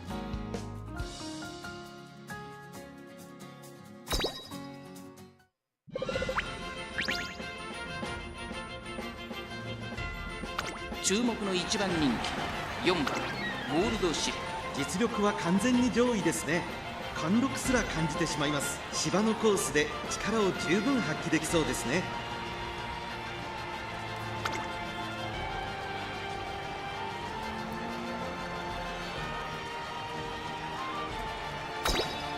Right, let's go racing.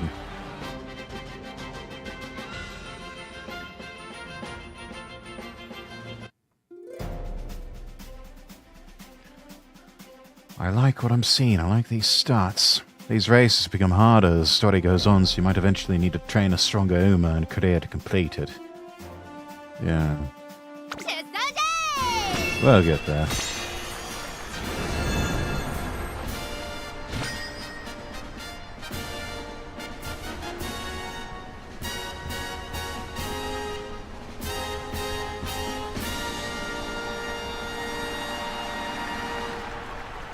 抜けるような青空の下、阪神レース場芝3000阪神大商店9人の馬娘たちが挑みます。3番人気はこの子です。9番この評価は少し不満か。2番人気はこの子。7番スタンドに押しかけたファンの期待を一身に背負って。 Getting a game face on. 私が一番期待している馬娘、気合い入れてほしいですね。ゲートイン完了。出走の準備が整いました。今スタートが切られました。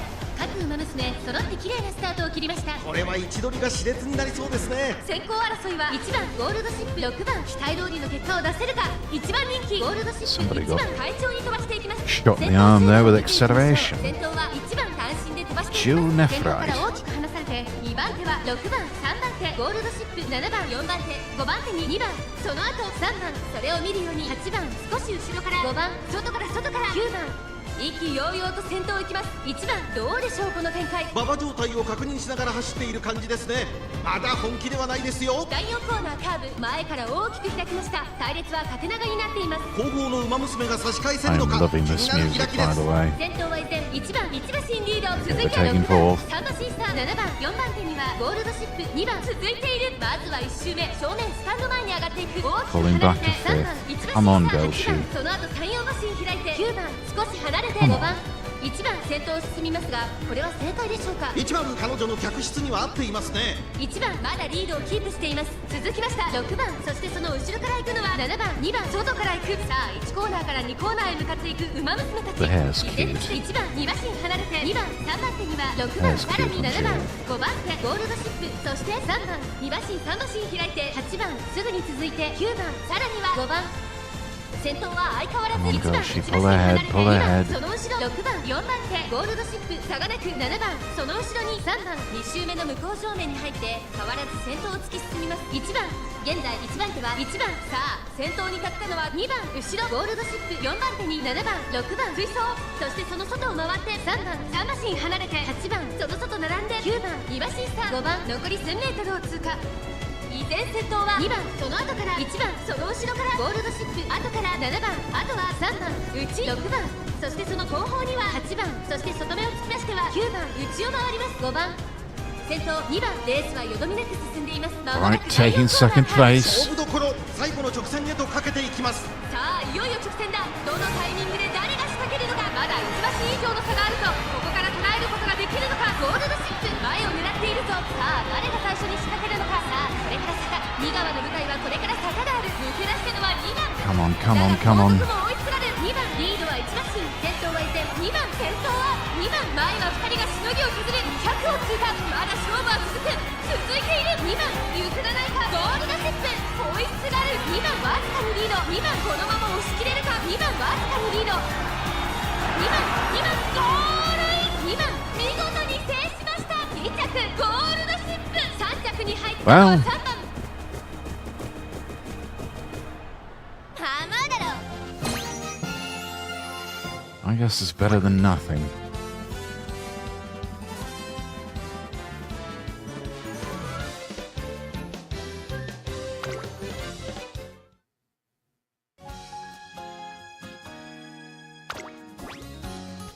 Let's try one more time.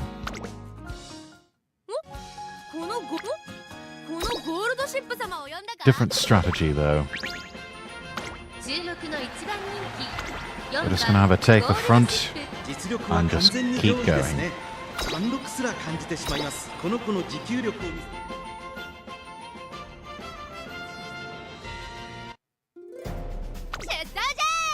せ抜けるような青空の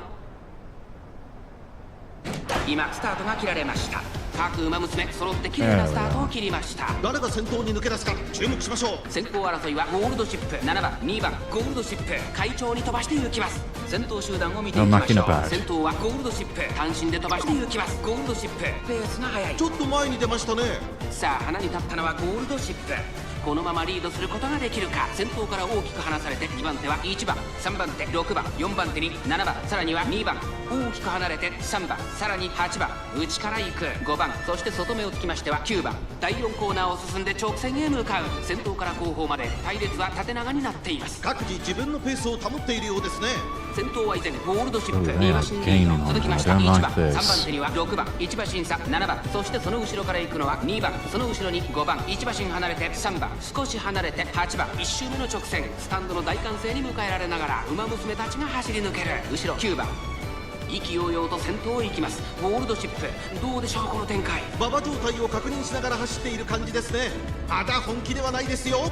依然としてゴールドシップ、続いて1番、2馬身離れて7番、さあ1コーナーから2コーナーへ向かっていく馬娘たち。先頭は変わらずゴールドシップ、大きく引き離されて現在2番手は So 1番、 like a 7番、3番 brown. 手、 Hope 2 she's 番、 not getting 4番 too 手、 tired. 6番、5番手、5馬身差3番、それを見るように5番、後から8番、その後ろ9番、ゴールドシップ戦闘を進みますが、これは正解でしょうか。ゴールドシップ彼女の客室には合っていますね。ゴールドシップまだリードをキープしています。2周目の向こう上面、各馬娘たちの動きが激しくなっています。先頭ゴールドシップ、レースはよどみなく進んでいます。2番手に外から7番、少し後ろから1番2番並んできた。この辺りまでで先頭集団を形成しています。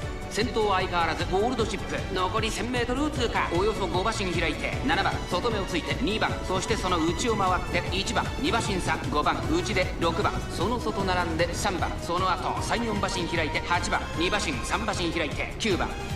依然先頭はゴールドシップ。第4コーナーカーブ、ここからスパート、一気にレースが動きます。勝負は最後の直線に持ち越された。まだ差がある。ここから先頭を捉える子は出てくるのか。気持ちよく逃げているゴールドシップ、ゴールドシップ花を進む。さあ外から先頭を疑うのは5番。さあこれから坂、2側の舞台はこれから坂がある。追いすがる5番ゴールドシップ、リードは3馬身、先頭はゴールドシップ。抜け出したのはゴールドシップだが後続も追いすがる。残り200、5番食らいついてゆく。粘る粘る、先頭は変わらずゴールドシップ。5番懸命に追い上げるゴールドシップ。このまま押し切れるかゴールドシップ。これは強い。 The velocity may be up, but it's not going to help you. 以上の強さを見せた見事な勝利です。阪神大商店を制しました。ゴールドシップの完勝でした。2着5番、3着に入ったのは7番。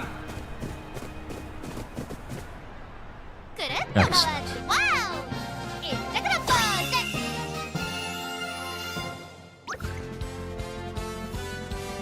ズ。 Yeah, nice.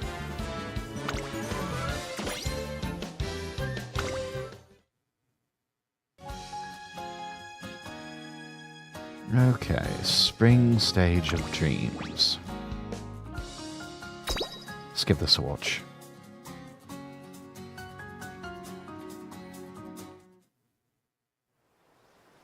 As the spring tennis show draws ever closer, Major McQueen's training regimen intensifies.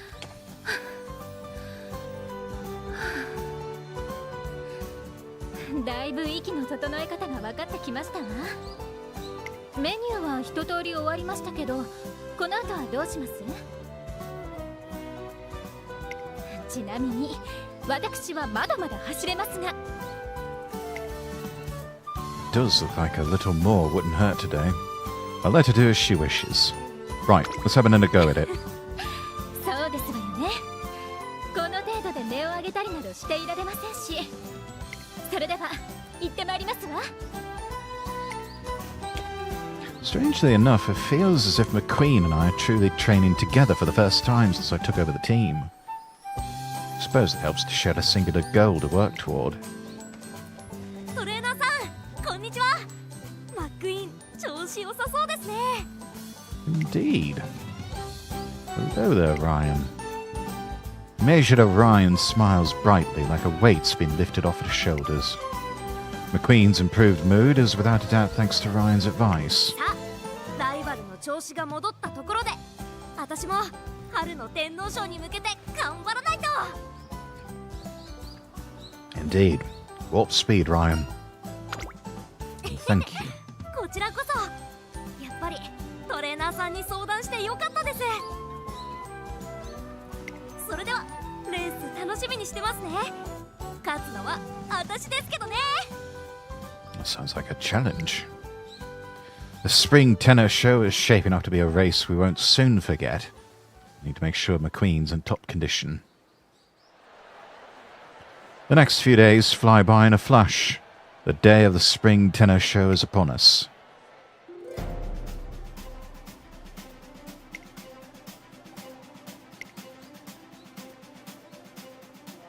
So what are you thinking of eating after your win? そうですわね。せっかくの京都ですし、京料理とか。 When in Rome. 緊張をほぐすの下手くそすぎません？ Oh, well, excuse me. But it does seem that way. You're right. しっかりしてくださいませ。トレーナーには大事なスキルですのよ。逆に今ので気が抜けてしまったのではと心配になってしまいますわ。It's times like these I wish I had a momentous sociable personality. I may not be very good at helping my trainee relax, but I'll cheer you on twice as loud to make up for it. そうしてくださいませ。夢はもう手の届く位置にあります。あとは全力で掴みに行くだけ。Good luck out there, McQueen. ええ、必ず勝ってまいりますわ。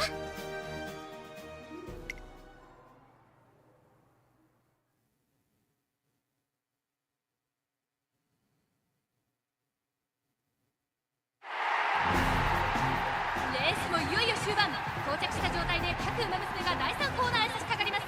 縦の栄誉を手にするのは1番人気メジロマクイーンか、はたまた他の馬娘か。伝わってくるよ、マックイーンの天皇賞にかける思い。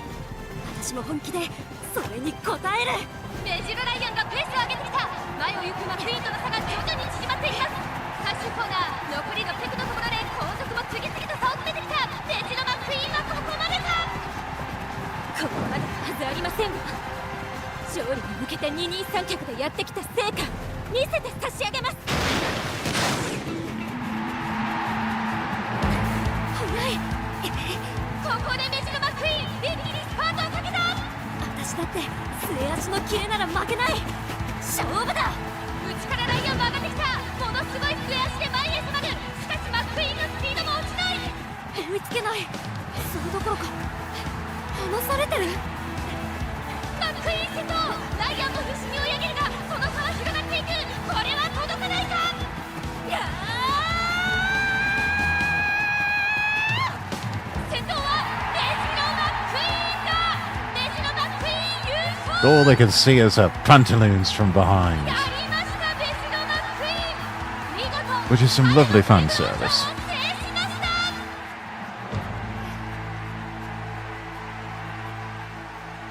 I love Major O'Rien's outfit though, it's really cute. I like the necktie.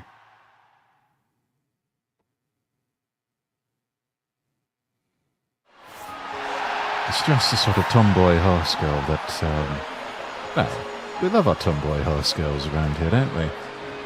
McQueen, that race was stunning. Congratulations.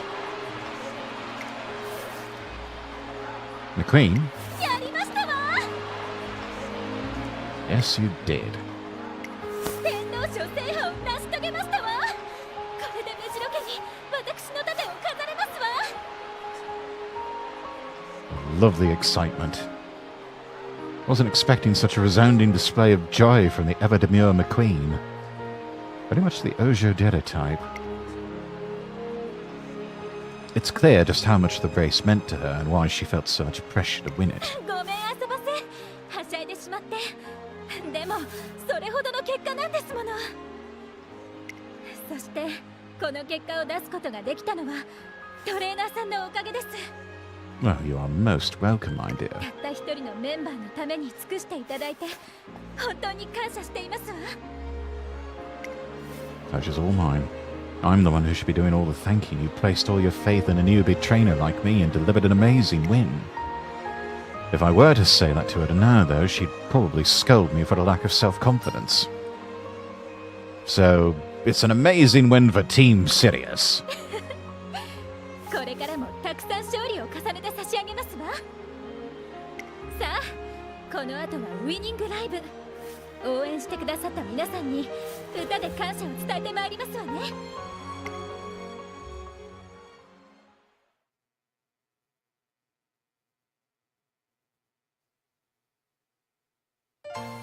There we are.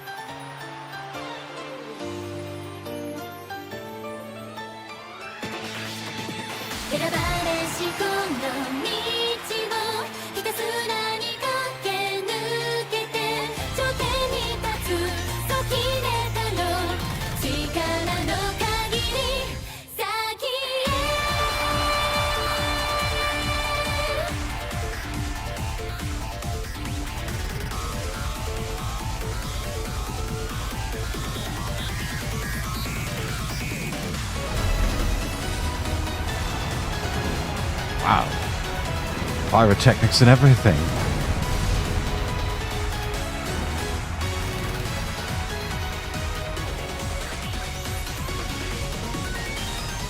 気の夢があるから何も恐れたりしない。こんなもんじゃない本当の私見せてあげる。一生に一度きりの今を後悔したくない。有言実行を言葉にしたら世界は動き出した。最速の輝きこの手に掴み取って新しい幕開けを越えて進んでゆこう。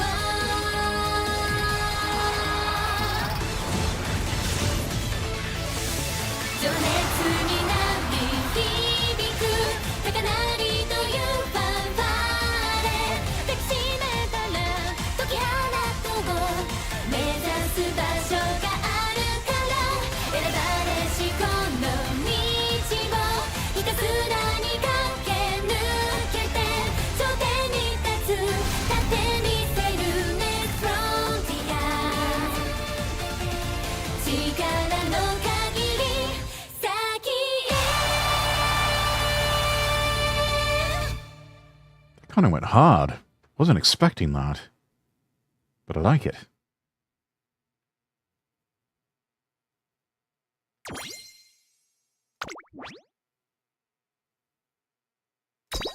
Right, next episode. A few days have passed since Major McQueen's remarkable victory at the Spring Tennis Show. Our little team of one has grown at last. マクイーンさんの走りに一目惚れしました。これからよろしくお願いします。あんなすごいことを達成するだなんてほんと感動しちゃって。 The little bow on her ear, that's so cute. ありがとうございます。私もマックイーンちゃんみたいに夢の実現目指して頑張るね。ええ、頑張りましょう。 Seems like they were all drawn in by your performance, McQueen. なんだかくすぐったいですわ。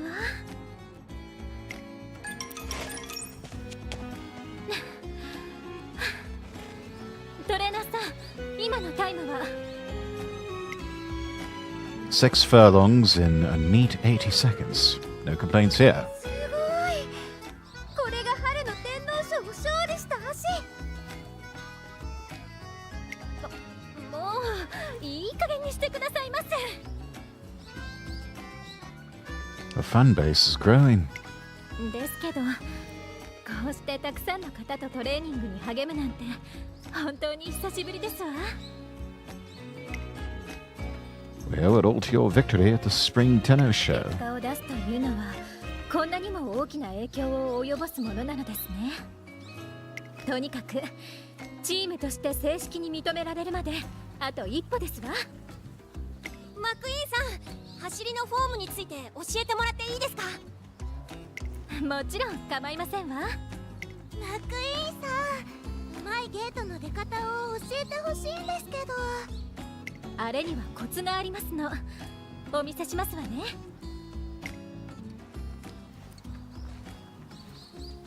マクイーン、お腹空いたんで人参ケーキおごって。 My tummy hungry.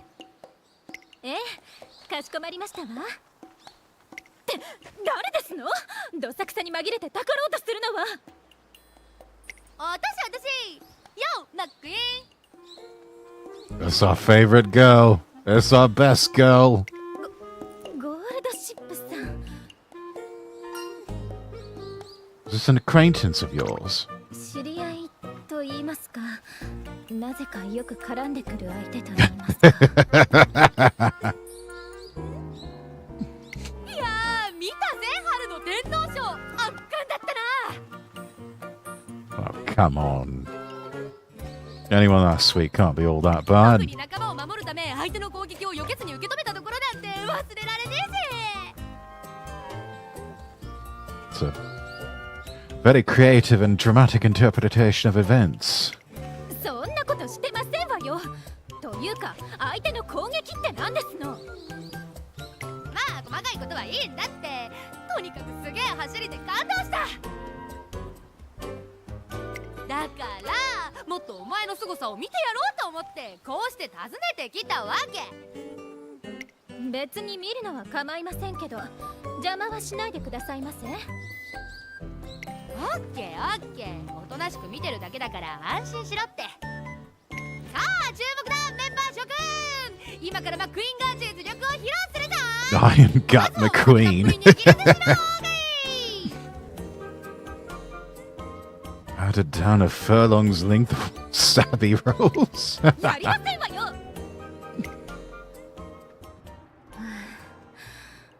今日は激しく疲れましたわ。まだ天皇賞の疲れが残ってるんじゃねえか。自覚がありませんの？あなたに絡まれたからですわ。まったく。Goldship has a point, though. You did just finish a big race, after all. In reality, McQueen is a grandparent of Goldship. Yes, I heard about that. So it sort of explains the type of relationship that the writers set up for them in the storyline. ええ、次のレースのことも見据えておかないとですわね。天皇賞を勝ったと言っても私のレースはまだまだ続きますもの。へえ、目標を達成したってのにやる気十分みたいだな。当然ですわ。メジロ家の栄誉はいくつあっても困るものではありません。それに私にはこのチームを盛り上げていくという義務がありますから。真面目かよ。真面目ですわよ。ふざけるような空気ではなかったでしょう。でもマックイーンがまだまだ走る気満々で安心したぜ。よし、私もこのチームに入る。新メンバーの合流だ。大いにモテるぜ。 Oh yeah, welcome to the team, Golshi. McQueen's efforts have caught the eyes of many far and wide, and thanks to that, the team won't be disbanded. おめでとう。何のことかわかんねえけど。 Like, I don't know what you're talking about, but hey, that's awesome. 本当に大丈夫ですの？このチーム。Oh, relax, McQueen. It'll be fine. I mean, what could possibly go wrong? Well, she has a point that the team was assembled haphazardly. I genuinely believe it'll be a home to true stars. Because Sirius has majored over McQueen as its guiding light. さあ、チームマックイーンの船出だ。It's Team Sirius. I don't know, Team McQueen. Sounds awesome. Slogan or something could be Ka-chow.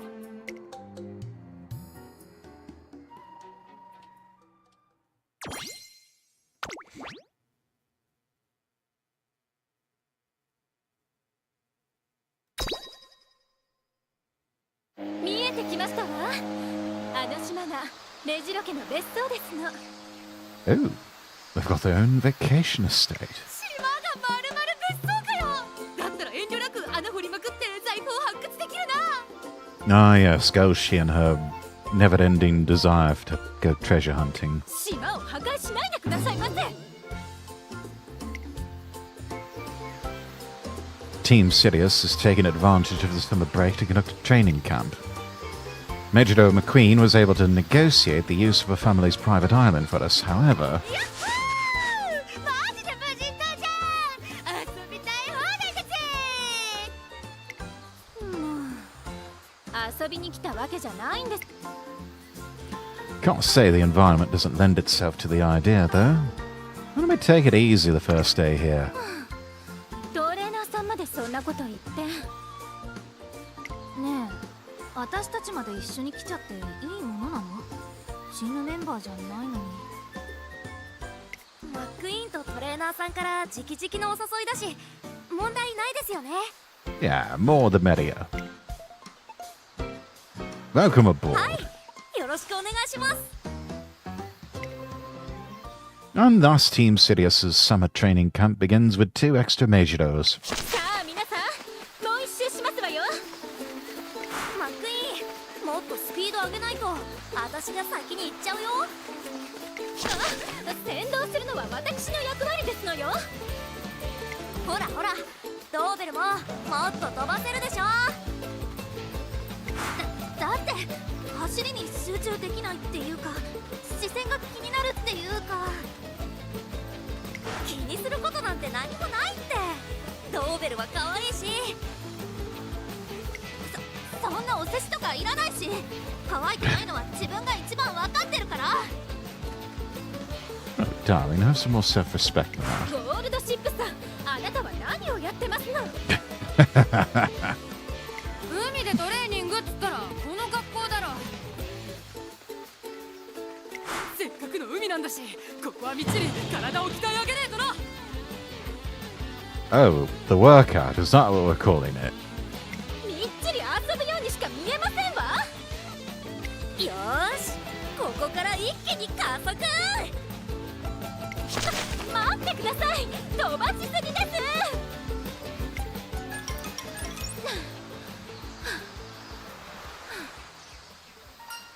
Good work, everyone. 張り切りすぎちゃいました。まだ合宿初日なのに。それにしてもマックイーンはすごいね。ライアンの意表をついたスパートにしっかりついていくんだから。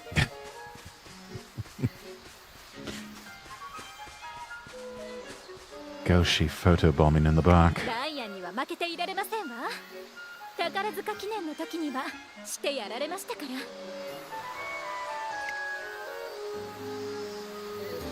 Just a little before the camp started, Major McQueen ran in the Takarazuka Kinen, the final major race of the year's first half. She was the favourite to win, but despite her best effort, she came second to a soaring Major Ryan. だけど本当マックイーンさんの走りには見せられっぱなしです。トレーニングでもレースでも。だからこのチームに入ったんだもんね。 The other two, Uma Musume, we really need to see those on screen. このよいしょはいつまで続きますの？慕ってもらえるっていうのはちゃんと理由があってこそなんだから胸張 Yeah, っていい be んじゃない？ proud. そうそう堂々と堂々とマックイーンが褒められるとなんだか私も嬉しくなっちゃうんだ。よーしそんな大人気のマックイーンに次も勝てるように Major 追加で走ってこよ McCookville. うっと。 Love that. 抜け駆けですわよ。私だって走ります。 Time flies when you're running fast, and before we know it, the sun begins to set.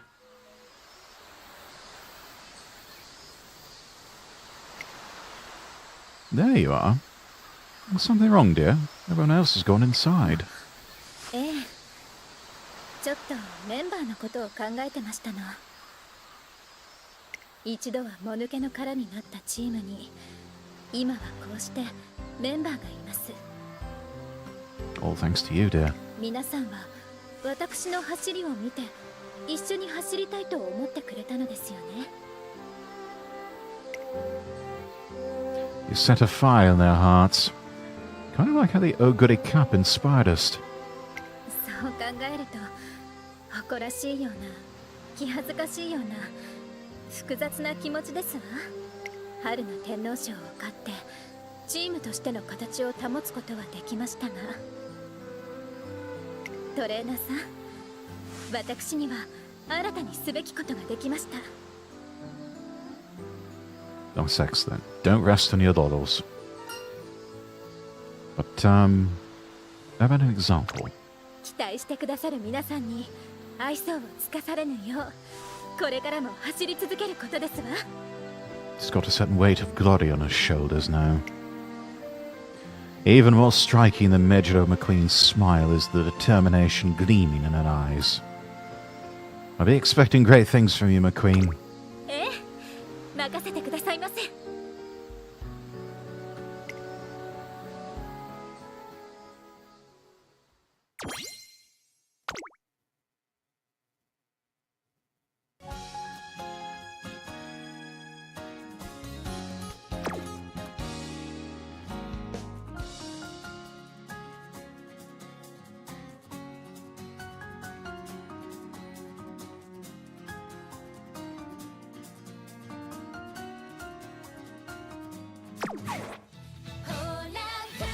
成とは Right. 予習復習の繰り返し。優等生 Well, I've の noticed the 第一 time 歩 chart.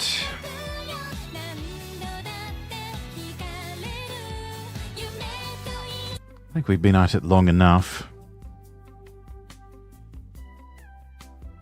Good 4.5 hour stream.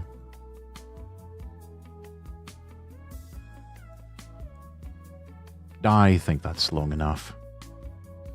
It is getting a bit late. So...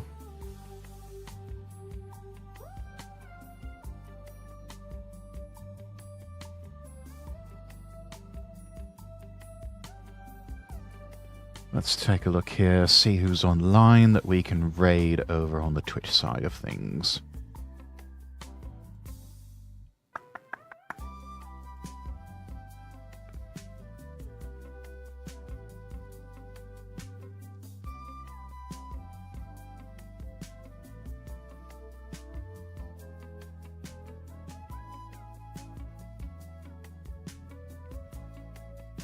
I wonder...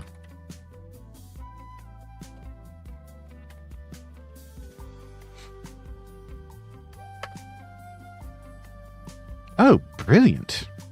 We can raid Leaflet tonight. I have always wanted to raid her.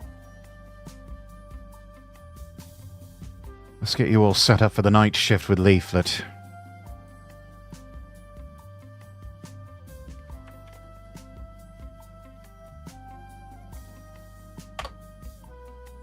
Alright, there we go.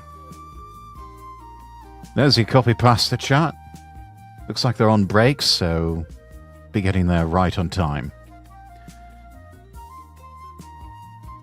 Right then. Thank you all so much for joining me.